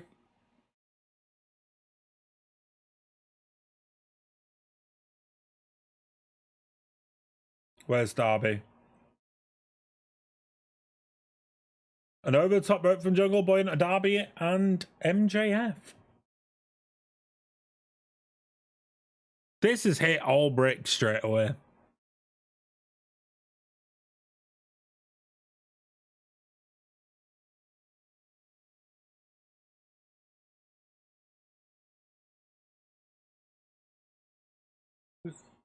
Sammy with a shooting star and to throw 3 members on the outside. Oh, I'm loving this. Sammy Guevara's top talent as well. Absolutely wonderful wrestler. I agree, Taz. That shooting star was beautiful.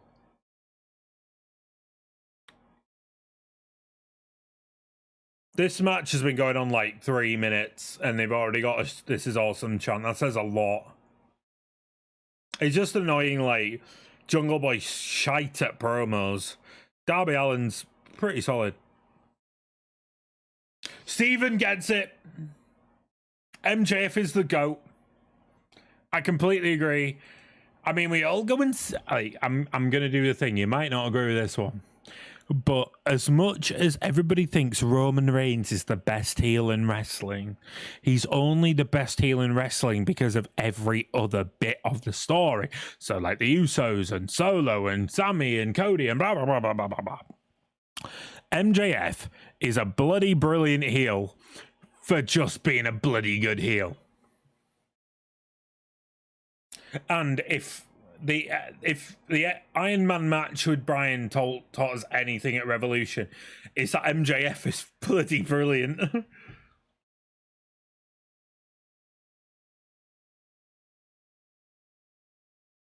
He just gets it, and when you think he's like 5 years younger than me, cheeky bastard. Oh, he's like 3 years younger than me, cheeky bastard.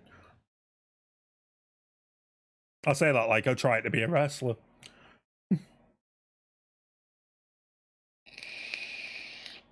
Lovely lariat from Jungle Boy there.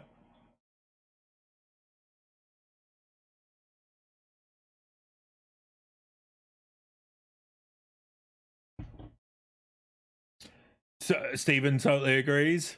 Good. Yeah, I'm such a huge fan of MJF. For him to keep it up in outside of the show as well. Like, we all know about his little antics when he meets people. Like, I've always said I'd love to go to a con or something he's at. I'm gutted I missed For the Love of Wrestling last year. MJF with a WTF on Darby.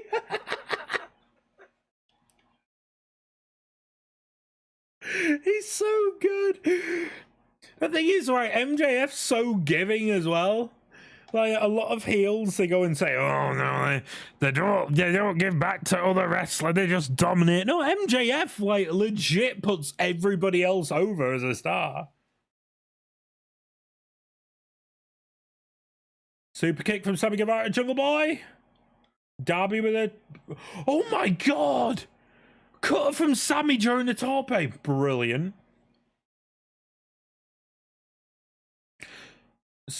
Spanish fly from Sammy. Over the top rope from Sammy onto Jungle Boy. My god, Sammy Guevara is too good, man. He's so freaking perfect in the ring. Frog splash from Sammy. So, Steven, the only person I think is kind of on the level of MJF in heat at the moment is Dominic Mysterio. But Night of Champions last night, he did not get booed as much as he does everywhere in the States.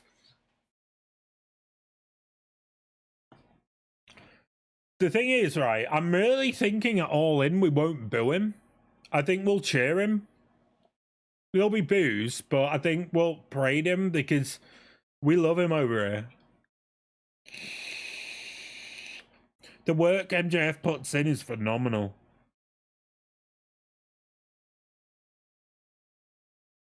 The thing is, as sad as this is, I really want All In to be MJF versus Okada. And MJF to win, it'd be brilliant. Great powerbomb from MJF.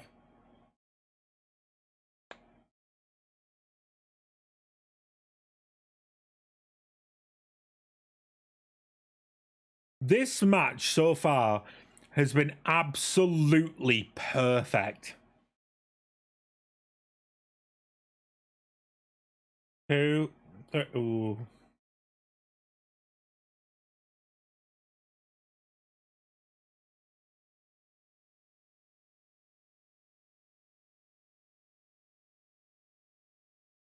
Bryce Remsburg has a right job tonight. I mean, it can't be Aubrey. She took a guitar to the head from Karen Jarrett. Took it like a champ and all.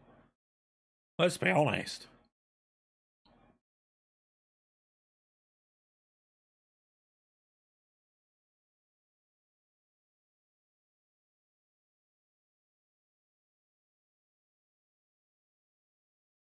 MJF, man. You're nobody, Darby. You're just a worthless piece of shit like the rest of them pointing at the crowd. Amazing.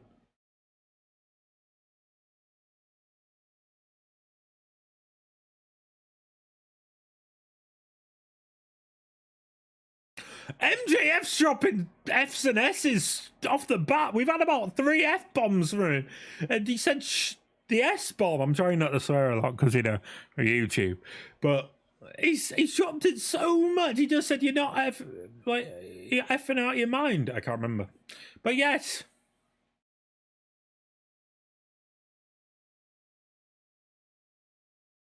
This is amazing. If they only give these guys like 15 minutes, they're going to make the most of it.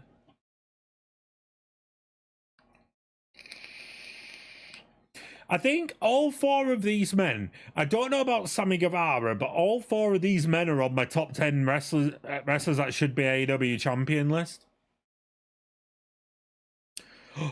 Kill switch from Jungle Boy on Sammy. No!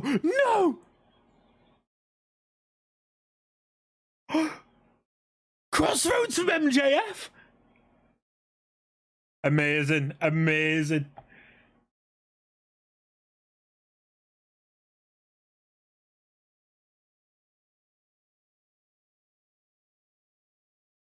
I love how they can like WWE haven't stopped AEW mentioning Cody Rhodes. Jeff has a mic.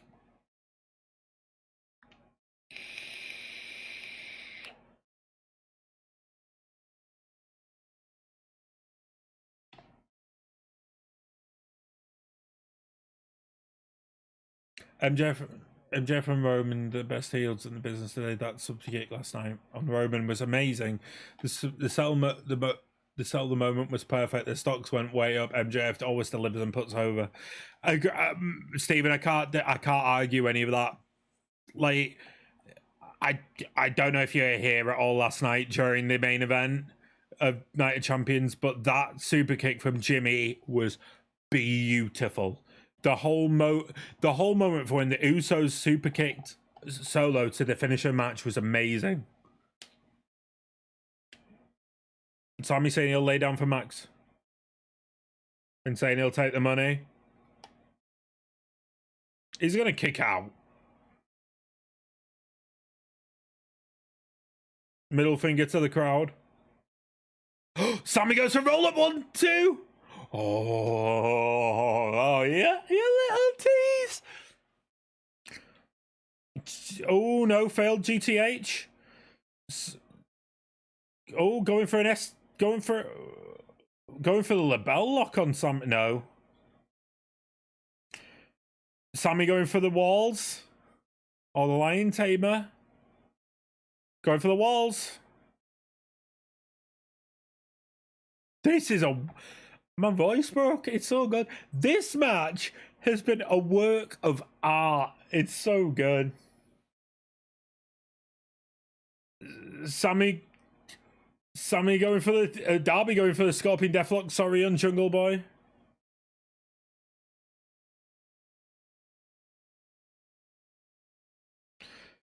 Jungle Boy stopping MJF from tapping. And they use each other to kick Darby and Sammy out. Darby going for a figure 4. This is so good. This is so good. Judy guitar. Well, Jungle Boy's trying to go for a Judy guitar meet on Darby. Sammy's going for an ankle lock on MJF. And MJF's gone for a headlock on. Oh god! Oh my god! I love wrestling.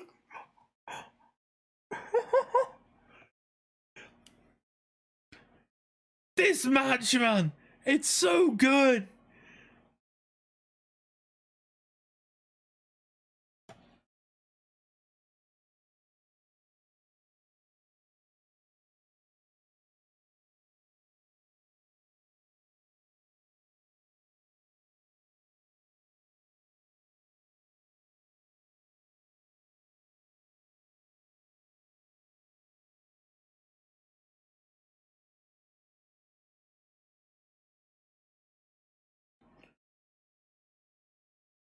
This just shows like all 4 of them are made for the big time. Oh, Canadian, lovely Canadian destroyer. Oh, Sammy on springboard, going for a Canadian as well. Oh my god. Jungle Boy goes for Canadian on Sammy. This needs to stop. This match needs to end because I'm gonna break.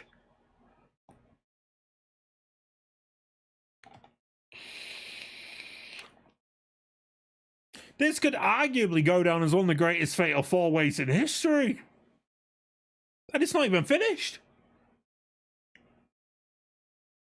Oh, Jungle Boy, do a run off Sammy and Darby. Canadian Destroyer and MJF. Jungle Boy with the pin, 1, 2. Kick out.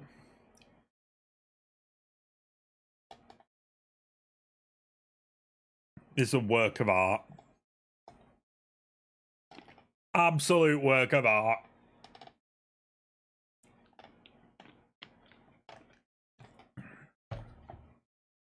I'm emotionally tired right now. This is sending me through it. This happened last night in Night of Champions. Last 2 matches had me nearly out of chair.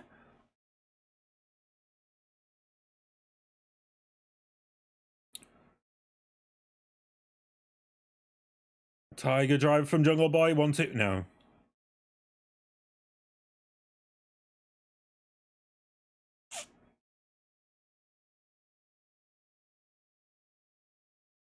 Darby taking out Jungle Boy. Both Darby and both MJF and Jungle Boy on the barricade, sorry.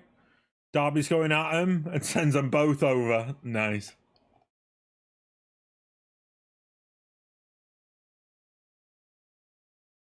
Bloody hell, this is so good.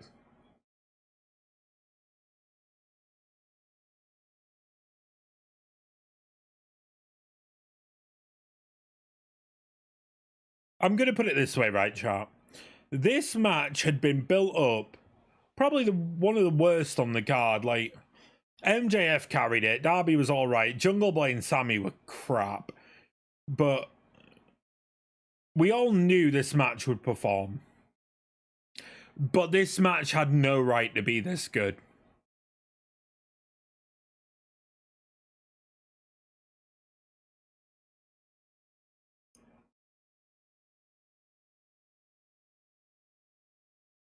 Oh, Sammy took out Darby on the top turnbuckle. Sammy is crazy.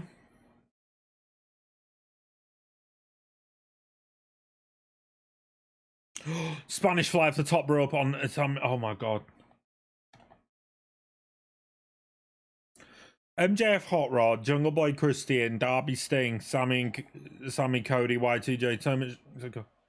I mean, you're right there. MJF, obviously Cody as well. Like, Cody's had a lot of influence on a lot of people here. But you're not wrong, mate. You're not wrong. Like, arguably as well, you've got 5 of the best wrestlers in that list as well. All-timers. But the thing is, they've taken, like, that psychology and they've just created it into indie wrestling. Let's put it that way. Like, this match would happen in GCW. Or GCW or PWG or something. But all the work they've had with people, like Darby obviously hasn't just learned from Sting. He's obviously going to have learned from like Joe and Miro and stuff. But oh my god, they just get it. Everybody's stock from this match has risen where we could believe at any point they could win the world title. Obviously MJF has it, but I'm gonna say it again though. This crowd is gash. At this point in like Chicago or Philly or even in the UK, even Puerto Rico, for instance, they would be on their feet for the rest of this match. From like 4 minutes in. Here is, this is awesome. They need to get Double or Nothing out of Vegas.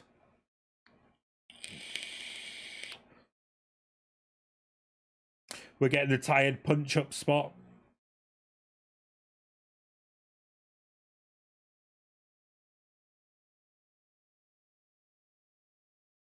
Oh, MJF's pissed.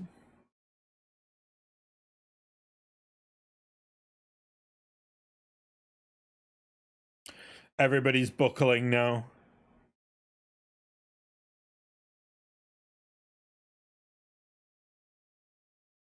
Jack pretty much goes down.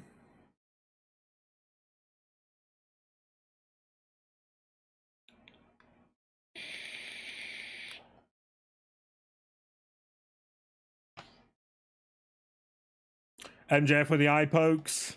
Beautiful work. Absolutely amazing.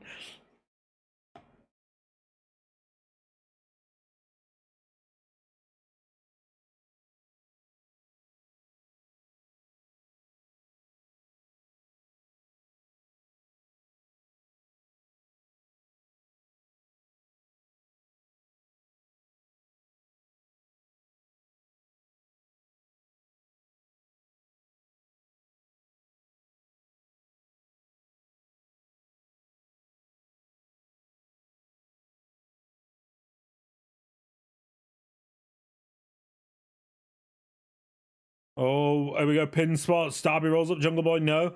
MJF rolls up Darby. No. Darby pins Sammy. Oh, it was Sammy, not MJF. Jack Perry trying to pin. No. And then double pin. No. Sammy tries to pin Darby Allin. Oh my god, it's too much. Jungle Boy pins Sammy. No.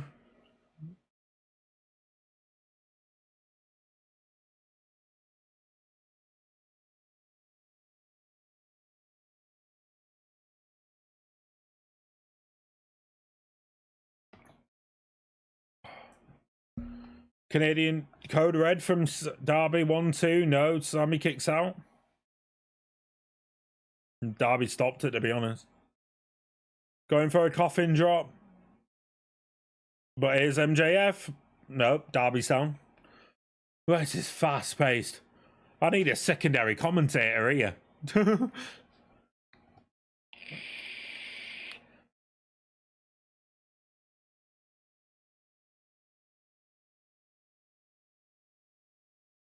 It's MJF going for a. He's on the top rope with Darby. Going for a powerbomb off top rope. Beautiful. Beautiful work. Buggered MJF's arm there.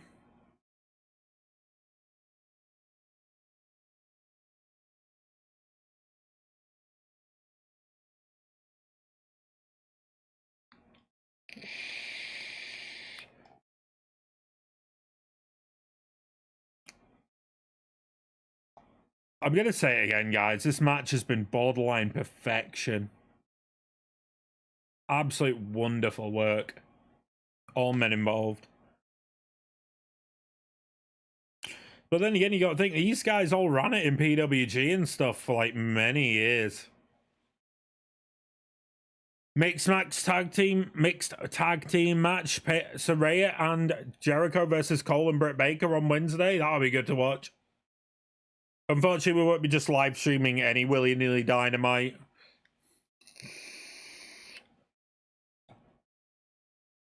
Two. Jack Perry trying to steal pins.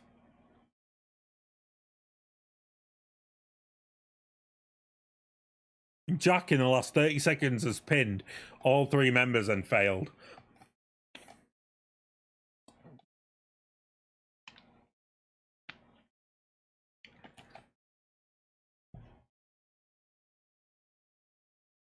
That powerbomb from MJF to Darby was beautiful.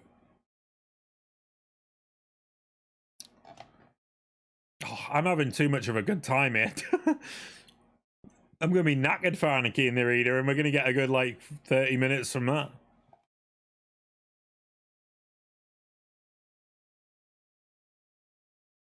It's just the point, when's MJF going to steal a win?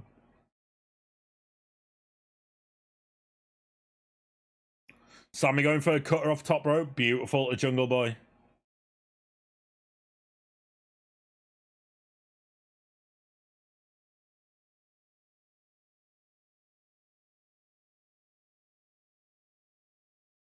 It's always weird seeing the cameramen at ringside for any AEW matches because they always wear masks now. They completely cover up, and it just always feels like, oh, is someone going to unveil himself? Low blow to Sammy. Don't matter, it's no DQ. MJF hit it. Darby's got the skateboard. MJF's got the diamond ring. Skateboard to MJF. Coffin drop to MJF. Oh, it hits. Darby should have gone for a pin. And he's going for a headlock takeover. 1, 2. Jungle Boy breaks it up. Oh. Brilliant sequence, that. And Darby would have won that. Coffin drop is a well-protected finisher, let's be honest.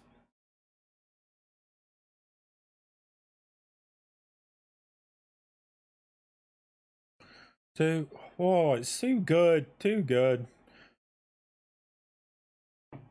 Jack and Darby need the brawl now. They've been waiting for this. Here we go. The brawl starts. Both take each other out with slaps.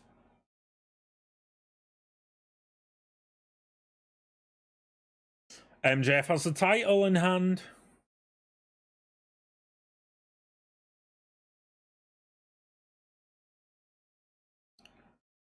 The storytelling here is beautiful, where they're all on the same level in the ring. Jack stops MJF hitting him with the title. Here comes Sammy. MJF's out. Jack has the title. Will he use it?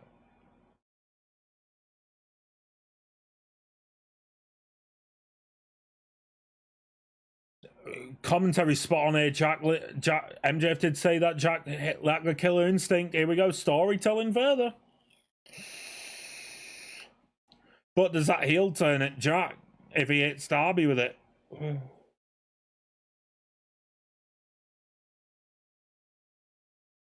No, he can't do it. He chucks the title.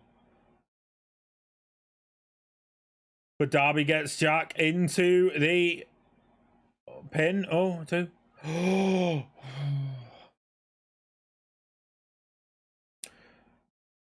Basically, if he triggers from a Sammy to both Jack and Darby, going for the GTH to Jungle Boy from Sammy, going to the top rope, but Darby's coming. Darby knocks Sammy off the top rope.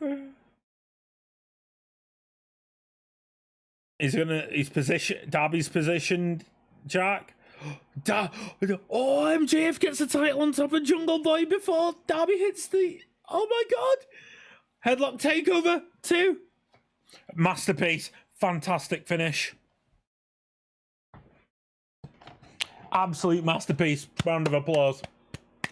That finish again was golden. Jungle Boy's laid out. Darby Allin goes for the coffin drop. MJF puts the title on top of Jack, hurts Darby's back obviously when he hits it, and then the headlock takeover from MJF onto Darby Allin, pins him again on a pay-per-view with a headlock takeover. 1, 2, 3. Amazing. MJF retains. We all predicted this.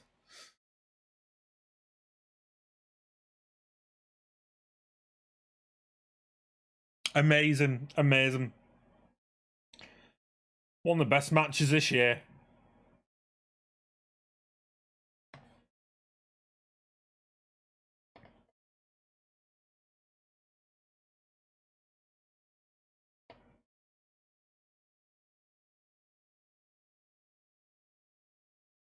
I loved every moment of that.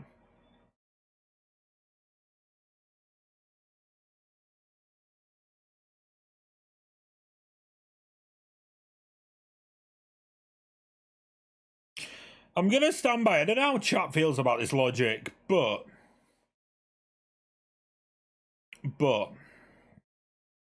MJF can't lose that title till winter is coming or the final Dynamite of the year. Because obviously they're doing the whole on January 1st, I'm buggering off, lads. Which, you know, great storyline, but you need to capitalize on it. So whoever goes up against MJF needs to win the title on them last two weeks of the year.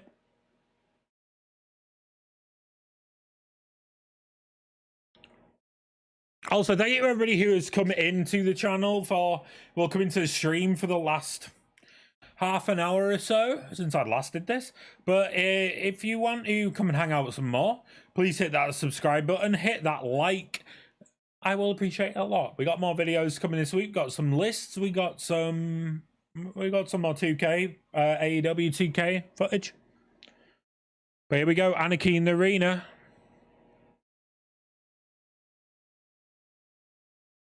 Oh, here we go, main event of the evening. I'm going to quickly run for a toilet break because I don't want to miss any of this. So I will be back in roughly 25 seconds.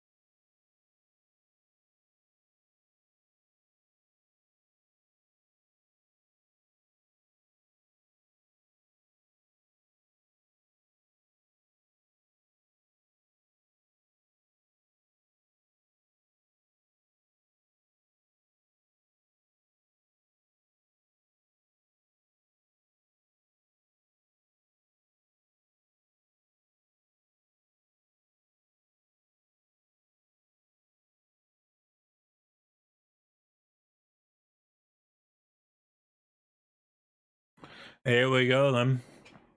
Anarchy in the arena. I genuinely think this match has been one of the best built matches in AEW ever. It's been a work of art. John Moxley said in an interview he thinks this match is the apex of wrestling. He's right. There'll be a video coming soon. It won't be this coming week, but maybe the next week or the week after. Shit's about to hit the fan. Thank you, Justin Roberts. But it's going to speak about this rivalry because I genuinely think it's one of the greatest things I've ever done. Wayward Son. Oh, all four of them instead of the three of them. I'm all for it. But the Elite can't win it. BCC need to win to continue the rivalry.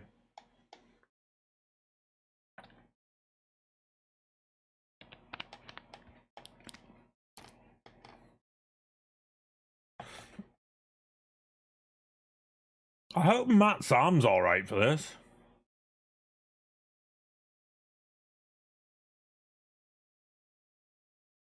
I love how Hangman's still got the eye patch. It still looks like he's going to be in Escape from New York.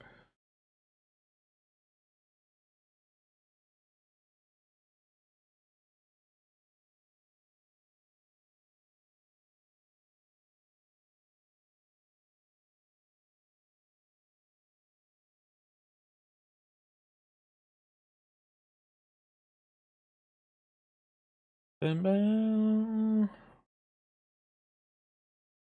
still think Takeshita's getting involved in this. I still think he's joining BCC. Well, not joining, maybe aligning.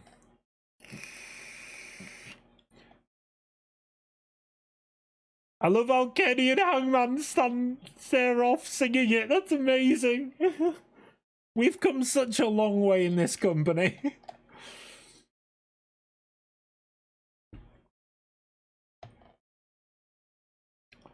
With them say, carry on my wayward son.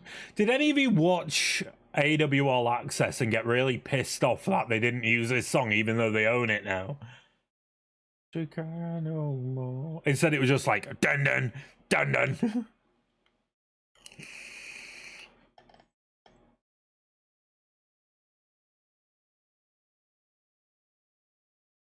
This match is not going to finish before 5 a.m. Oh, they got banned with them. And it genuinely looks like the lead singer's doing blackface.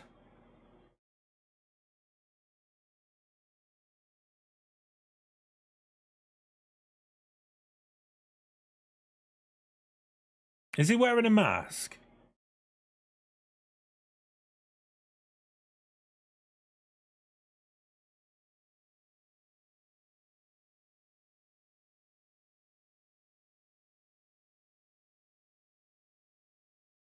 how can, like Max Caster said, how can Malachi Black get away with blackface, and how can this guy get away with it? I know he's wearing half a mask.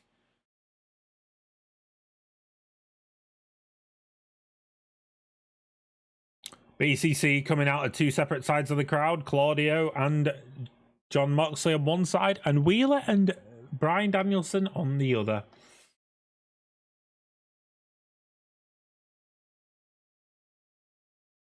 Oh, and the Elite all lead up. They're going to fight it up in the crowd. Here we go. The Anarchy begins. I'm so excited.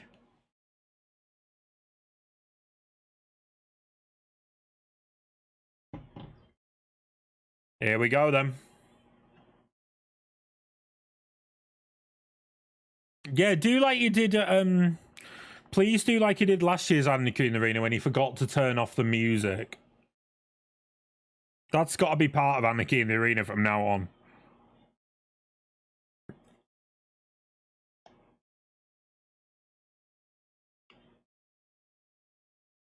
This is already madness straight away.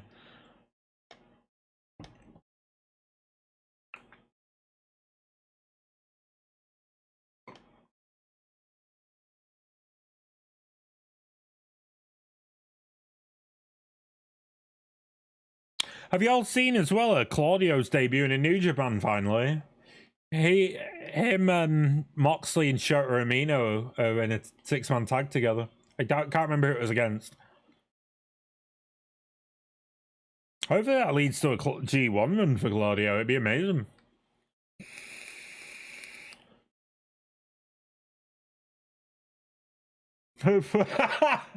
Hangman sliding Brian down the walkway barricade. That's amazing.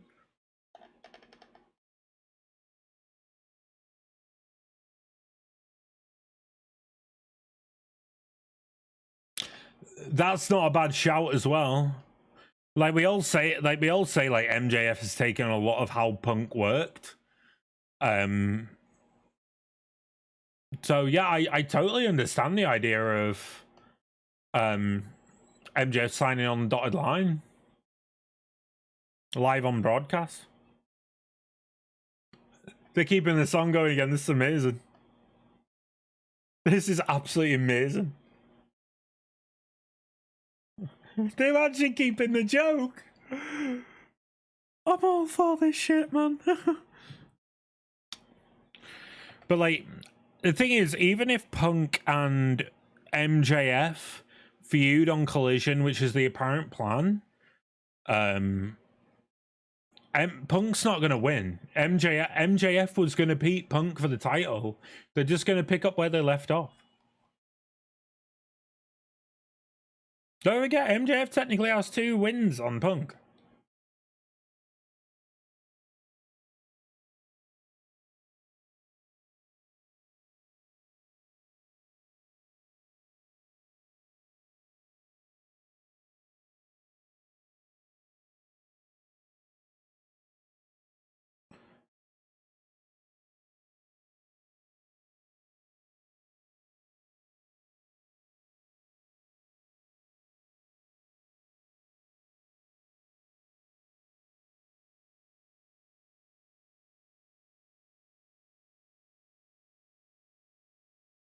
Oh, the eye patch is off.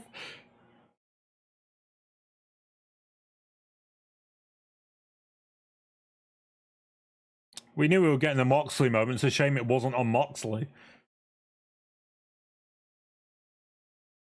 Wheeler saving Brian when Hangman had a screwdriver.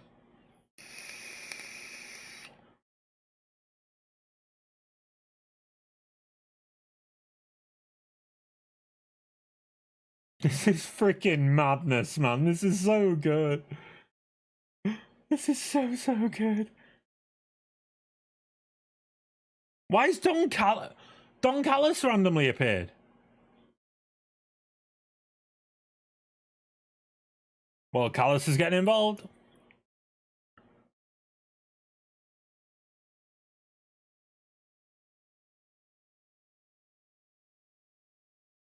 This is absolutely freaking ridiculous. It's so good.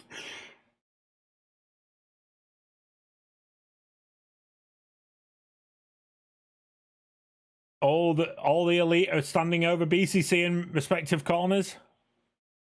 Kenny on Moxley, Nick on Wheeler, Hangman was on Brian, and Matt was on Claudio. All raining fists. Super kicks all around.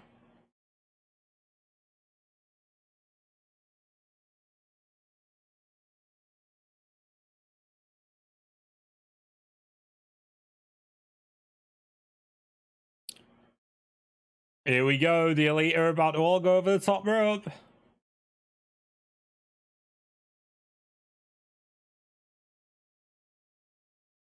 The thing is with this story, it's so good seeing Hangman on Kenny on the same page.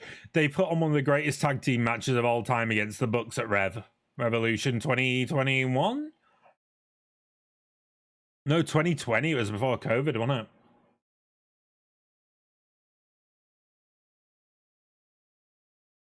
Right, the song's about to stop at this rate. They're all up the ramp now.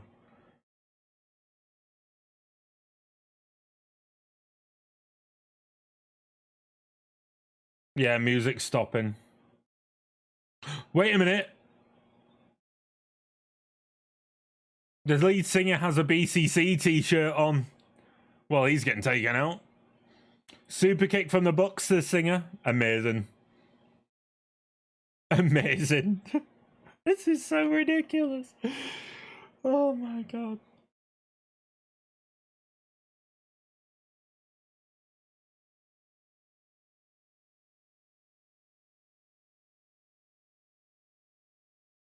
Kenny Omega using a big part of the ramp against Moxley.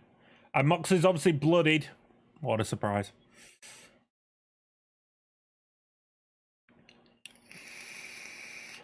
Don Callis has to get involved in here.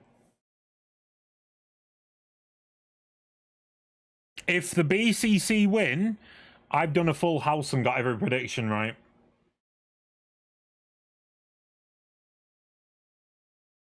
The thing is, Don's right next to the ring now because the commentary's not on the stage.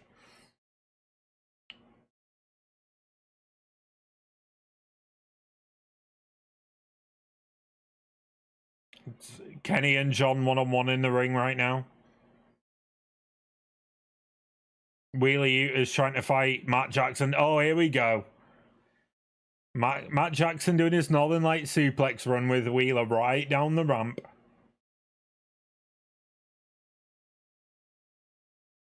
This is cool. A great camera shot as well. Got a lot of Matt Jackson's butt in.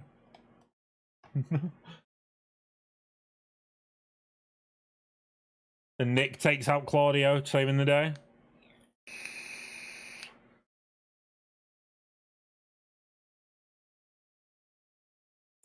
A pop-up powerbomb on the apron, a Wheeler from Hangman.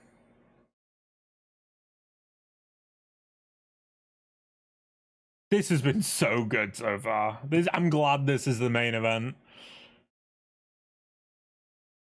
John Moxley being squared off by Hangman and Kenny. Rightfully.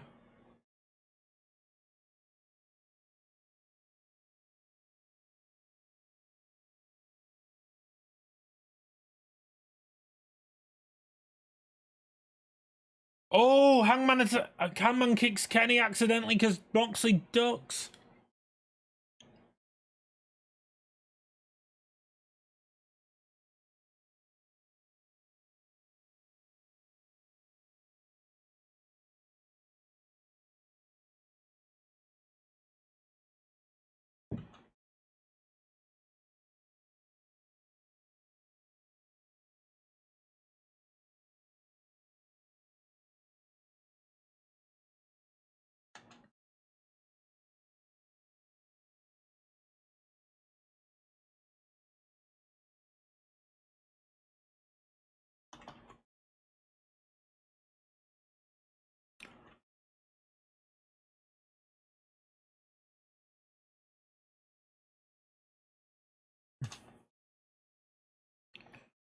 This has been so good. It's been a great show, top to bottom. I've realised that link's wrong. It says twit.com. Let's save the day.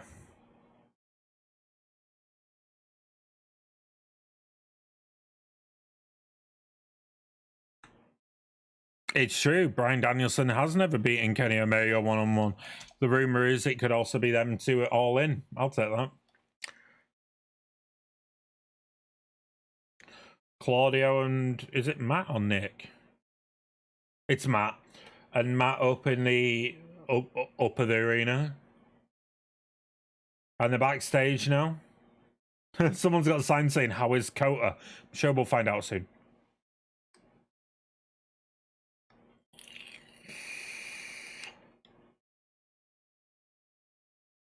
I love how Brian took the jacket off Justin Roberts, but didn't choke him out with a tie.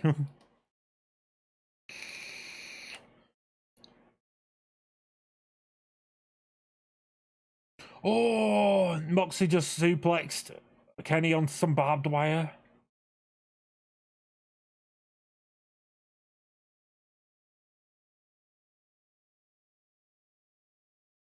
Swiss and Matt backstage brawling in the food court in the arena. Wheeler's got leather. Well, they've all got leather belts by the looks of it.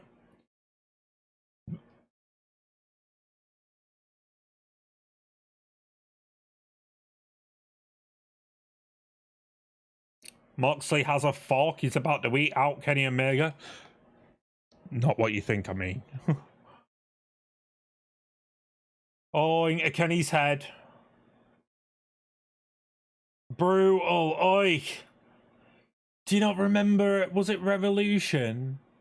Was it Revolution Hangman versus Mox with a fork? Jesus.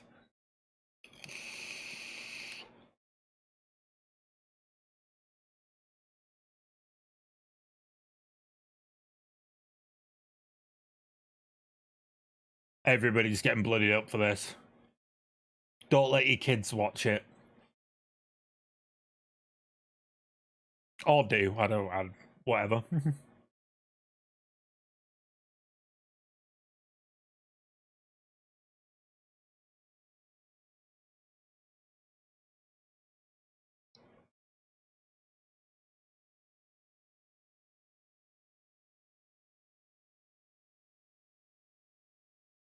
The thing is, right, with Wheeler Yuta, he was so good to start with, shite on the mic, but now you just can't think, oh, you little bastard.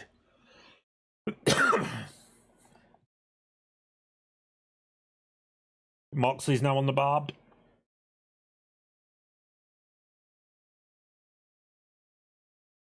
Chops a muter onto Hangman on in the ring.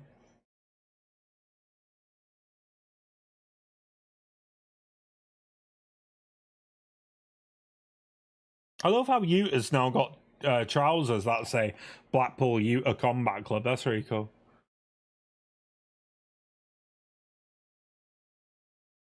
Whoa, Hangman had a right hit on that turnbuckle.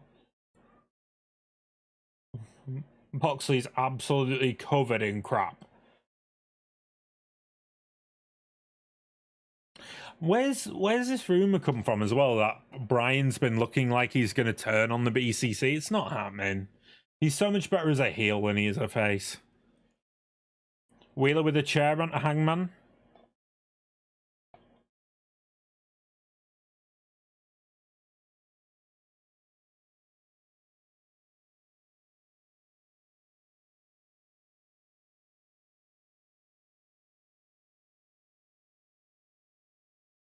This has been so much fun. I love stupid wrestling.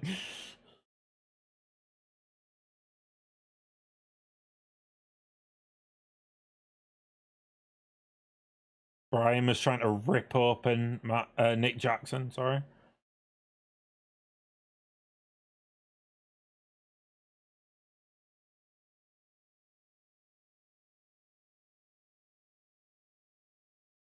Now Wheeler, Brian, John are all on Hangman.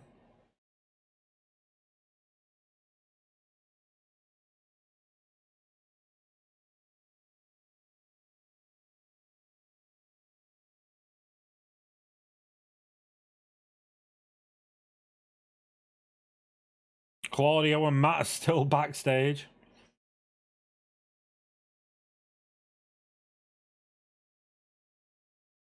They're outside.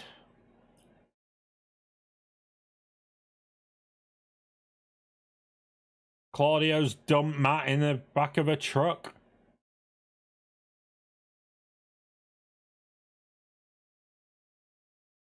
Moxley suplexes Nick into a chair. Flipping heck, this match.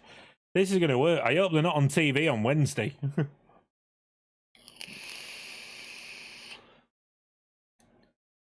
Matt goes for a super kick on Claudio, but no. Oh, Matt got pile drived into the boot of a pickup truck. My God.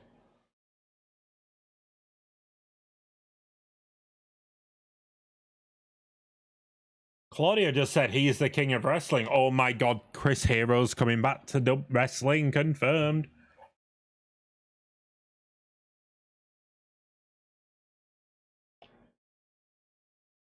Wait, why is there a freaking leaf blower? Where did a leaf blower come from?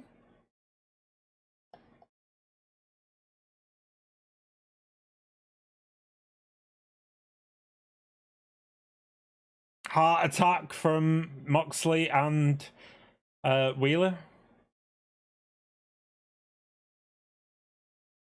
Brian gets rid of Nick Jackson.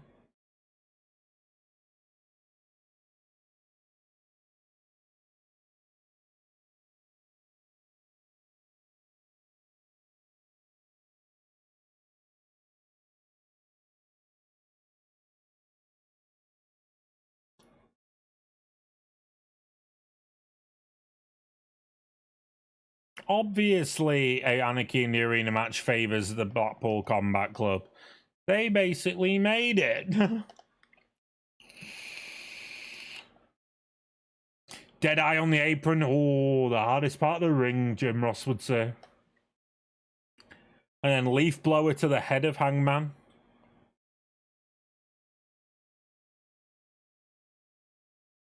Oh, I love it so much when Kenny's got a bin lid. Literally doing a Captain America run. And Claudio got back quick. Oh, European uppercut. Nick with a Hurricane Run at Claudio.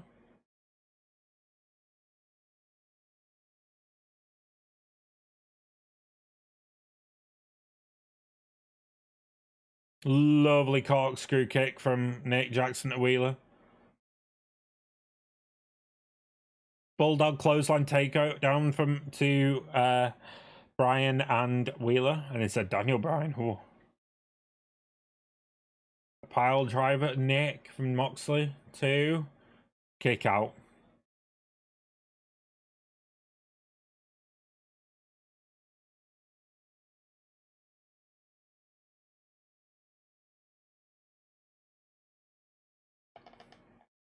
This is great.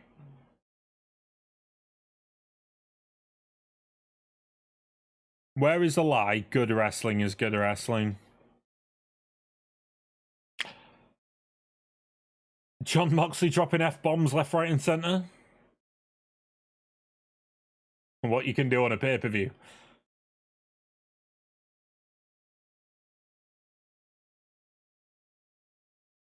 Oh, Nick, poor Nick. He's in a Boston Crab and an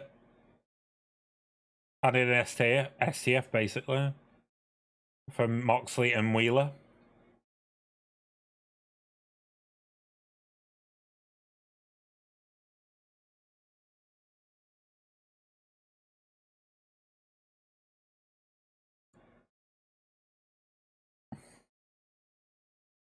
They're holding off. Moxley's looking down the ramp, thinking something's going to happen.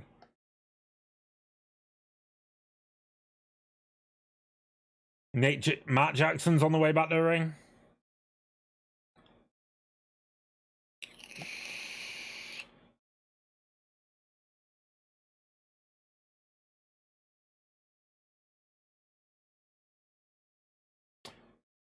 What the frick was that?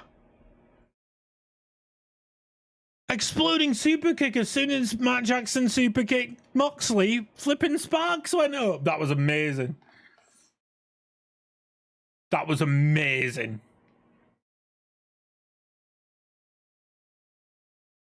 Oh, I think the Elite might win. No, I need a 10 for 10 here.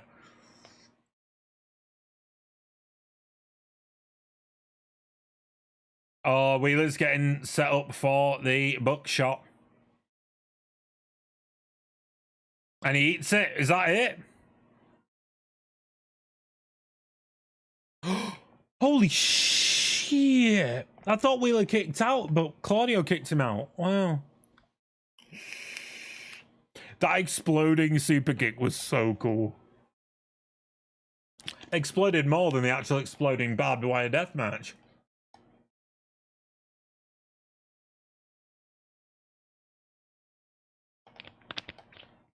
Claudio punts out Matt Jackson's sneaker. Barefoot now. Did a good punt, Claudio. Kicked the ball better than most of the Swedish football team.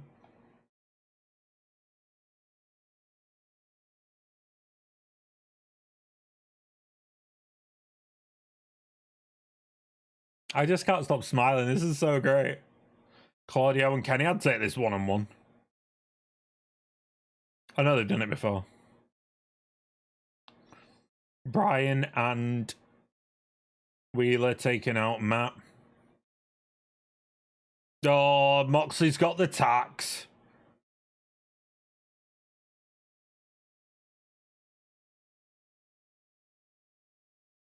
Oh, Matt lands on his feet on tax. Oh, that fucking hurt. Death Rider, is that it? 1, 2. Matt kicks out at 2.999999999. This is something. Heel hooking on Matt. That could be it. No, Nick's on the top rope. And he sentons on, or swanton. Oh, and a cutter from Matt, a cutter on Nick into the tax face first. Jesus Christ. Snapjack and suplex from Kenny.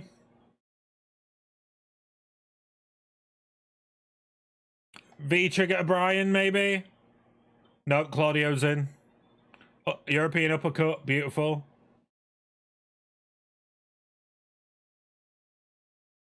Oh, was there going to be a powerbomb, but a Hurricane Rana from Kenny? V-trigger to Claudio.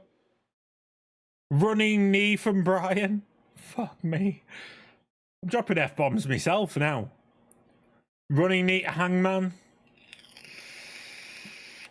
Oh, they're showing the power of Brian here. The elbows to Kenny. Here comes Wheeler. The elbows to Hangman. The elbows to Nick Jackson. Just needs Claudio. Matt Jackson's getting in the ring. And he stops Wheeler. He stops Moxley. And he stops Brian. Low blow from Wheeler and Matt. Oh, tax into Matt's mouth. Oh my God. No, man.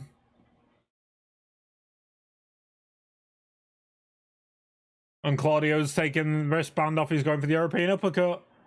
There we go. Oh, they fly everywhere. Oh my God, this is amazing. German from Wheeler. Hangman saves it just.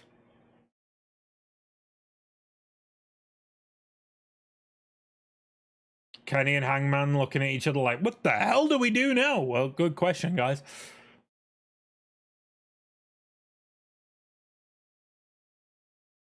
Here they go. Former tag team champions standing together.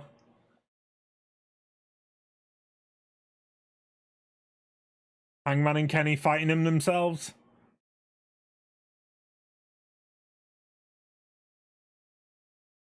Oh, suplex on from Hangman onto Moxley through into the tax, but I think he went head first. Oh, Yes, kicks from Brian. Oh, and Kenny stops him. Deadeye from Hangman onto Brian. Oh, Kenny's going for the one-winged angel. That's it. 1, 2, 3. Wheeler saves the day. Jesus Christ. 4:45 in the morning. They're more buzzed up than I am during the day.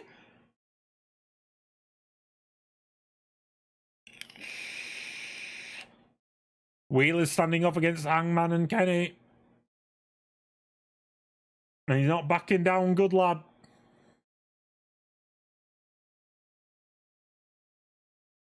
The thing is, if BCC lose, Wheeler's got to be the one to eat the pin, surely.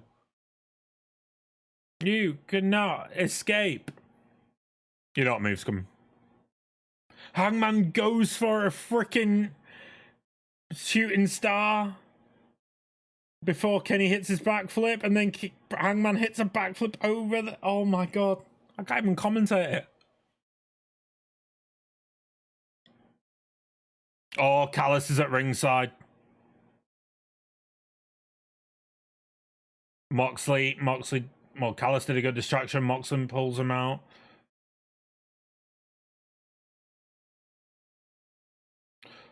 Callis give Wheeler the screwdriver. Wheeler hits Hangman with a screwdriver and he misses Kenny. V-trigger from Kenny. Elite's winning. Oh no, Callis is in the ring.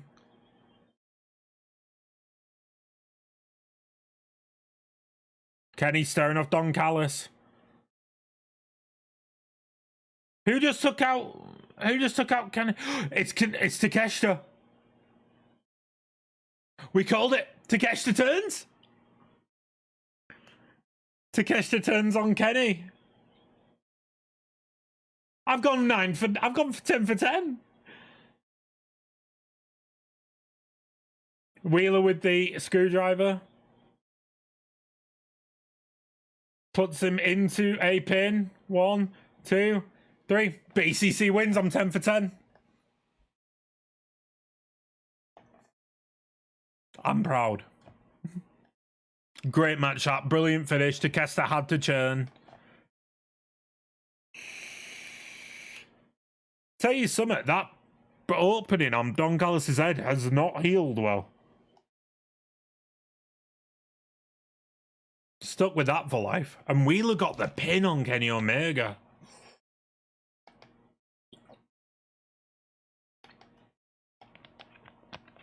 Don Callis is choking out Kenny Omega with his belt.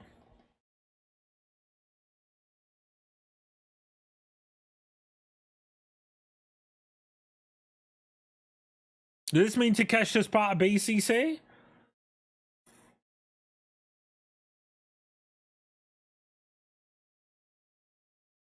I don't hate Takeshita turning, let's be honest.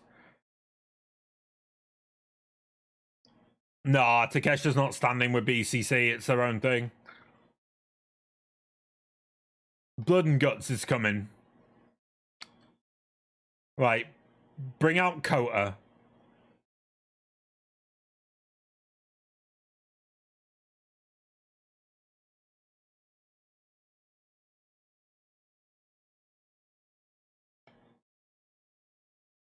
No, Excalibur. They're not part of Blackpool Combat Club. That's why they've not raised their hands together.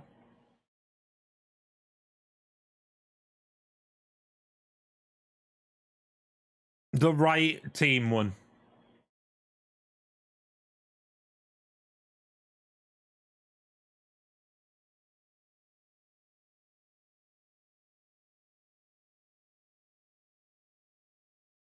That was phenomenal. 2 matches straight of absolute wrestling gold there. It's like Night of Champions, isn't it? I think as a show, Double or Nothing's been better than Night of Champions.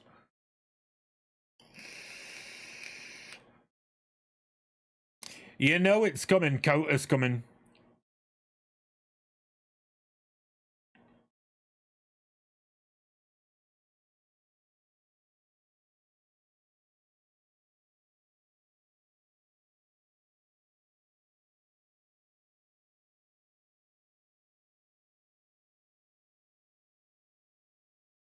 I like how commentary's like, this is unbelievable, this is disgusting. No, this is how Kenta? This is how Kota Ibushi... No, wrong person. Takeshita raises his stock.